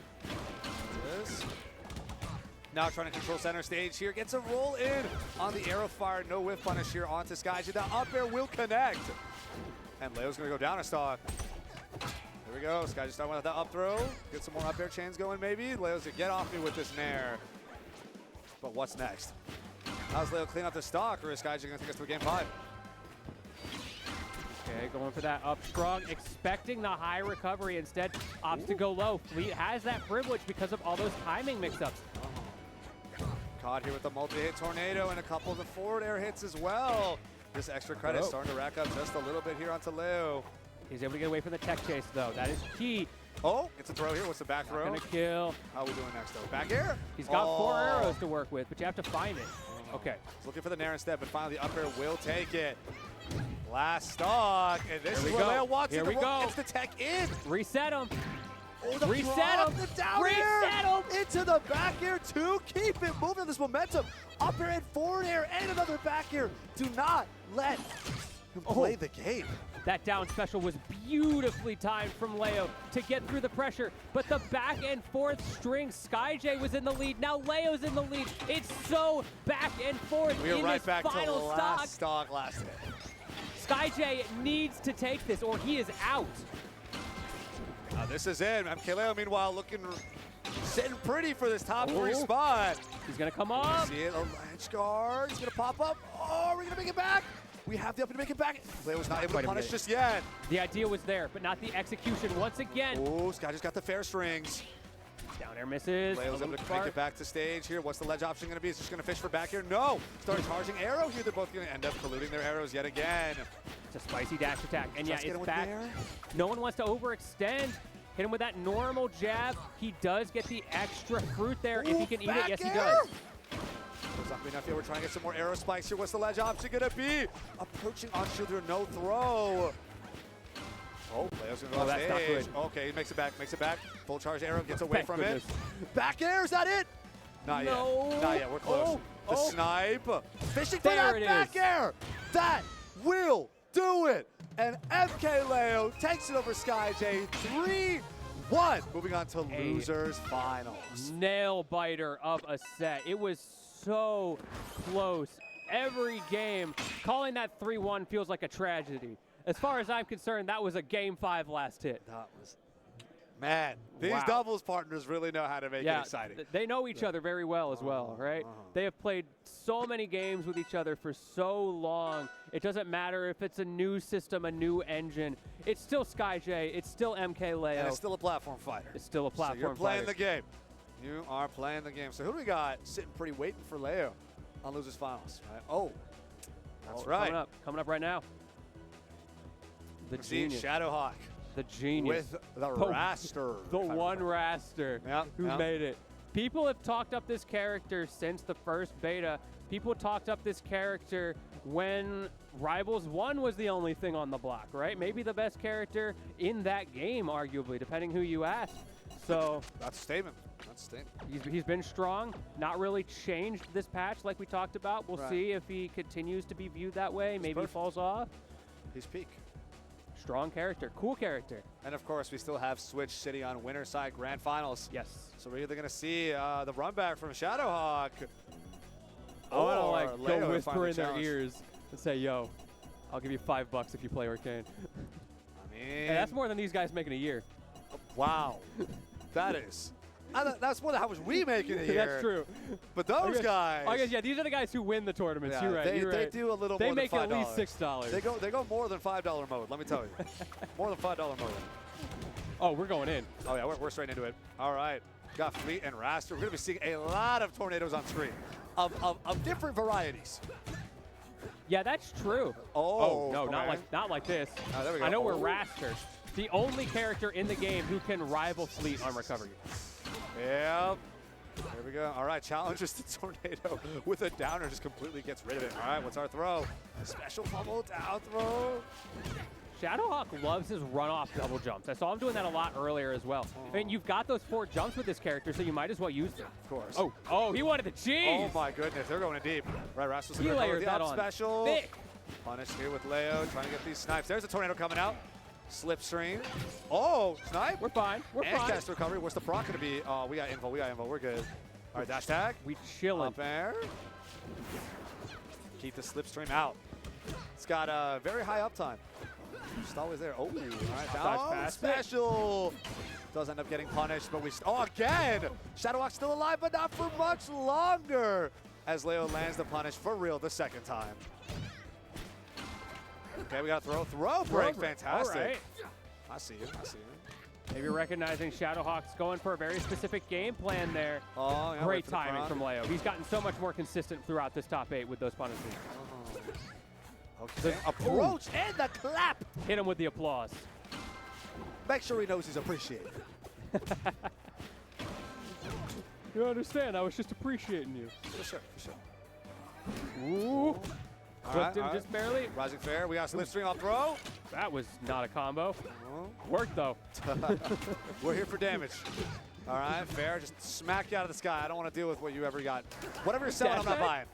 All right, there we go. Special. Okay. Oh, okay. He wanted that cheesy tipper hitbox right at the base, the startup of the move.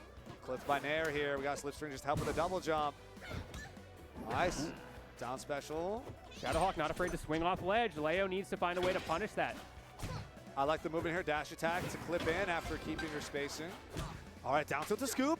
No, the upper clap is not going to connect here. Down tilt yet again. Oh, it does the second time. Not enough to stop, but we're getting close. Yeah, we're staying alive. Still got 1 arrow for Leo. Let's see if he gets to use it. Doesn't even need it for that kill. Get up in place. Hard punish. And you're getting sent straight to the heavens. Oh. Down tilt Okay, nice. combos. Give him the clap. And we're good. Everything connects in that slipstream. He's a happy man. He went to the theaters. He went to watch Deadpool Wolverine. He clapped. He's a big fan, yeah. Yeah, he's a big fan. Big fan. Wait, Wolverine's in that movie? Yeah, it's Bro, called I am Deadpool so Wolverine. behind. It's okay. Hugh Jackman will be waiting for you. Don't worry. Man, Don't his worry. Ackman is so huge. All right, down two. Try to catch your tech in place. Oh, he's landed this dash attack to follow through. We got a rising fair though. Love the slipstream. Hopped on that movement. Oh, you missed the up special. Gets sniped out of it. Not a chance to hit me with Okay, that. Shadowhawk. He had Still, the 40% ideas were lead to there. work with. Yeah, he's chilling. He's just got to not drop this lead against MK Leo. You know, no big deal. No biggie. Easy. Oh, Okay. Oh! there you go. He found it. That's wild. That's wild. First game, go to Shadowhawk. If I Clean. remember clean. correctly, I believe some of Raster's sweet spots were made slightly larger. I might be mistaken, but I think that was part of this patch. Either way, good stuff from Shadowhawk to find that. I was surprised that that up strong killed. I thought it was too far into the sour spot angle, but hey, it worked. And now we are going into the counter pick for Leo. Here we go. Get that immediate throw into downer combo started. Big damage right off the bat. Sweep down to the ground too. Trying to jab check, get down tilt to pick up. Here we go. Nice. Ooh. Clean first stock there. And we saw Shadowhawk going for that earlier and wasn't able to get the strong hit. Just goes to show you how important that super precise spacing is. I don't even want to call it a tipper because it's at the base of the move. Right, you have to be it's very just a very close. specific sweet spot. Yeah. Yep. Because like the arm comes up. Y'all know what I'm talking about. That's right. It gets longer. Wow, Shadowhawk is moving faster than the speed of light, really. Just completely laying up the pressure here. Wanted it again. Doesn't get the strong hit there, right? But still, the attempted follow-up. I love the idea that he tried. I mean, respect it. The risk reward is so good there. If you get that, your opponent just explodes. Yeah, they're just done. And if you get punished, it's like, well, yeah, it's going to hurt. Like, all but right. Yeah, we go next. no, that's fine. I got a resource to work with. He's got an entire stock lead here. More than that, really. Down tilt and Clap the him up. clap. Give it to him. Big fan of the gameplay.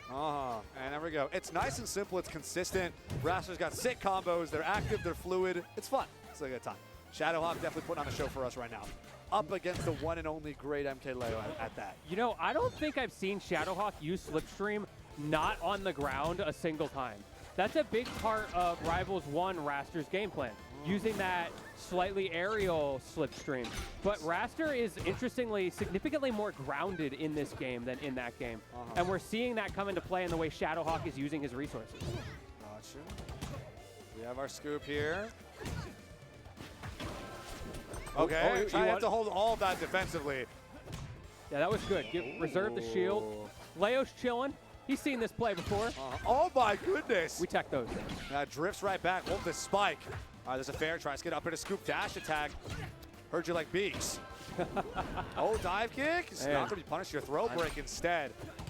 Okay, up tilt anti-air. Great catch. But where are we going after? Back here. It's going to be blocked here. Slipstream's back out. I love this movement here. Wave dash back.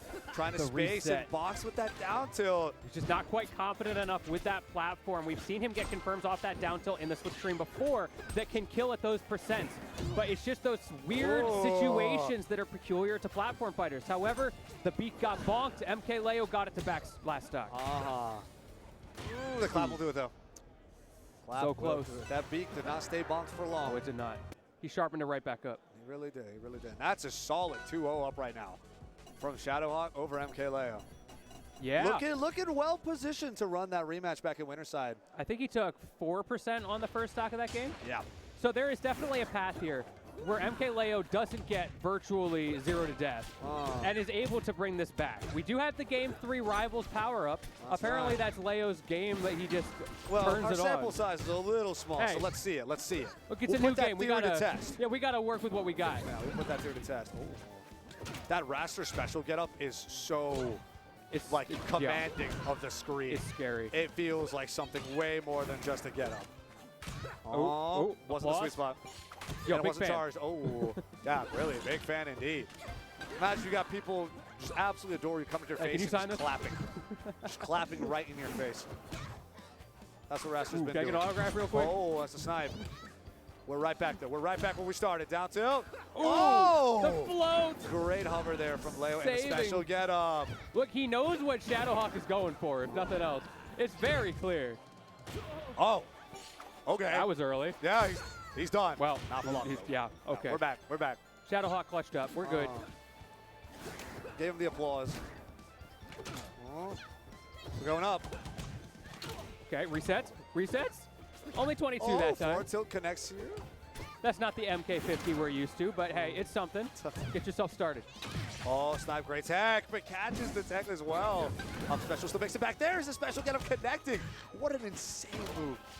Oh, scooped up here with the arrow, and the finisher will do it. And now we got Leo in the lead. Just pressuring so cautiously again. Leo, he's re-entered what he was doing in the last game. You've got those side beats, you've got those safe nairs as well. So if Shadowhawk decides to get aggressive, running in with those slipstream down tilts, he's gonna get maybe caught on the way in, especially with that low down tilt hitbox. Teched in. Oh. We still got a regrab here. Leo keeping up the pressure. All right, here we go. There's a back air. It's just giving us already. Forward air almost gets the forward aerial strong. Air dodge gets clipped by Nair. We got more arrows to play with. Ooh. Strong hit. He's chasing him down, the Swedish sniper. It's real. Armada, is that you? Slipstream is back.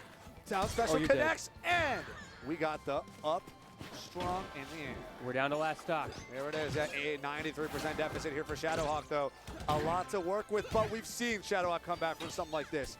Rather, we know the potential is there. Yeah, not only that, his character is built for these kinds Oh, of... not if you down air off stage like that. I respect that. He was not going for, like, he didn't misinput a self-destruct.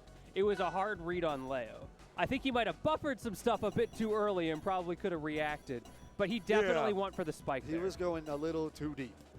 That's that risky decision making. He's You gotta be so really far careful behind. I think Raster already has the potential. Yeah. Right, you got to work with what you have if you don't have to take those unnecessary risks. But And now we've got game 4, Leo. surely, oh well. Does that transfer? We have a little bit of information. I about don't know. that from a I don't know the different rules game. here. Yeah. Can I get a rule check from the TOs on how Leo performs in game 4 in Rivals 2? Again, I think this might be one of our important data samples. Yeah, the former day Leo, right? That's the check. Check Oh, indeed. oh, I see him playing the game a little bit. Oh, challenged by Nair here. Can't even approach this to slipstream just to help get some coverage back. Okay, throw, up throw. There we go. Parry! How are we punishing this? Okay, give it to me. Down throw. Yeah, No. so much time. Reads the jumps as well, but Raster got plenty of those. He's still The alive. float. Up special, makes it back all the way. Wow.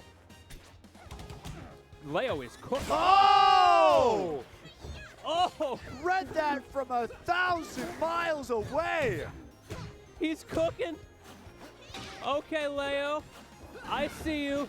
The legends are true. They may very well be. Oh, challenging. Okay. We got slips coming. There's a spike. There, see, that's There's what he that wanted spike. last time. Yep, we got it. The execution is possible. We've seen it happen. Ooh, dash that whiffs. Oh, that's not Oh, he wants it again. You see him pushing him towards the side there.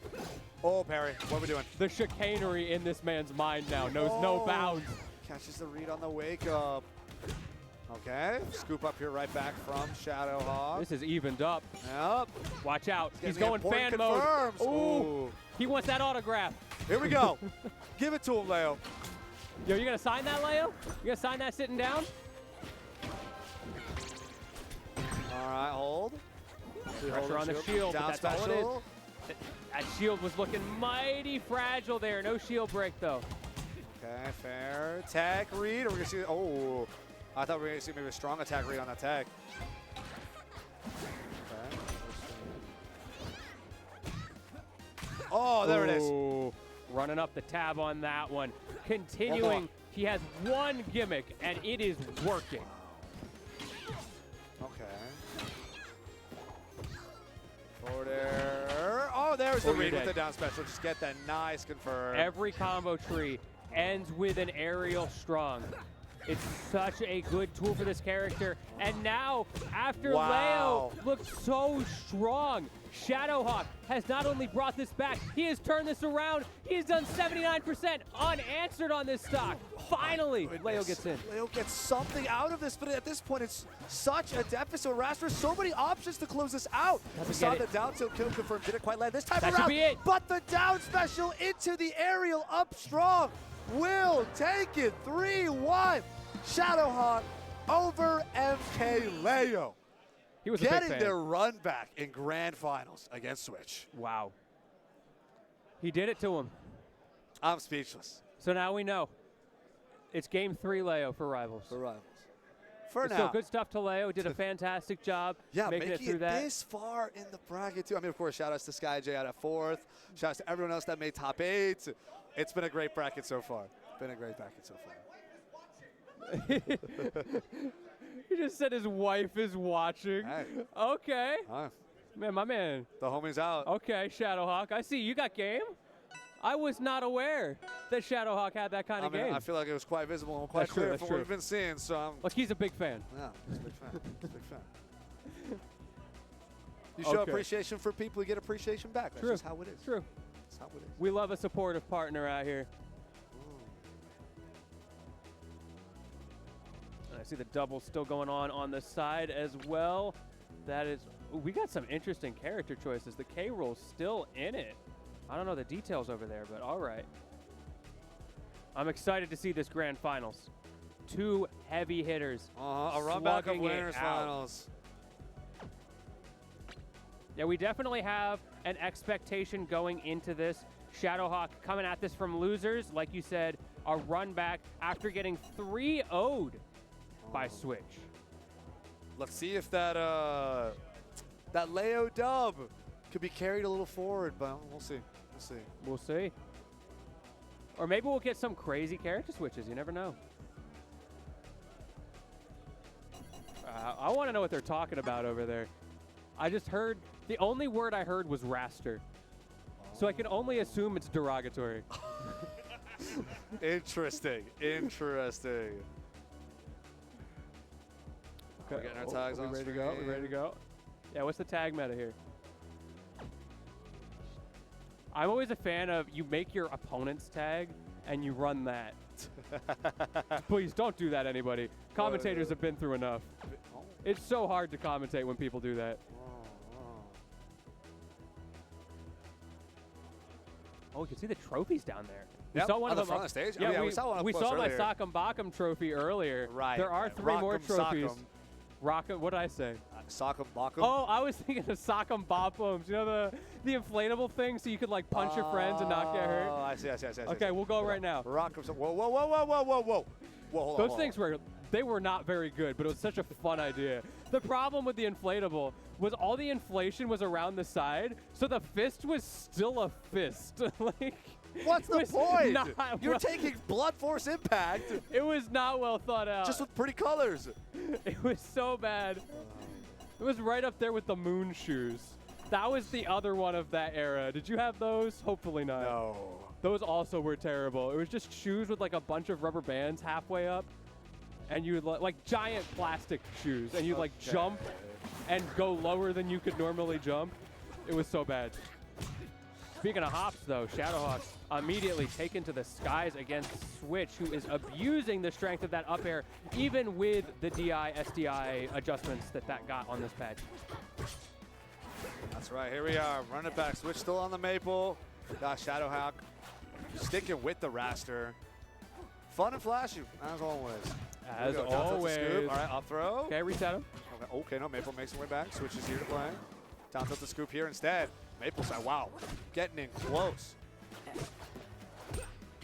Nice. Ooh, okay, nice parry. Yep, stay on stage here. Not gonna be back throw instead. I feel like Switch is immediately cognizant of that, the run-up down tilts from Shadowhawk. However, we just saw the adaptation, run-up grab. That's the answer. There you go. And now you've created a mix-up game you gotta be watching out for.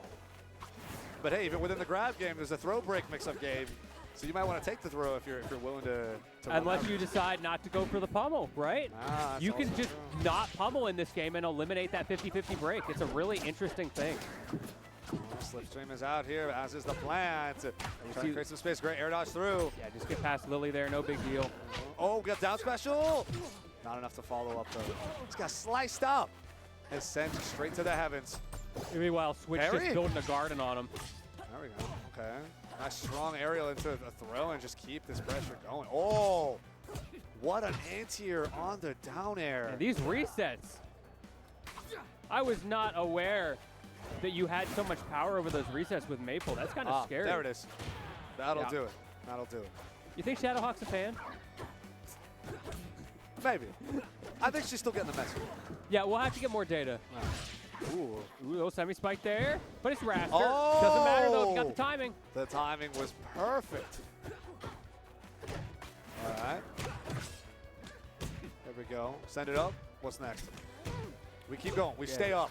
Cheeky little falling up airs there. Oh, wow. We're getting tornadoed. Oh. And we don't even have Fleet on screen. Yeah, we don't need it. No, we don't need it. Maple's enough for tornado all by herself. Oh, I like the idea, but the punish from Switch. Swinging back on him. Great answer. Special get him. Ooh, down special. Not able to confirm the kill, and instead, a turnaround here from Switch. Yeah, tried to hit him with a Shoryuken, not able to find it. And now you're in a terrible spot. No tether either. Switch has been struggling to get that tether on Shadowhawk. Just can't get the marks. Okay, there you go. Come to this curse. We got it. We got it. Yeah, you're welcome, Switch. Oh, I got my goodness. Went real deep for that. More special get up yet again. Some scary, scary stuff here. Okay, spot dodge. We got to throw it. Where are we going? All right, we stay around. Just poke him. No, we stay around. Ooh. Slipstream into back air. What's next? What's next? Down tilt. How we playing on stage? Oh! Fantastic read on placement right there. Now we got one stock apiece. But yeah, Shadowhawk, 154%. Nothing to scoff at. Yeah, Nothing a charge at all. spike is something that I think a lot of people coming from other games are not ready for.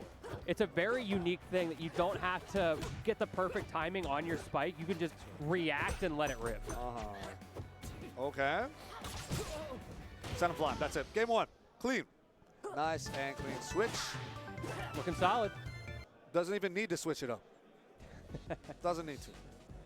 Look, it's in the name, and we're still going to throw it away. Yeah, run it back. Let's see what the stage selection is, though. I like that you can see the strikes on the overlay, by the way. It's such a nice little thing for people watching visually. You can understand what's going on. Yeah, it helps the players keep track of it, too. Whenever I'm casting other games, there's always the conversation of, what do you think the strikes are? Now, we don't have to guess. No, it's all right in front of us. Oh, okay. Wow. Early oppressive start here from Switch, trying to push Shadowhawk over to the edge. Yeah, that forward air's got such a good angle. Oh, getting all these roll reads and spot dodge reads, too. It's getting dangerous. Ooh. Right. Oh, get him attack. Oh, special get him this time around.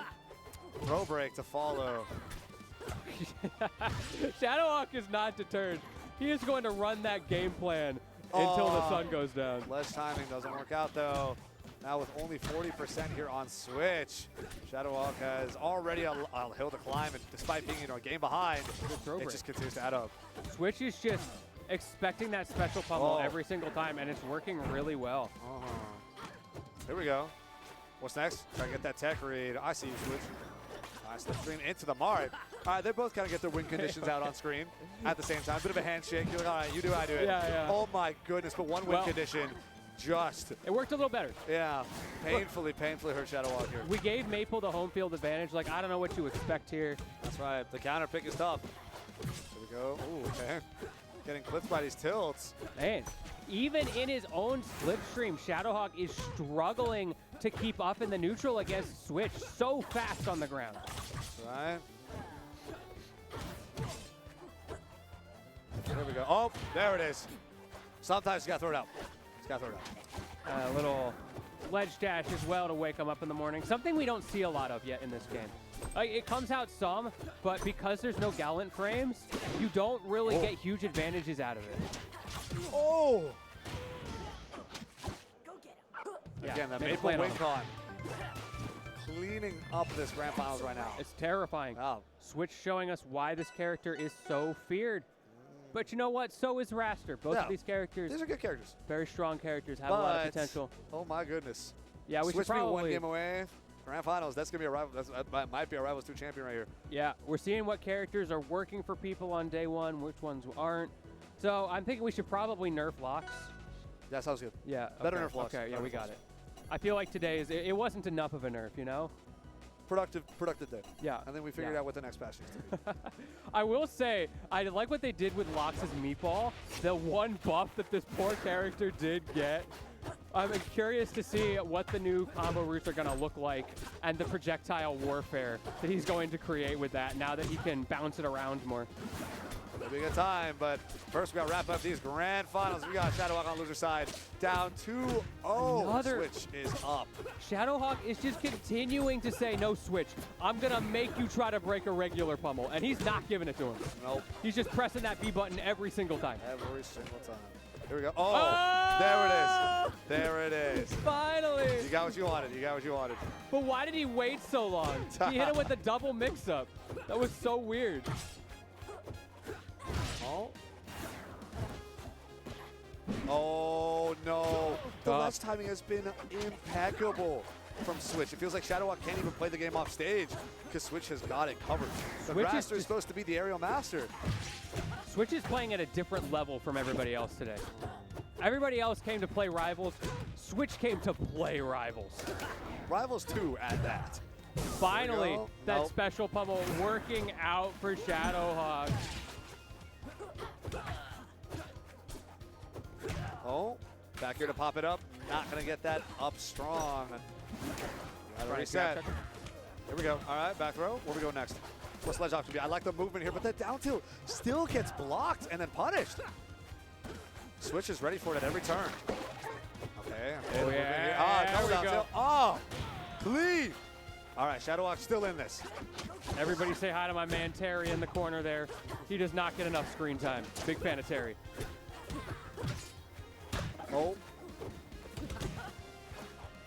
Here we go, at ledge. All right, we're stuck down to box yet again. We're not getting that scope. Okay, I like the spot touch here, and they're going to trade at the end of it. All right, so it turns right back out to play.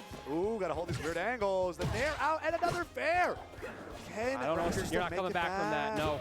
No, way too deep. And now, Switch, one game away from taking our grand finals 3-0 and being crowned as our Warehouse War 4 Rivals 2 champion. Can Switch do it? Will Shadowhawk stay afloat? The platform coverage with the Lily, making it so hard for Shadowhawk. The aerial machine, like you said, struggling to get back to stage because of this lockdown. Oh. Okay. I like the air stop, though. Air stop, there's that read. Got one stack apiece here, 53%. Shadowhawk can definitely run this back. Anybody in chat believe this is the opportunity for Shadowhawk to stay alive?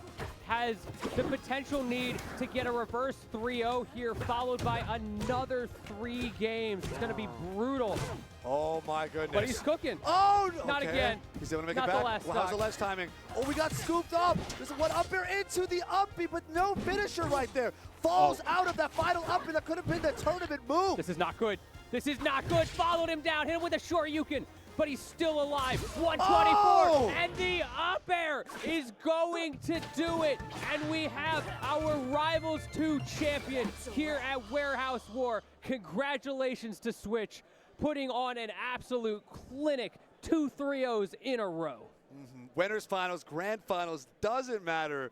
Switch was on a tear, not dropping a single game in top 8. Wow. I wonder how the rest of the bracket run was looking too, because honestly, Switch was clean with it. That Maple was out to tear.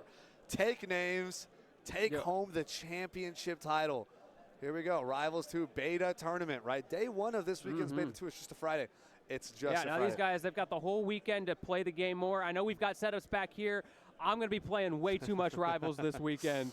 Yeah. Also, I got to give a special shout out to Grease Almighty, the only person today to take a game off of Switch. Wow. So there was one. Big ups to Grease. He can bleed. But just who not can very put him much. Down? Yeah. Just a little bit. Who's putting him down? Man, what a tournament. Oh, my goodness. That was fantastic. All right, strong showing here from Rivals 2. I'm super happy that's how Warehouse War all tumbled out. Yeah. All played out. It's been a pleasure, Lentine. It really has. Let's take a quick moment to talk about the people who made this possible, by the way. I believe we got some slides coming up. Take it away, production. There we go.